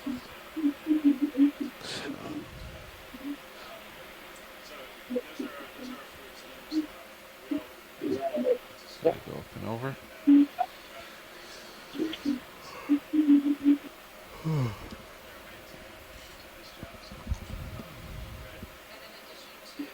Think we could get moving again? I'm good for it. You're going to have to entreat the navigator to indulge us with an advancement. I shall Mr. indulge. Navigator, sir. Would you be so kind? Bridge, RVNet. Pilot, could we take a look at what's on the side of that rock right up ahead? That bridge. Looks kind of spiky. Would it be possible to do right ahead of us? Yeah, right ahead of us. It's got a slightly upper center. At a bearing 000 at a speed 0.2 knots, please. I don't know what that is right off the bat. Maybe it's just a crinoid, but that's correct. It's looking more maybe a snap zoom because I think it is a crinoid now that you're getting a little closer to it. All right, video, just come in. But on it this could be one of for Chris's creatures, Chris Moss. And it is. It's a Brazingid sea star. It's one of Chris's sea stars, finally. Yeah. now. I'll try to come back to it. Just come out for now. Thank you. Move initiated. Come back in.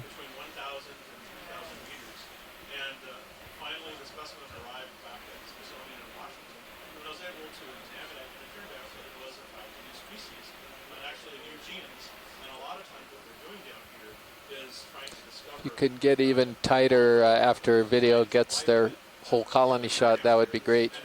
Okay.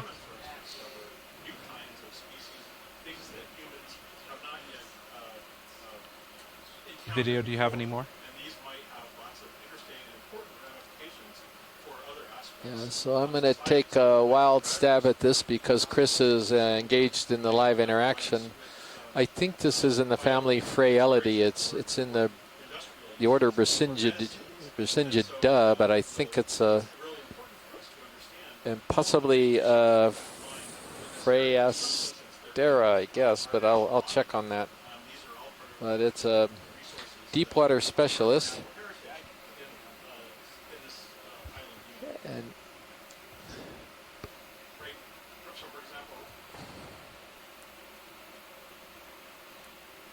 can hold it for a second longer. I think Chris is going to talk about it to the line of interaction. Okay.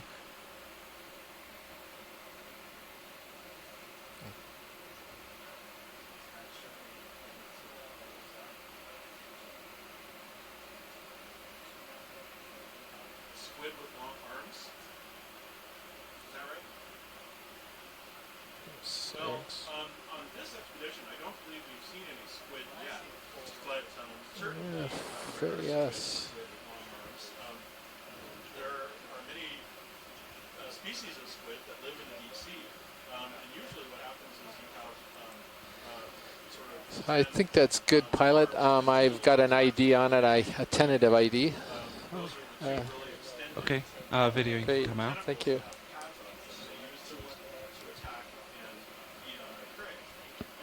There are, of course, lots of different types of squids, and so many of them might have really long arms relative to other types of squid which have short arms. So it really does depend. But there are a lot of squid that have very bizarre appearances in the deep sea. Some of them can actually project. I believe this is our largest of these sponges yet. That's a whopper. So this is another one of these stocked bolosoma glass sponges, but you can see the lasers right underneath it. The pilar's putting it right underneath it. And you see how big this thing is. This has got to be a... That base is 10 centimeters. Yeah, the base is 10 centimeters alone. It's probably at least a meter high or so, and the ball itself is probably at least half a meter across. That's a big animal. And yes, it is an animal. It was a question we had the other day, so.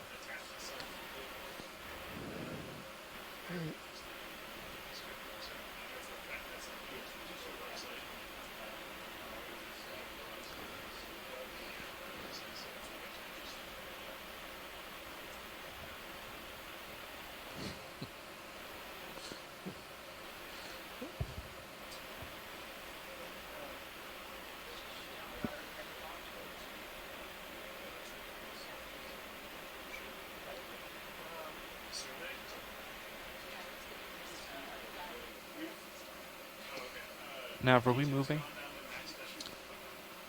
I thought that was live.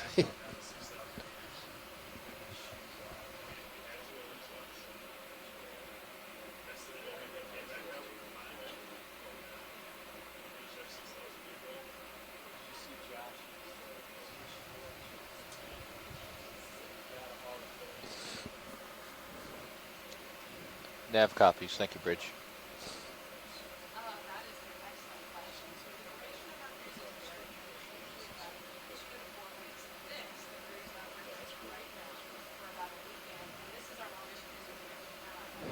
Might as well take a look at this unbranched coral. I think it's another bamboo, but we could take a peek at it and just confirm that. Sure. While we're waiting here for the ship and the cereals to move. Video snap zoom, please. Yeah, it does. Yep, it's a bamboo.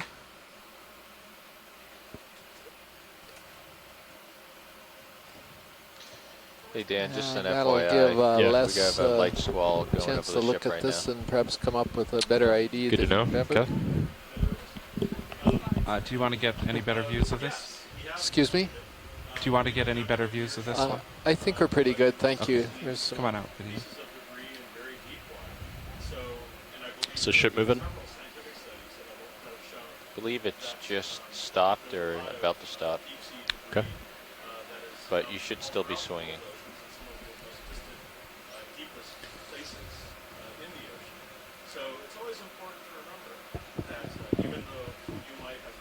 Thank you, Bridge. Yeah, Chris, this is us.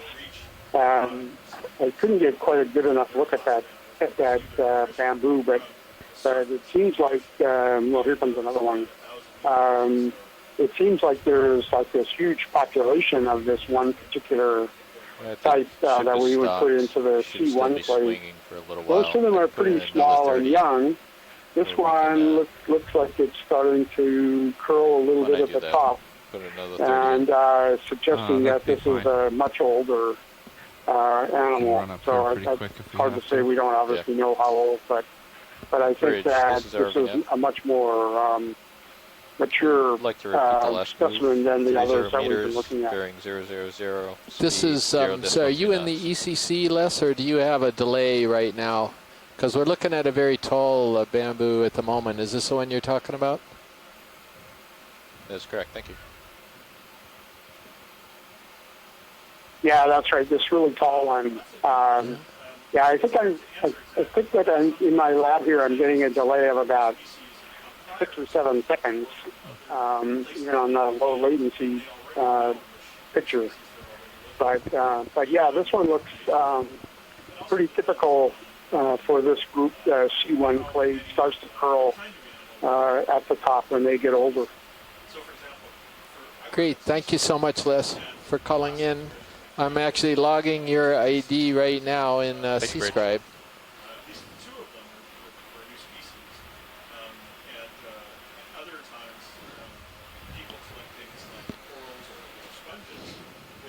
Okay, video. Les, I also don't know if you noticed, I think I saw some eggs in that previous one we saw at the base of the polyps near the top. You probably noticed that because you usually spot them.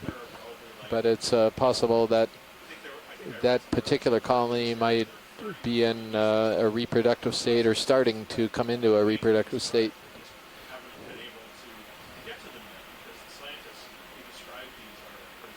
Yeah, I think that reproduction in these octocorals seems to start pretty early. In other words, when the colonies aren't all that tall, and we don't know really, how old they are when they start to reproduce. But you're right. I mean, there were clearly eggs in that one, and in several of the other ones that we looked at had close-up views of. You could see the eggs at the base of the polyp. It is possible that they reproduce pretty continuously for their whole lifetime once they get started. It's possible that when the colony is like 20 or 30 centimeters high, that some of the polyps will become reproductively mature, and then they will go through multiple cycles of egg production. We actually don't really know much about that because obviously we can't come back to the same colonies every few years and sample. But we do see reproductive products in the corals over a fair long period of time and over the whole of the size range that we usually encounter. Yeah, and Les, do you know about how many eggs you typically see in these polyps? Because you could almost get an estimate at least of batch fecundity you know, by essentially just counting the number of polyps on one of these whips, and then if there were, say, 5 eggs per polyp or 10 eggs per polyp, then you could kind of get an idea how many they're putting out at any one time. But is that known? I mean, has anyone looked at that? Yeah, there's been a little bit. I had a student at the University of Maine a number of years ago who started to look into that. One of the things we noticed was that in any individual polyp, the eggs would be at different developmental stages. And so you might have like somewhere between 5 and 10 eggs in a typical bamboo polyp.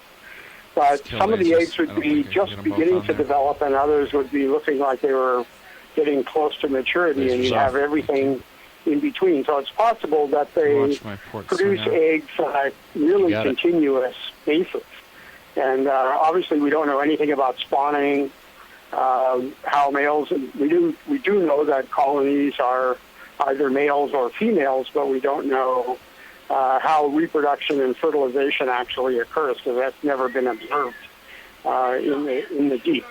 There have been some observations off of Newfoundland in Canada and the Atlantic that suggest that some of the corals are capable of having fertilization on the polyp and then brood the young, hold the young, like hold the larva basically on the polyp until it's more mature and ready to swim away and then settle somewhere. Do you want me to stow your lower swing arm? Or? Yeah, well, thank you very much, Les. I really appreciate that. For those of you watching, we now got a fish on screen, so I'll go ahead and describe this. This is a rat tail in the family Macruridae, and it looks like it's one that we've seen before that we're tentatively identifying as in the genus Kumba, but that's not absolutely certain. There's a couple other genera that are possible candidates for this fish, but that's beautiful imagery, and I'm waiting to hear if some of the fish people like Tracy Sutton, who's on, or Ken Sulak are going to weigh in on this fish. Again, they sometimes have a little bit of a delay, but I think they're probably looking right now.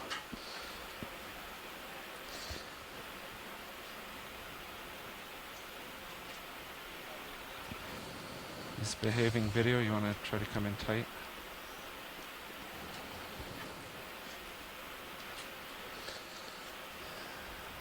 Nice thing about this one is if it is one of these Kumbas, normally they're just zipping around and they're not posing very well, and so this one is definitely a poser. Hello, do we have, is that Les signing off or maybe somebody signing on? But anyway, I'm going to look in the event log and see if we can come up with any other comments regarding this fish. How much left in that move? Just curious.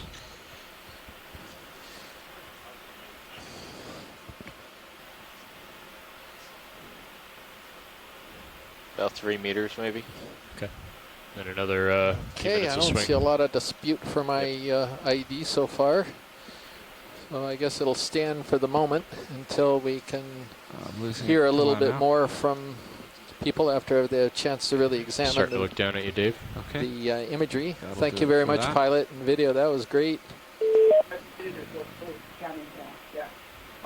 Not hitting that arm. Great. Yeah. And it doesn't make sense in making for half an hour. Yeah. But that was the limit. Thank you, Bridge.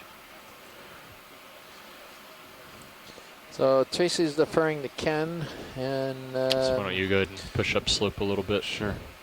Ken says head shape looks like Kumba, not Nazumia, but I do not know the Pacific genera that well. Just behind Thanks Sirius, so much. This is another Ken half turn in Sulak, the opposite direction. Who's one of the foremost deep sea fish experts on the planet, and he's been regularly helping us with identifications. So is that suggesting it's like a set in the So tether? really appreciate that. Thank you, somewhere Ken in the middle, and Tracy, both of you. Like that well, it wasn't on deck. I think we need bigger. Yeah, why don't you line up with Sirius here and push over to your port side. Sorry, moving over. You need what? Josh? Bigger crates. Yeah. Or a stretcher mount. You know, that's the The one complaint I hear about those tether boxes, they're just not big or heavy enough. They're one of these couple Chrysogorgiids here, like 3 or 4 of them there. These we've been seeing this type of coral west side on of this this feature ridge. for most of the dive. I don't see much of any current, so I don't know if that's. Oh, I'm just saying, like the sponges and all the the corals we're seeing on the west side. I'm saying that, thinking that would have made sense if we saw current coming over from that direction, but I haven't seen that.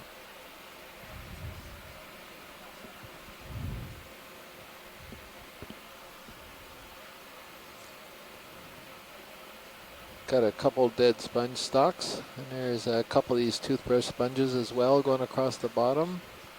I've gotten a little high again, but we're now at 2,433 meters. Again along this ridge. That's stalked white sponge is a Calophacus.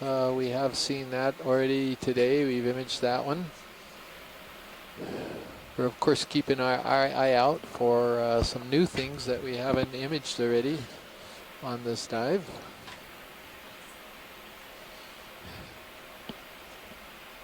Nav, how are we doing pacing wise?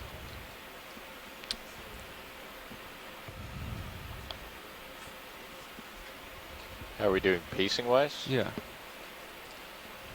We have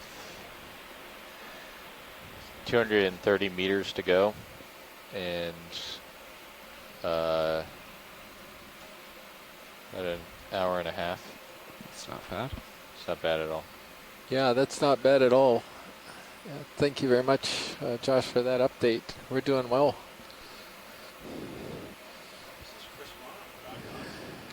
So when you're comfortable, I'll put another move in. This is Chris Ma, and I'm back on. Thanks for being patient with me. I think we could do Putting that. up with my very loud voice. So,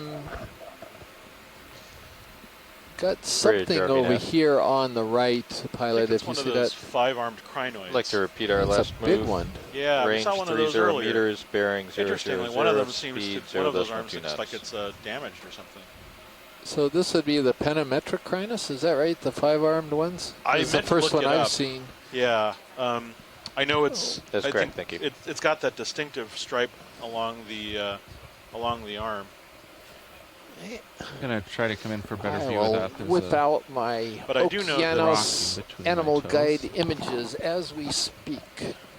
And you too can see these images if you go on the Okeanos website, because there is an awesome animal guide that's going to be updated shortly with even more photos. There's already 1,700 photos on that website. Video coming. And our next version is going to have 2,900 images. So. But I did mention earlier, I think, that it was unusual for crinoids to have only 5 arms. Pretty unusual for them to have 4 arms too, isn't it? Looks like one of them has been yeah, one of them was damaged, of course. You saw a fish earlier too, right? Sometimes fish will bite crinoids. That's pretty well. Okay, that's only fair because your sea stars bite corals. So what the heck? I think you're zoomed past them already. It might be. Yep. That may have switched them off. Nope, there you go. My best, I'm going to go with the Pentametric Crinus for now, at least with a question mark in the log. Let's get a close-up of the center. As Chris pointed out, it had the one he saw earlier, which I missed, had 5 arms.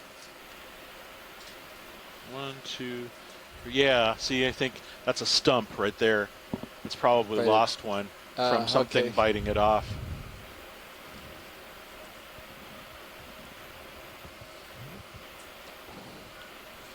So this is what we call sublethal predation. Something bites off a chunk of an echinoderm, and echinoderms are by and large known for their interesting abilities to regenerate. Yes, that looks like it, Pentametrocrinus.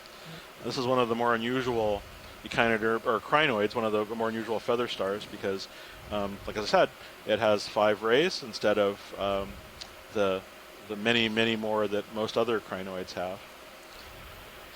So, Chris, we did get one of those sea stars. It's actually showing over there on the Clipper screen, Tara screen. I went to Fraility, but I am not sure. They zoomed in on it, and I didn't see the ridging on the arms. That's why I thought it could be a Fraility. Come out video? Yeah, that sounds like it might be. Looks like it might be right. I'll take a look at the arms more closely later. But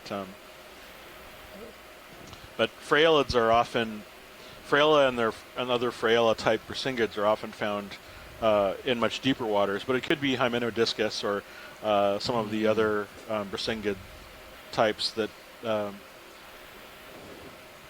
sometimes the you see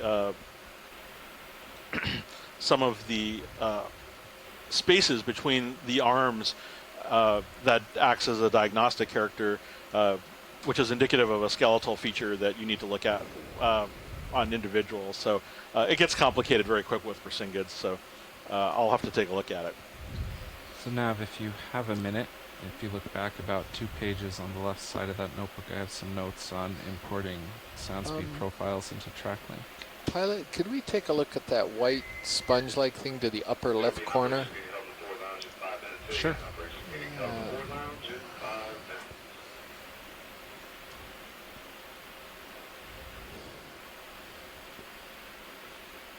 I'll have to be a little more specific as I get closer. There were... Yeah, it's this, not the bright white, the kind of milky white stalk. Okay. Yeah, stalk thing. that's. I looked at it the other night. Seems pretty straightforward. Great. Question right now is how many data points to provide. Well, enough to accurately describe the curve and no more. Well, of course, but how many is this that? Sort of column with half a palm I can out? do a 1 right, second. so this is going to be in the family Pheronematidae. It's not in the genus Semperella. depends upon Those the were the ones that order are of out the on the function sediment and the manganese describes nodule it. field. But it's related. It's probably It's in linear. the same family, I think. And Just from my memory of now this physics is classes. one that at some point we really need to collect. We don't have to do it today if folks would not want to keep their eye open for that planar chrysogorgid, for video, example. let's come but in on this. I'm not sure what sponge this is, except for the family. It could be Poliopogon, but I'm not positive. And I'm only mildly comfortable that it's even in the family Pheronematidae.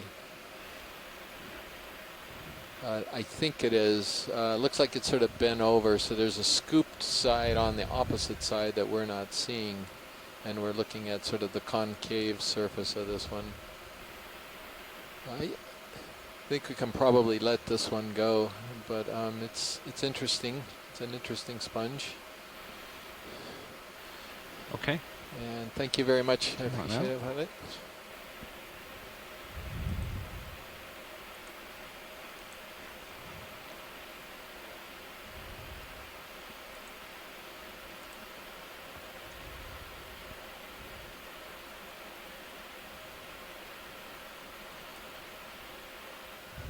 So rays in a piecewise linear sound speed profile follow arcs, and if you get beyond linear, they get messy.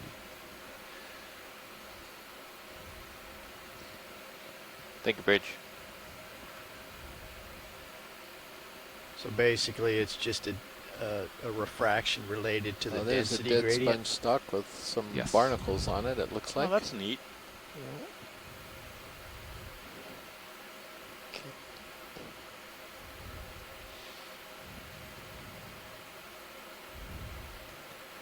Barnacles have found a nice place to perch. You can actually get profiles, Dave, where the sound will bend so much that it bounces right back off the surface. There's another one of the Brisingid sea Depending stars, on I your think, angle. isn't it? Looks like a crinoid to me. A It's crinoid? important Yeah. for submarines.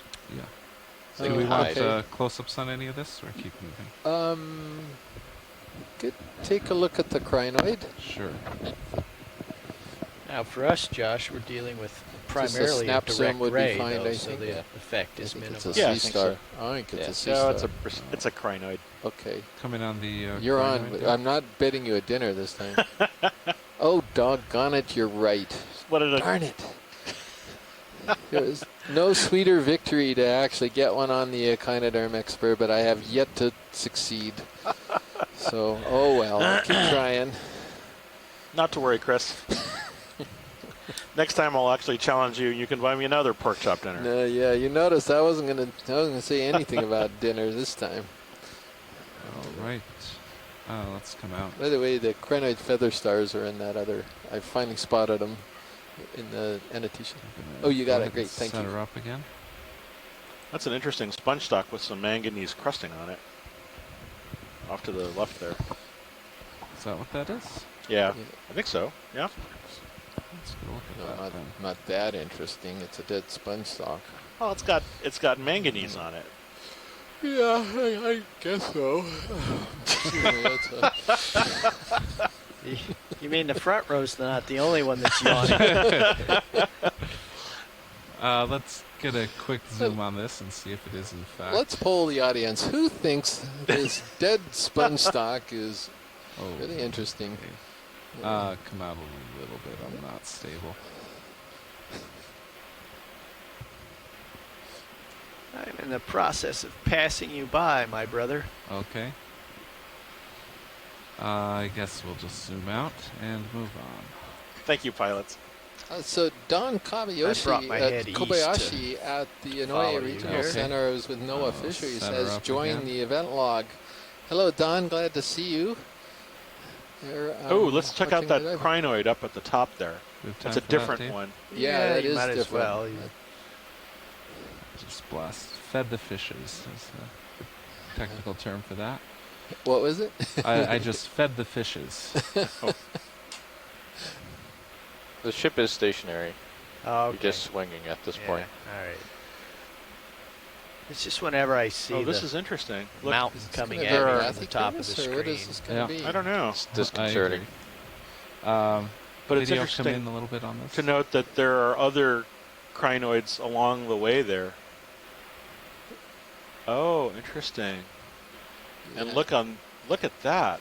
So what's really cool is he just whooped me on the sea lily or unstocked crinoid, which I thought could be a sea star, and now we're looking at a stocked crinoid, which is called a sea lily, right? Yes.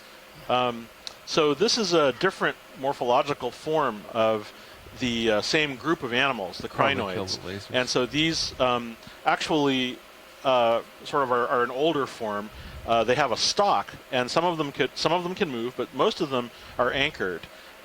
This one's really interesting because the stalks, which are usually clean, actually have animals that are living on them, and in this case, it looks like they're hydroids. Stalk. So, wow, yeah, it's just infested with them. As a general rule, stocked crinoids live in the deep sea, and they're rarely encountered. They don't occur in shallow water, or if they do, they're at the deeper end of shallow water. And so a lot of my colleagues who study them have very few specimens to work with. And I'm told that often it's not unusual for them, for every new specimen that they encounter, to find a new species. Have we collected our quota today? We've got 2. We can go as many as 3. Shall we pull the event log? What do you folks think about Dave, this how's it looking? as a possibility? We have about an hour left in the dial. Bridge, RV nav. Yeah, let's check to see whether it's even possible. I'd like to request a ship move. I think there's going to be a ship move. Do 15 meters. If not, that's fine. We can get another one. No, actually, delay that. Stand by. We were considering moving back in case you were interested in this. I see. So I don't see any of the filaments on the arm, so it's probably not Naumacrinus. So then Bathycrinus. Let's also get a shot of the base. That ship move at the moment, Bridge. Yeah, let's. Sorry, you wanted the base? Oh yes, I'm sorry. Please, if you could take a zoom on the base, that's also something that's important for people who study these. So is this what we think we're looking at? Yeah, copy that. You're clear to rotate. I don't know. It certainly got a whole lot of stuff growing on the. Yeah, we've got. I mean, even these things. Okay, so it might be. I think you're going to move, Dave. Yeah. Well, no, the ship's going to change its heading. heading. This is shallow, and it's got the filaments on the. Come on out, video. We need to move. Yeah. It's getting a little close for Cerios here. Yeah, I'm looking why don't we skip way this for back now? at you. Let's we can skip this for now, and then we'll come back for it. Head I up think we the have some good hill, imagery, bring my head and back north. we can negotiate what. Just shoot what we've straight seen up the before. hill. Okay, I Thank was you. going to center up as well, but I'll just go straight up. Centering up on me is I'm looking over my shoulder at you, so just get up the hill.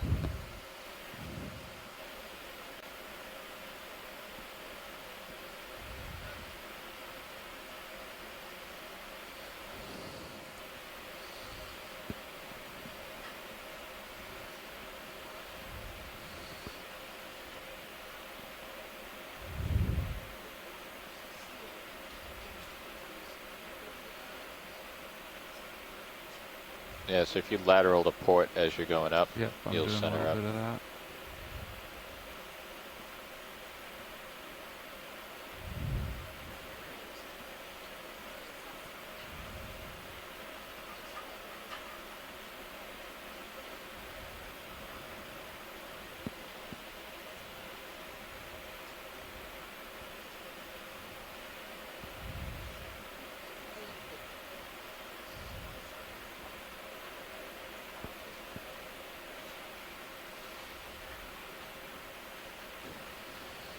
So that away is what you're looking for.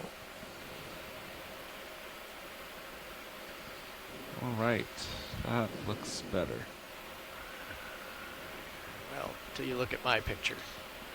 Oh, So just I'm to give you an also idea, you're going to hear a little more chatter in the background from us, I think, in the back row here, because we're not only are those of you on shore annotating in C-Scribe, but we're also trying to help on real time on the ship to try to get And a I'm really still looking complete at set of annotations 60 for down, everybody's so reference.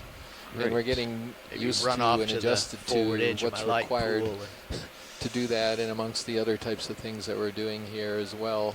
And Nicolette next to me on the left is really helping out as well as you are on shore, because she's just showing me all the people that are annotating in there, so we really appreciate it. Thank you, Bridge.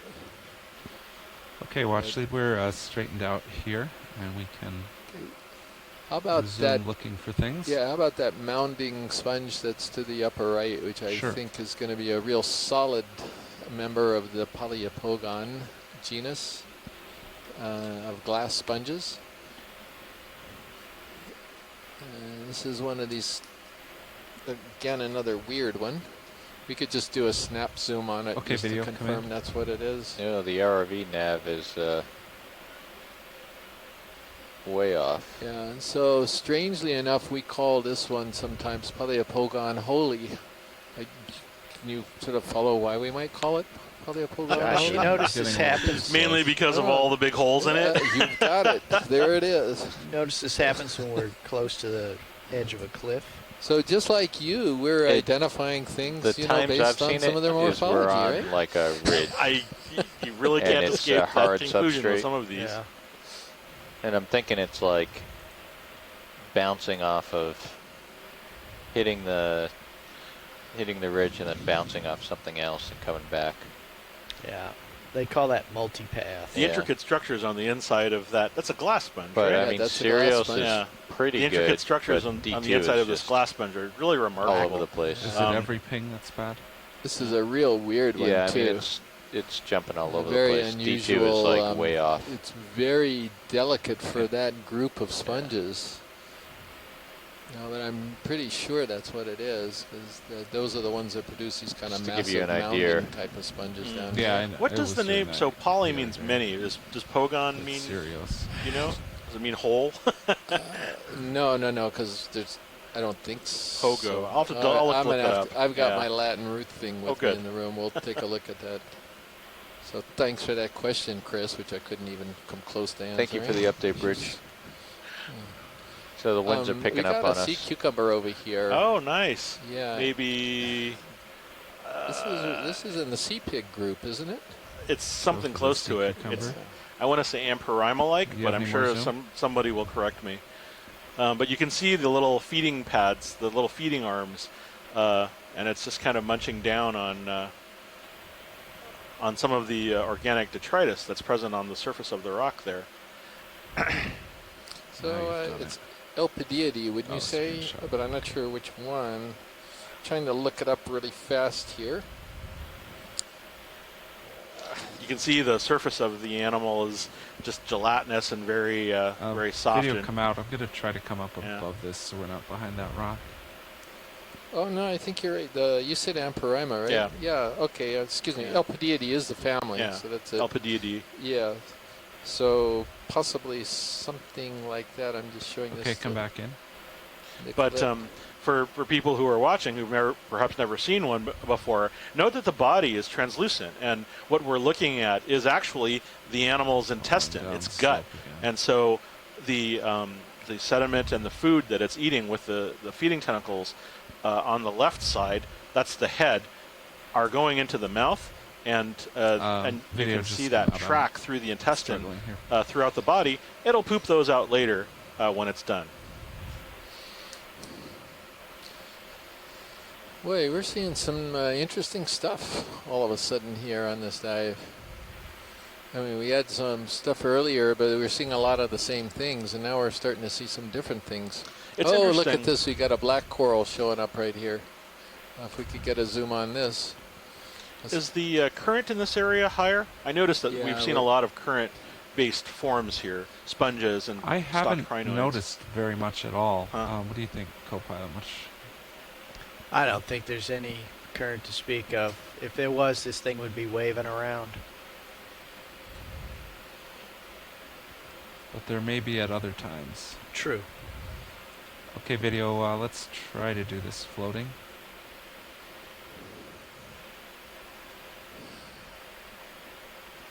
Okay, I'm not gonna... This is definitely a black coral, an Antipitherian.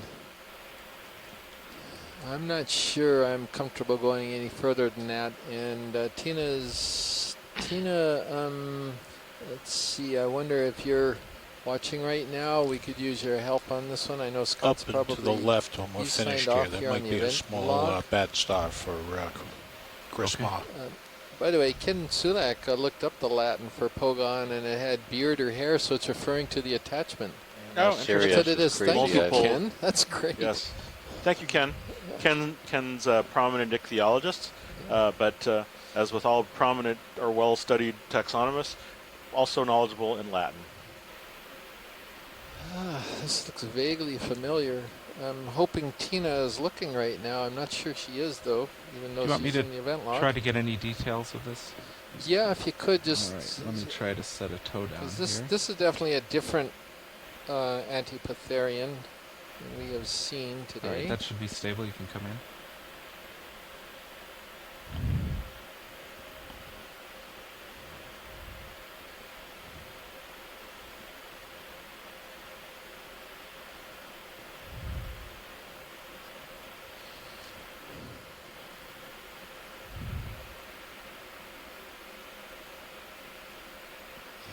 That's an amazing shot. So for those of us who are, for those of you who are just tuning in, this is an Antipitherian. This is what's called a black coral. It doesn't appear immediately dark, and the reason for the name is that when you have the tissue removed, the skeleton underneath a lot of the tissue is actually black. I believe it's composed of chitin. Forms very interesting patterns under scanning electron microscope. So Tim Schenk from Woods Hole Oceanographic Institution asks if there are any associates. We're looking very closely, but I don't know that I see any right away. Let's scan down. I think this is possibly a Trisopathes, but I don't know. We've got one that's a question mark Trisopathes in the guide right now, the new version, which will come out shortly. I think that's about as good as we can go, a questionable Trisopathes, possibly in the family Cladopathidae.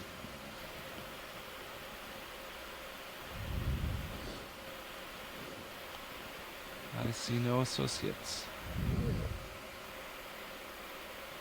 So now that's an informative view right there, because you can see those little branches on the opposite side, which will help Tina and Scott come up with the correct ID for this. So yeah, thank you, pilot. Whenever video's ready. All right, video. We have a swimming cucumber. Ooh. Oh, where was that? I don't know if I can get that. I'll try.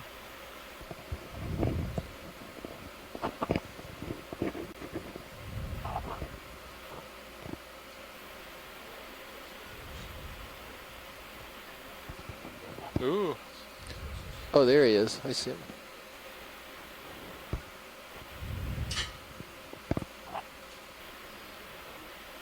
Was that the same Amperama we were just looking at? It might be the same individual. Yeah. Yes. Came from that direction. Thank you. I'll zoom on this swimming. So for those of you who are just tuning in, this is a sea cucumber, the same kind of animal that you might be familiar with on the surface as kind of a big worm-like echinoderm.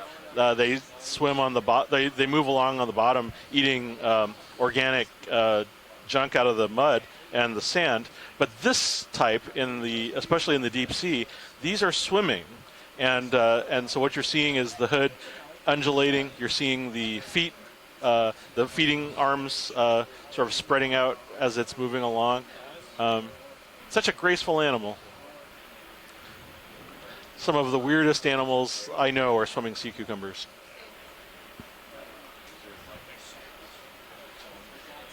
And it's very nicely shot against this basalt background, so thank you.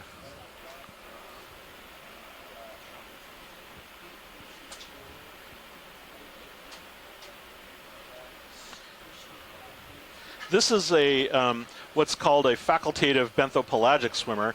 That is to say that this is a kind of sea cucumber which lives partly on the bottom, but every once in a while it swims to relocate itself to find better food. Sometimes they will sort of land and feed for a while, and then they'll sort of drop their load. They'll deposit some poop as they begin swimming up into the water column, so they can find a new place to find food. A little chuckling there on your description. Apologize. Okay, moving on. I'm talking about the defecation coming from the intestine. I'm aware of it. But they don't swim, they're not pelagic, they don't swim in the water column perpetually. That is something that we've seen before in another kind of sea cucumber called Pelagiotheria, which is one of the only sea cucumbers that swims in the water column as a primary means of living. These do a little bit of both. So we're having a bit of a pilot change out here. That's why we're paused for a moment. That was a good opportunity there to take care of this, and then we'll be on the move momentarily. I'm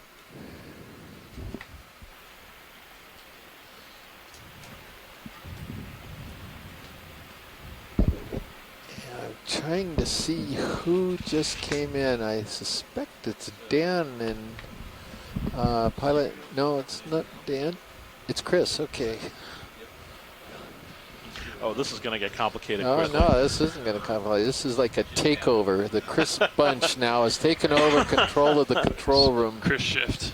That's right. Yeah.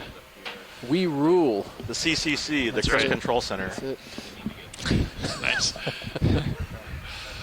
I've got Don, I think, in the co-pilot position, if I'm not mistaken. And Josh is still there as the nav position. Sean, he's debriefing. I got briefing Sean Kennison. He'll be in How shortly. did Sean kneel down that small where I didn't even see him back there? I mean, the guy's huge. He's big, muscular guy. He's nimble. He's nimble. Wow. Okay, we've got a sponge here that would be worth taking a look at, I think, because it's the first one of these that we've seen all day. Copy that, the white? Yeah, the white one. Thank you, Chris. Sure. We're going to need to get a little ship move in if we want to get there. Yeah, you want a ship move? Sure. Sirius has a good head for that. We were moving just due north. Do you want to keep going that way? It looks... I'd say maybe 010. 010, copy. Do you want to move 20 meters, or would you like more?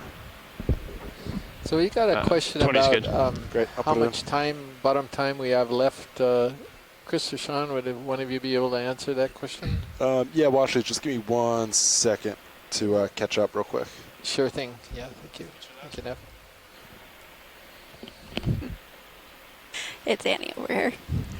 Oh. Oh. Oh, he's back there. Tim Schenk, who's watching right now. And I'm just getting caught up on event logs. We were watching all the commotion there, I see.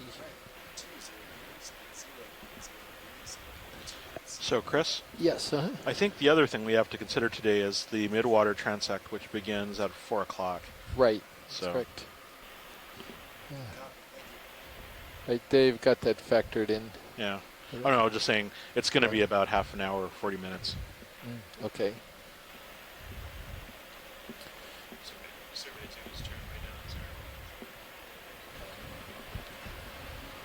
Oh, gotcha.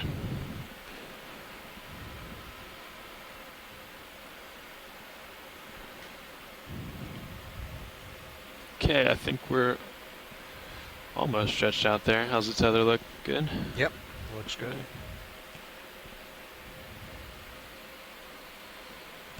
Yeah, I can introduce a new group. I think Chris covered most of it, but we've got Sean Kennison at Navigator, Chris Ritter piloting, Don Liberatore at co-pilot, and Annie White in video, and we all work for the Global Foundation for Ocean Exploration. And Roland Bryan is in the clipping chair, taking a back seat.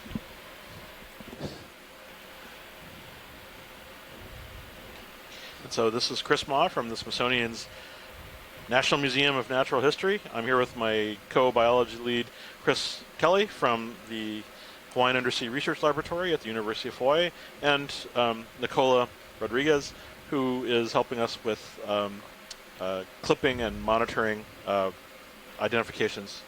Okay, video. We're, start to get a zoom in here. Seeing on species proceed. Actually, can we get a shot with the lasers on? Sure, go ahead, turn the lasers on. So this is yet another type of glass sponge. So we're seeing a nice little variety of these today. This is a hard sponge. We're good with that. In other words, it's got sort of a fused together skeleton here. It's in the family Uncinetaridae, I'm pretty sure. And I believe it's in the genus Tritopleura. And those of you who followed the Okeanos expeditions, we've come across these fairly regularly just about everywhere we've gone at these depths. So there's a number of undescribed species in this genus. This is a little different than some of the ones, well, it's definitely different than the one we saw yesterday. So I'm just going to go to Tritopleura on this one. So the two red dots that you're seeing are laser beams that give us a sense of scale for how large what we're looking at is. They're separated by 10 centimeters. So when you consider that relative to the size of the sponge, one realizes that this is quite a big sponge. Let's come up on this lobe here. We used to call these leaf sponges because they kind of look like leaves sticking up out of the bottom. And they detach very easily. So really? Yeah, interesting. We found that out sort of accidentally from the submersible one year. When we kind of just wanted to take a little piece of it and kind of just grabbed a hold of it and had the whole colony in our claw. Do you want to do these little white bits on the? Are those snails? I don't know what they are. Yeah, let's do it. Let's do a zoom there. All right. Amphipods. That's full zoom. I'm pretty sure. I'll see if Tim is watching right now and he could confirm. Is that full, you said? Yeah, that's full. Copy. Les was sort of noting that we saw a bunch of these chrysogorges that were coming through too, sort of a little field of them. Roger, Nav, go ahead. Roger that, 30 minutes of bottle time, thank you. All right, video's clear whenever. Did you copy? We have about 30 minutes. Those of you on shore didn't hear that. We've got 30 minutes left. Sean, can you tell us about how far we are from our endpoint? Okay, let's come wide. All right. Video. Do you want to do a whole specimen? Just something like this is good. Okay. Lasers off? Sure.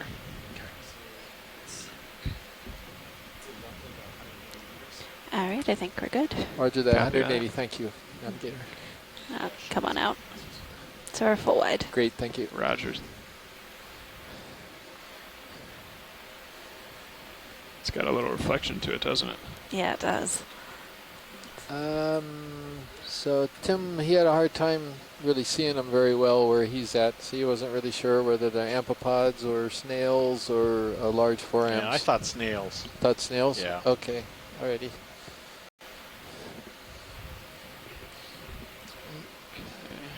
How far are we in that ship move? I just got word from Bridge, it just ended. Copy. So there was about 5 minutes of delay earlier today, so you might just start to feel it now. Okay, well, let's go ahead and get another one in. Copy. Do you want to keep moving in 20-meter steps? Ooh, I think we can do more than that. All right. 30 sounds good. 30 and keep 0, 10, 0.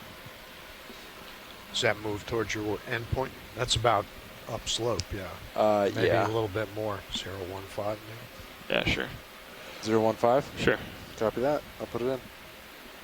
Just looking between my toes here.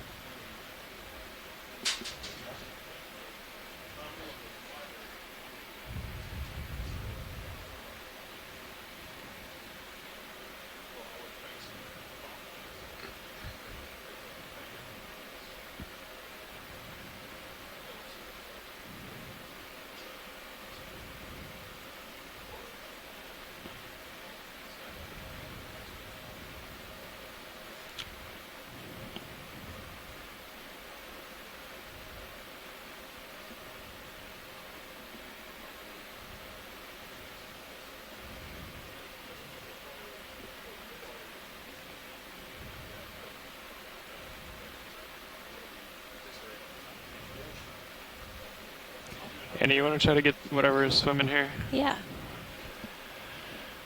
If it is something. Looks like it's something. Yeah. What's that? That could be a Ketognath, but I'm not sure. Maybe not. Oh, whoa! Oh, yeah, it is. This is an isopod. This is a relative of the little pill bugs you see in your Did you say keep pushing in? Yeah, if you yard. If you can, but, I'm just going to creep they have in really on it. bizarre adaptations. That's not quite full that, zoom. Okay, they let's give, just hold there it for gives now. them the ability to swim. These are really long legs that they're using. These are found in the midwater, in the sort of three-dimensional water space that occurs above the bottom of the ocean. It's delightful. You can see it using its other legs swimming upwards through the water column. But they look almost like spiders.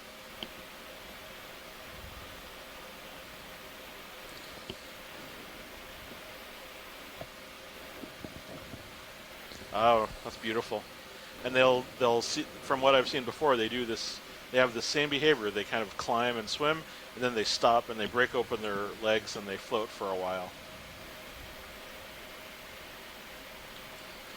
So I was close. I thought it was a Ketognath first. So Oh yeah, well it was a was small linear thing. Sort of joking. God, I was off on that one, wasn't I? Oh, I was Thank being goodness he nice. opened his arms up. No, you don't have to be nice to me. I haven't been nice to you. I tried to get you on the Sea Star. So no problem. All right, let's let that go. All right. Coming full wide. Okay, isopod. Thank you. And we're wide. Copy. Hard to track that guy. This is a hard game we play. Trying to ID stuff from video. It's can be very, very challenging, or is all the time. Is that something else, water column? Yeah, there is something there. Oh, Roland may have spoken the magic words. Possibly a jellyfish. Okay, go ahead from here. Just creep in here. Or It's a crinoid. Oh, that's interesting. Yeah, he's drifting. So this is a feather star. I had mentioned earlier that sometimes when they're provoked, they can launch themselves into the water and swim. Usually, That's though, a this is partial in zoom. response to Okay, some kind go of ahead and give some more. defense. But this one is just sort of hanging in the water Less column. mobile That's than kind of unusual. previous subject. Unless at some point it got motivated into the water by our actions, or perhaps those of a fish, or perhaps even those of their enemy, the sea urchin. Huh. That's pretty high. We're 2 meters up. So yeah. Oh. I mean, he's not settling out on the bottom either. He's just kind of hanging in the same. I mean, dare I say the words pelagic crinoid? I'm sure my colleagues will be horrified at my making unsubstantiated conclusions.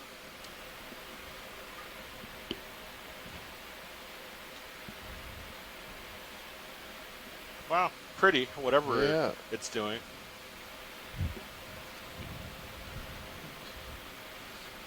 All right. Thank you. Yeah, thank you. That's way out there. We're full wide. Copy. It's coming back down now. Pretty low.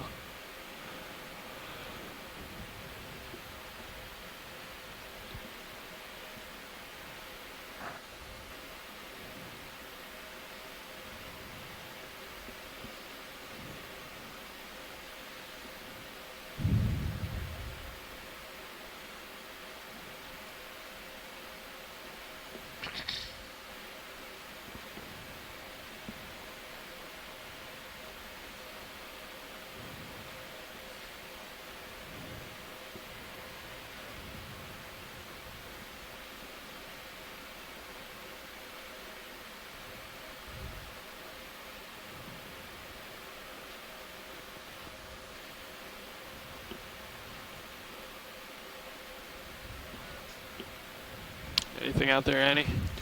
I think just the corals and sponges. Kind of hard to see if there's anything that we haven't already zoomed in on. Yeah.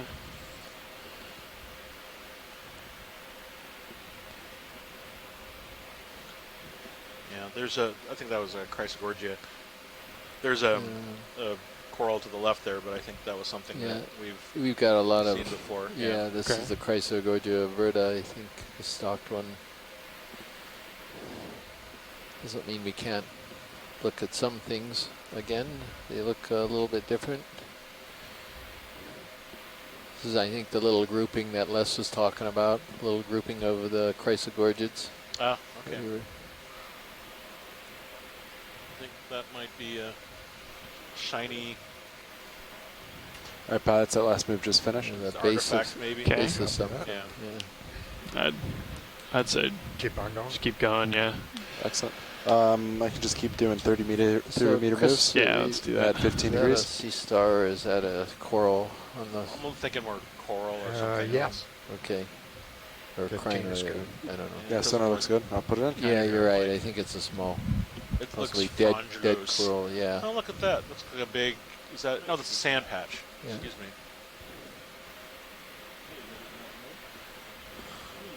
We're getting late in the afternoon IDs, I think. That's what happened. I think that's what.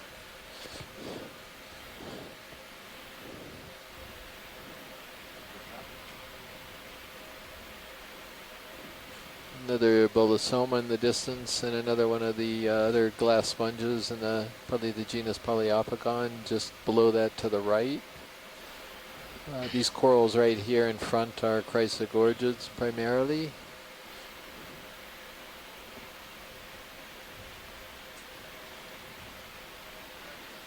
Oh, is that an Iridogorgia up there? Where is it? Where do you see it? Center there? No, that's another one of these Chrysogorgids. Oh, that's another Chrysogorgia. It's just a different orientation. Okay. There is the crinoid sitting on the top like a little crown. Maybe we could take a look at that. Sure.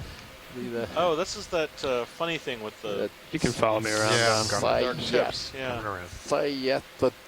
Metris something or other. Right, the Xenometrid. Yeah, the Xenometrid, but whatever. Chuck Messing's out there. We had a great easy name, Cerimetra, until you told us we were wrong. Now we got to memorize a much harder name. Wow, I love the way that just sort of, it's like a deep sea Christmas tree.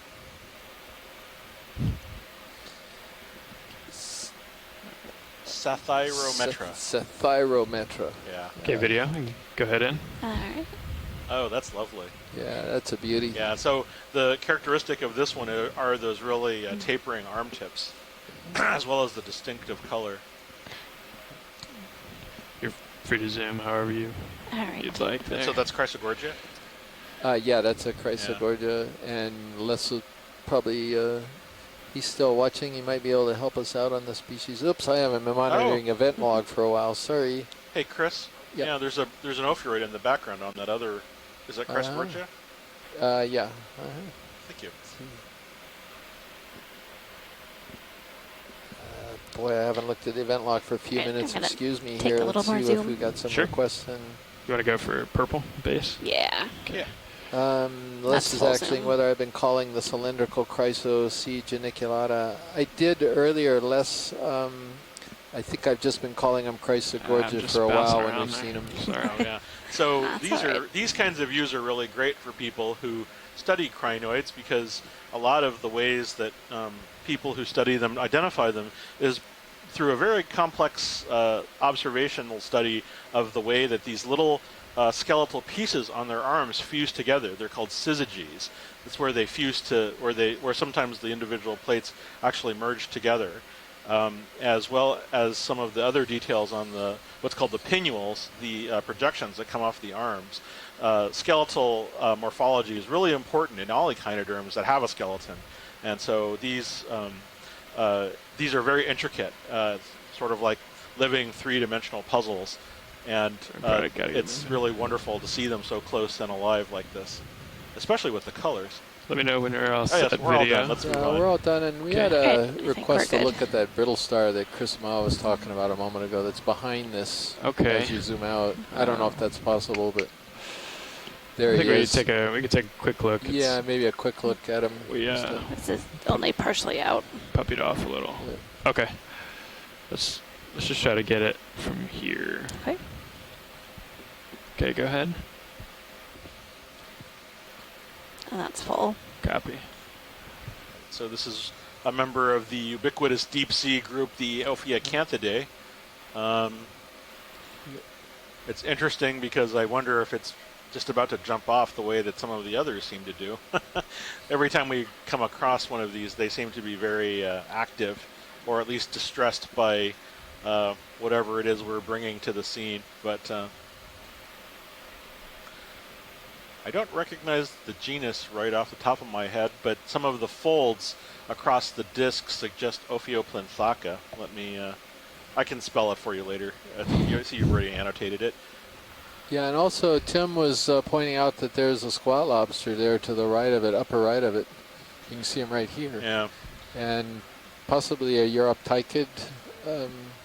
Europtychus, like a squat lobster of some kind. Yeah. And so we were talking earlier about how these different corals actually provide habitat for other animals, and it's frequent to encounter these with squat lobsters and with brittle stars living among the branches. All right.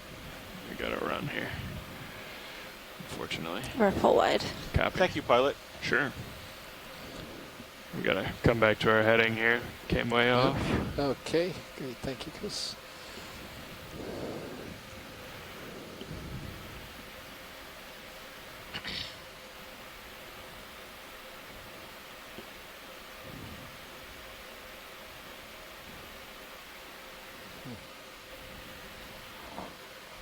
Let me know when you're back on heading there, Don. Yep.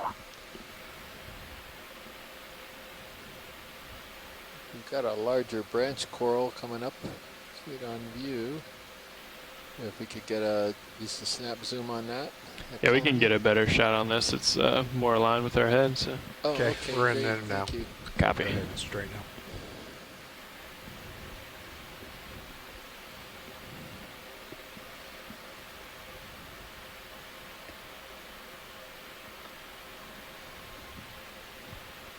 You'll find one of your evil beasts on it. It looks like one of these planar bamboos are coming up, and we often see sea stars, and there's something red on the... I don't know. I don't see any sea stars. It may have been a laser dot right at that moment. So what Chris is talking about is we frequently find these bamboo corals And I would often refer to these Looks bamboo like there's corals an as enemy or starfish food something because behind it to the right. there are several deep-sea goniasterid sea star species which prey on the tissue of these corals. This one, however, looks like the coral is mostly dead anyway, so there's a brittle star hanging on the tip there, but... okay, let's fill frame. All right. Can we get the lasers on? Sure, go ahead. Let me tilt up a little for you. All right, Les, you're on, buddy.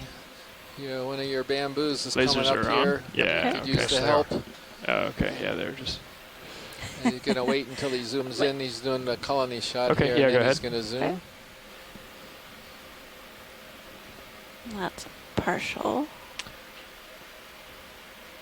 Okay. The branching is internodal, sort of. That's full. Kind of nodal, internodal-ish. Yeah. Well, and let's head up to the right part of it where the brittle star was. Well, let's see if we can ID the coral first, and then we'll get that brittle star. Let's give him a chance to look at the polyps here. There were some hydroids off to the left side as well.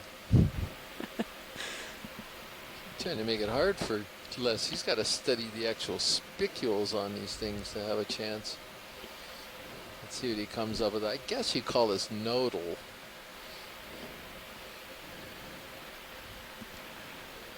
Ooh. So Les reports J-clade. J-clade, close to Jasonisis. Okay, great. Okay. Now let's go see what that other.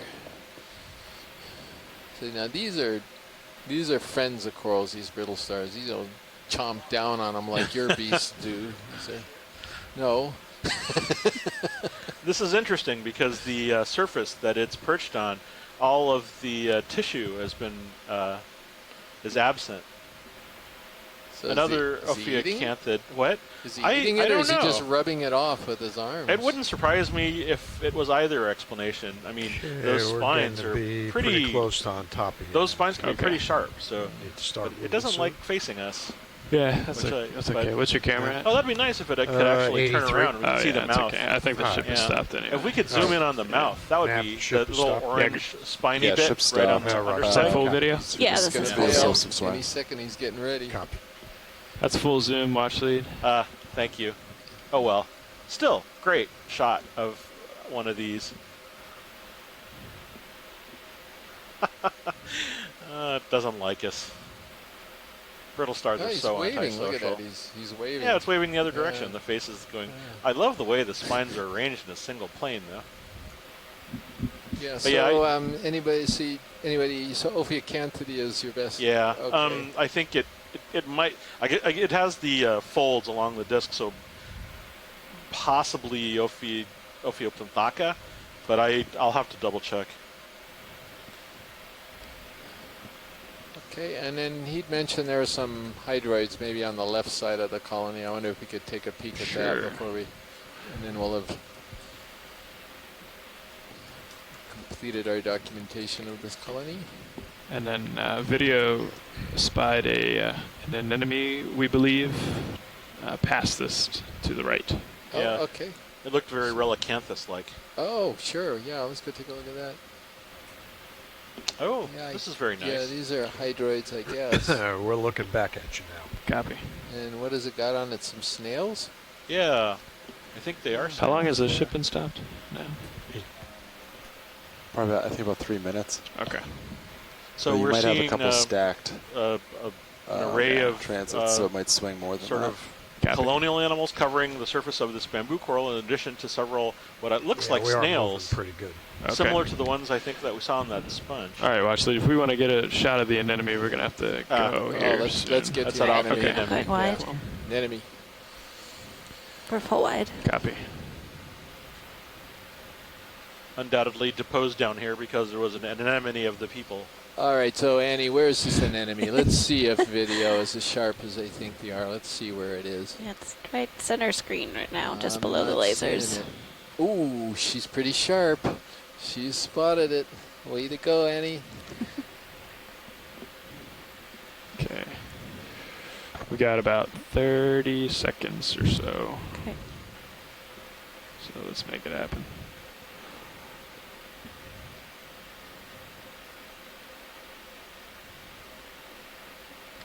Okay, go ahead and zoom. So is there any chance that we could consider collecting this? The reason I'm suggesting this is on the collection list. Just go ahead and back the ship up a This is a really weird Cerianthid that lacks a tube, and it lives on rocks. And this has been a curiosity for years. We don't know what it is, so this is not Relicanthus. If you actually look inside the mouth, you'll see the oral tentacles around there as well. I see it. But Pilot, did you just say we had only a few seconds left? Stand by, one watch lead. We're backing the ship up right now, so we'll have to, let's drop a target here.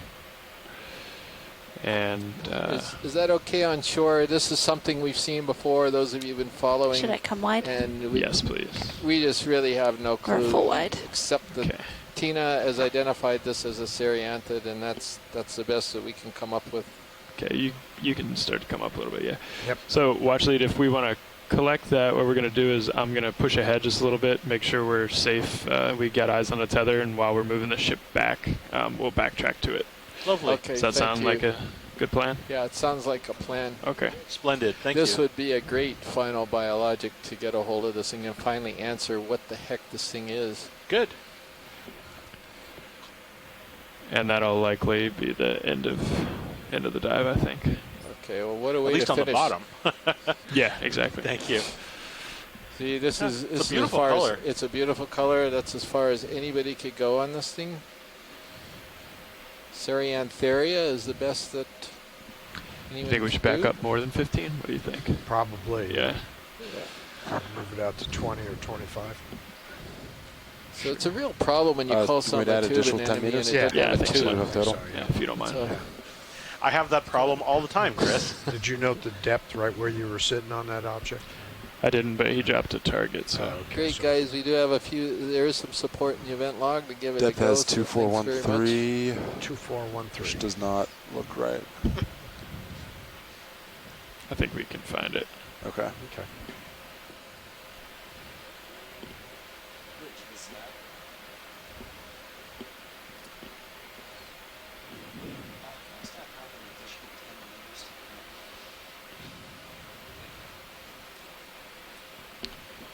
And from what they told me before, you got the starboard This box. thing go into Port side's formaldehyde? full. Starboard's got one open. Copy that. What do you Don't know normally whether it's the inner or preserve outer. So. Cerianthids? Well, is it the same it's as anemones? not or? unusual to take us. We would obviously get something for DNA on this Yeah, thing for to sure. take a clipping for DNA, but you in a lot of times the bodies go into something more like formalin. Okay, So in preparation for that collection, watch leads, how much of the animal are we talking? the whole thing, if we have any chance of identifying if Okay. that's possible. So closest to the rock that we can get? Yeah. Copy. Hopefully it'll pop right off the rock intact if we're lucky. Sure.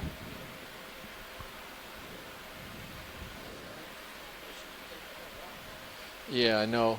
We got rocks for them. No, he's just saying that a lot of times you can get the animal in perfect condition if it's on a rock where you could grab the rock. But it's not going to happen this time, I don't think. I'll just throw this out to shoreside.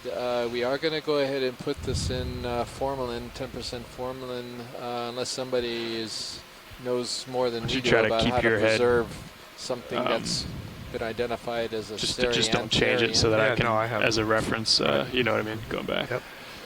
Know that anemones really need histological examination of the mesenteries in order to identify And we know it's them. in front of that other coral.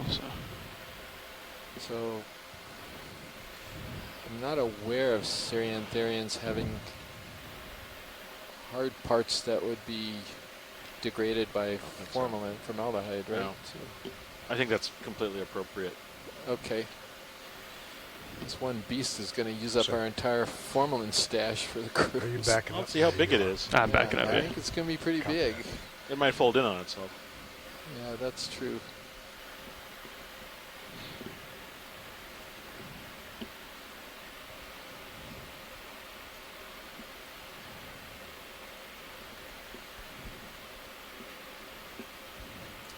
Interesting to see how it responds to when it's touched. You know, most Ceriantharians will retract into a tube, but this guy doesn't have anywhere to retract. It could still withdraw into itself, like a sea cucumber, or like a sea anemone would. I see.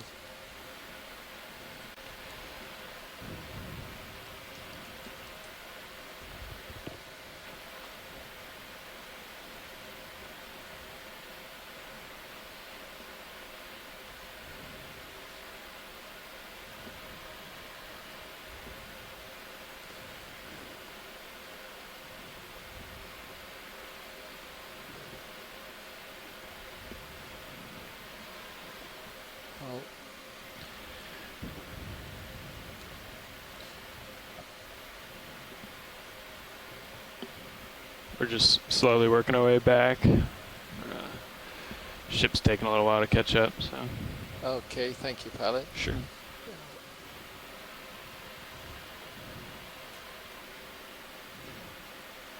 Yeah, it looks like ship's just about 25 meters back now. Over on the left. Okay.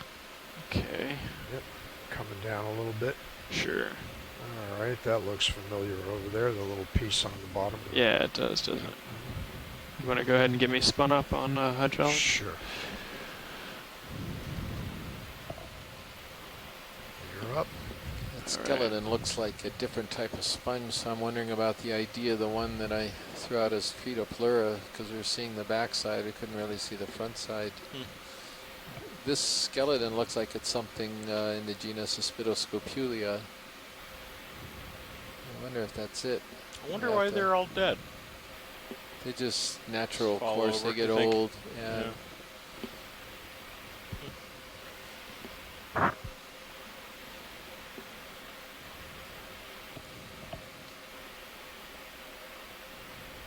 There he is. All right. Okay.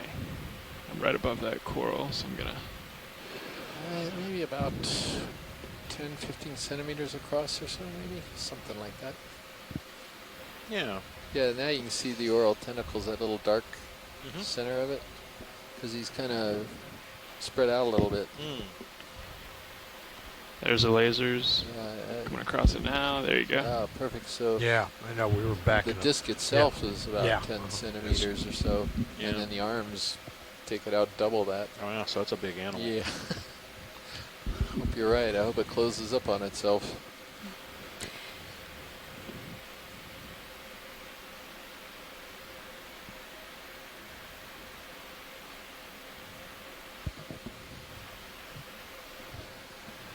Well, it does seem to be on a rocky substrate, so as you said, there's no tube. Go ahead.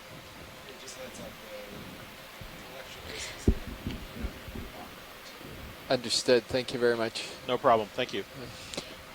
Pilot? Go ahead. We should probably get a close-up, because we didn't get one earlier. Copy.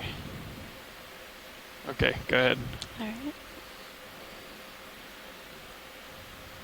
That's partial. Oh, terrific. Roger. Nice colony shot prior to the collection.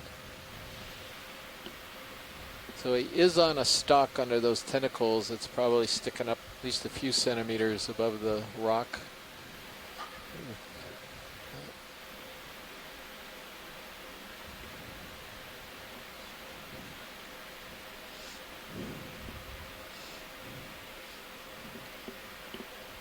Yeah, you go ahead. Zoom if you need to. Wow. Yeah.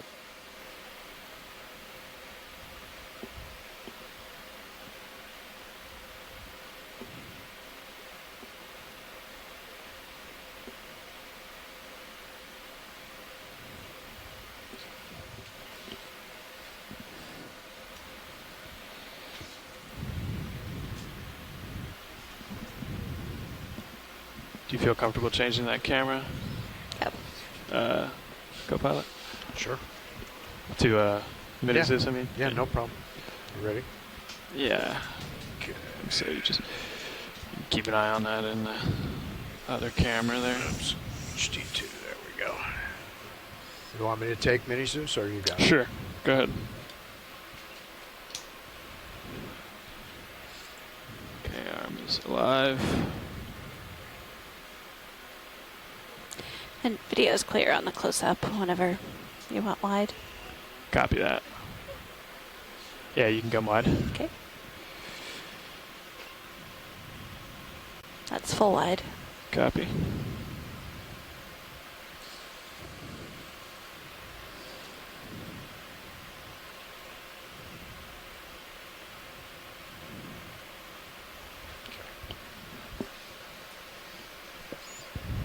Just a heads up, port box, bio box is full. Copy. Inner and outer, so you might have to go starboard with this. Yep. It's going to be the moment of truth. Roger that. But just to see how it responds.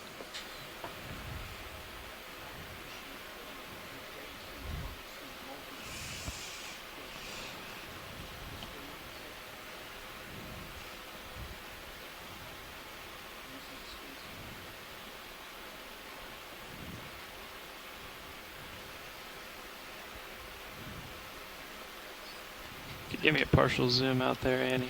Yep. You want more than that? No, that's good. Okay.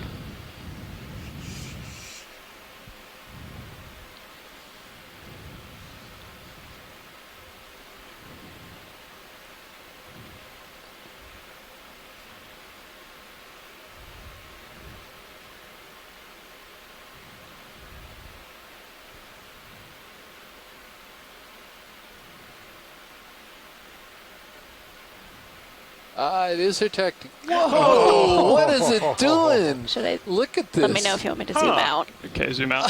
Keep zooming out. Well, that was unexpected. Or full wide. Yeah. Do you want me to try to still collect it? Yeah, absolutely.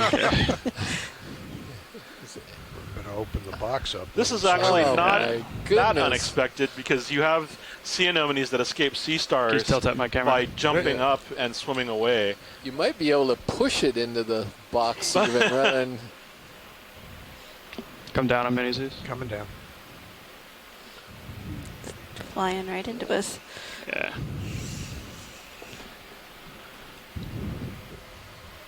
Well, where did it go there? It's straight back. Just it on seeing touch? that reaction is amazing, even if we can't. Huh. Wow. I would not have. Can you brighten up Minisus? Yeah, Any chance? I mean, I've seen other sea anemones do that before, but I guess I wasn't expecting it. That's weird. I see it. Wait, you think it's in the... It went Roland, under Zeus. how do I get... We have reactions from, well, that was a surprise, wow. If you just back up, it might come in the event log. back out. Jeez. Hey, pilots, it is That all the caught time everybody we have. off guard. Just to make the transects, you might have to go ahead. Watch, ladies, this is Nav. Roger, Nav, go ahead. Hey, yeah, it's time to come off bottom. So unfortunately, unless you want to take time out of transects, we're going to have to start to set up. It may have got stuck in the water Understand. train No, going let's up to the keep to the thrusters. schedule. I think next time we'll be prepared for that reaction, and Yes. we do see them. So Absolutely. that's fine. Thanks very much for trying, and thanks, Andy, for spotting that. Unless it's somehow attached itself to the ROV. All right, pilots. Yeah. You got it. Copy that. All right. Yeah, Thank we're you gonna, so we're much. gonna have to That's- skip collecting it, guys. I think that was a lesson in and of itself. Stow the arm. Yeah. Yeah, I hope that makes a highlights clip for this dive. Oh. That was extraordinary.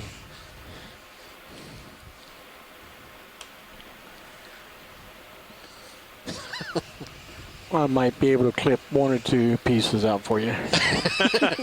Plus an Roland. appropriately amusing soundtrack. Okay. So Well, we saw a very effective escape mechanism there. Got away from a 10-ton Oh yeah. beast. Okay, hydraulics are off. Okay. Yeah, I didn't want to just squeeze it in half. Down, yeah. And I didn't know if. So no, that was fine. We'll have another shot at those. Yeah. We see at them the, every at the time. cruise. Yeah. So it may have gone underneath. So we're wrapping up here then, as far as the bottoms.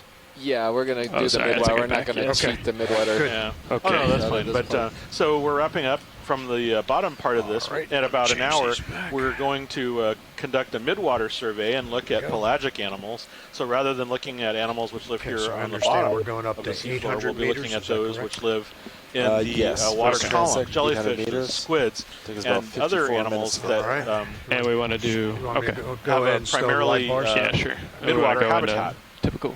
Today we saw a very amazing recovery up to 800 aspect of sea anemone behavior we wouldn't normally have seen. We saw lots of glass sponges. We saw sea cucumbers. We saw a number of very interesting corals. Collected some potentially new species. You start to come up just saw a some little bit very down. nice you do that so deep sea bottom fauna. This is Chris Ma from the Smithsonian's National Museum of Natural History, co-biology lead Chris Kelly at the University of Hawaii. I'll be back in a little while to help with the midwater transect, and we'll see you all in a little while then. Thank you. Yeah, thank you. And then what about the dive, post-dive, and planning? Kelly's coming in right now. Yep. Yeah, why don't we do that? Those of you who'd like to participate in the dive site planning, we're going to just get set up. Give us just a couple of minutes for Mashkor Malik to bring up the Fleeter Mouse display on feed 3, and we'll roll right into it. So, thank everybody for their participation today, whether you hang on or not, to the planning session. Starboard. Okay. And line up with the ship. Roger that. And then I'll just push out. All right.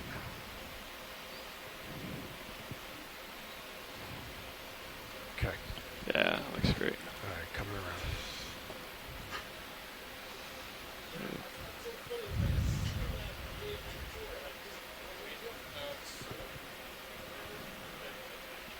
Okay. Pushing out. Okay.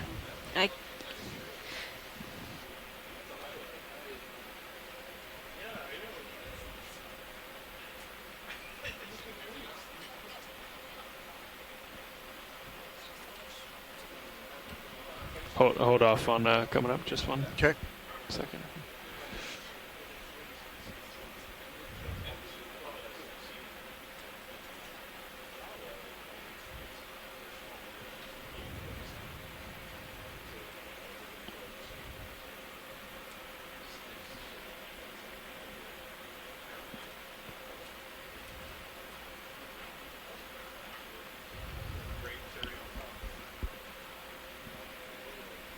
All right. All right.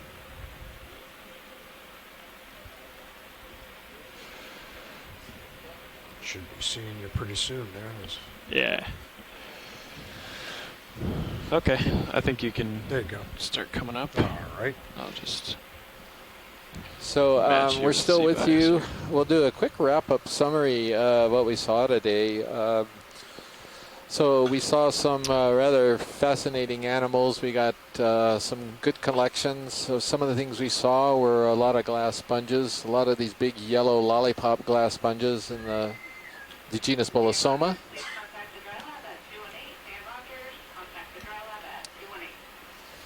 Also saw a few of the massive sponge Poliopogon. We saw a bunch of octocorals, chrysogorgids, bamboo corals. We're heading up at 30. Okay. Saw some crinoids. What else did we see here, Chris? Do you find if we just keep the ship still until transects, or do you want to right before transects to get into a steady state? Yeah, that's fine. It's fine with us. Yeah, I think. We started going at maybe like 1,000 meters or something. So you stream. Sure. Okay. Yeah. Is there any reason for that, or? I just don't see a reason to move forward unless I'm streaming, but I think we should stream fine. Yeah, we do want to take a serious auto head out, so if that starts to go either way, because of current or something, Okay. We can just start to bring it ahead. Yeah. We also got two rocks for the geologist, one of which I think is going to be very valuable. The other one, not really sure yet. It was a little bit flatter, but could be quite valuable as well. Mm-hmm. Yeah.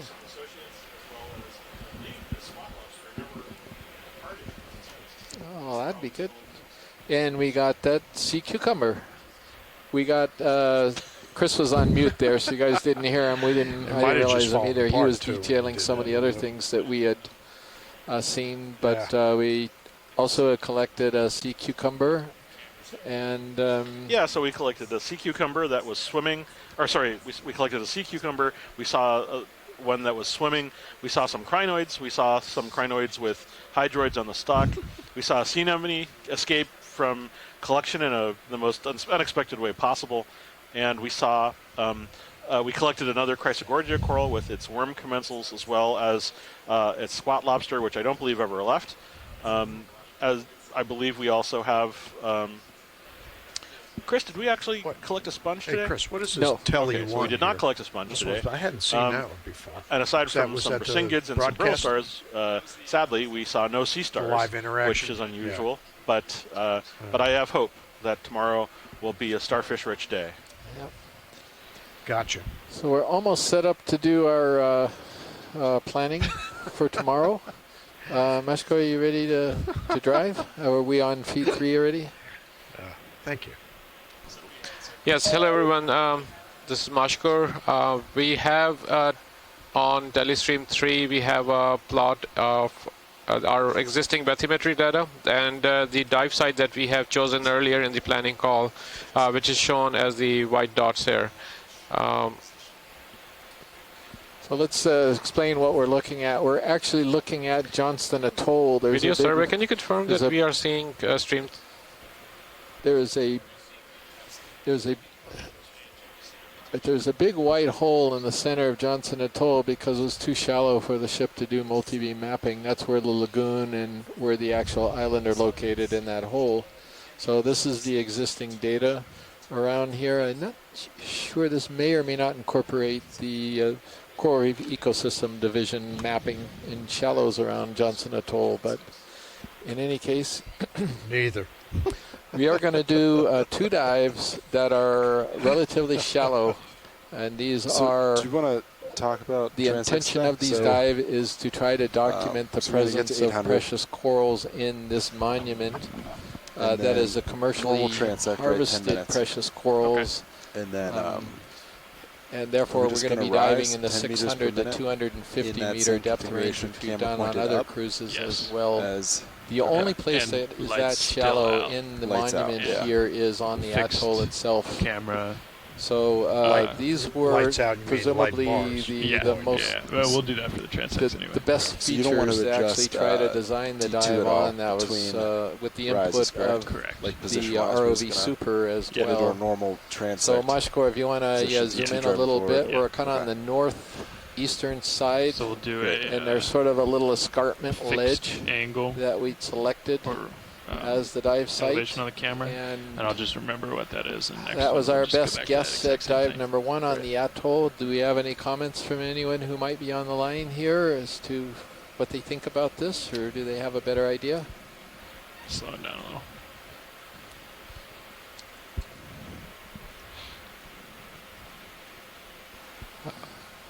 Hey Chris, this is Mashkur again. I do want to bring it up, we have shown this dive site to the bridge, and it's very close to being atoll. So they would like to go over it again, and Dan may have more details for us once he is online. Okay, great, thank you, Mashkur. I'm tuning in, Mashkur. Can you orient north up, please? We ought to ask somebody to go out there and listen to the flag block, see if that changed anything. Dan, is this catching you by surprise? I can't remember whether you were present when we were doing the sea sketch review of these sites earlier.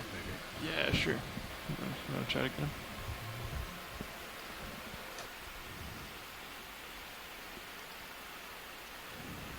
So Dan, it should be north-oriented now. RV workshop, co-pilot.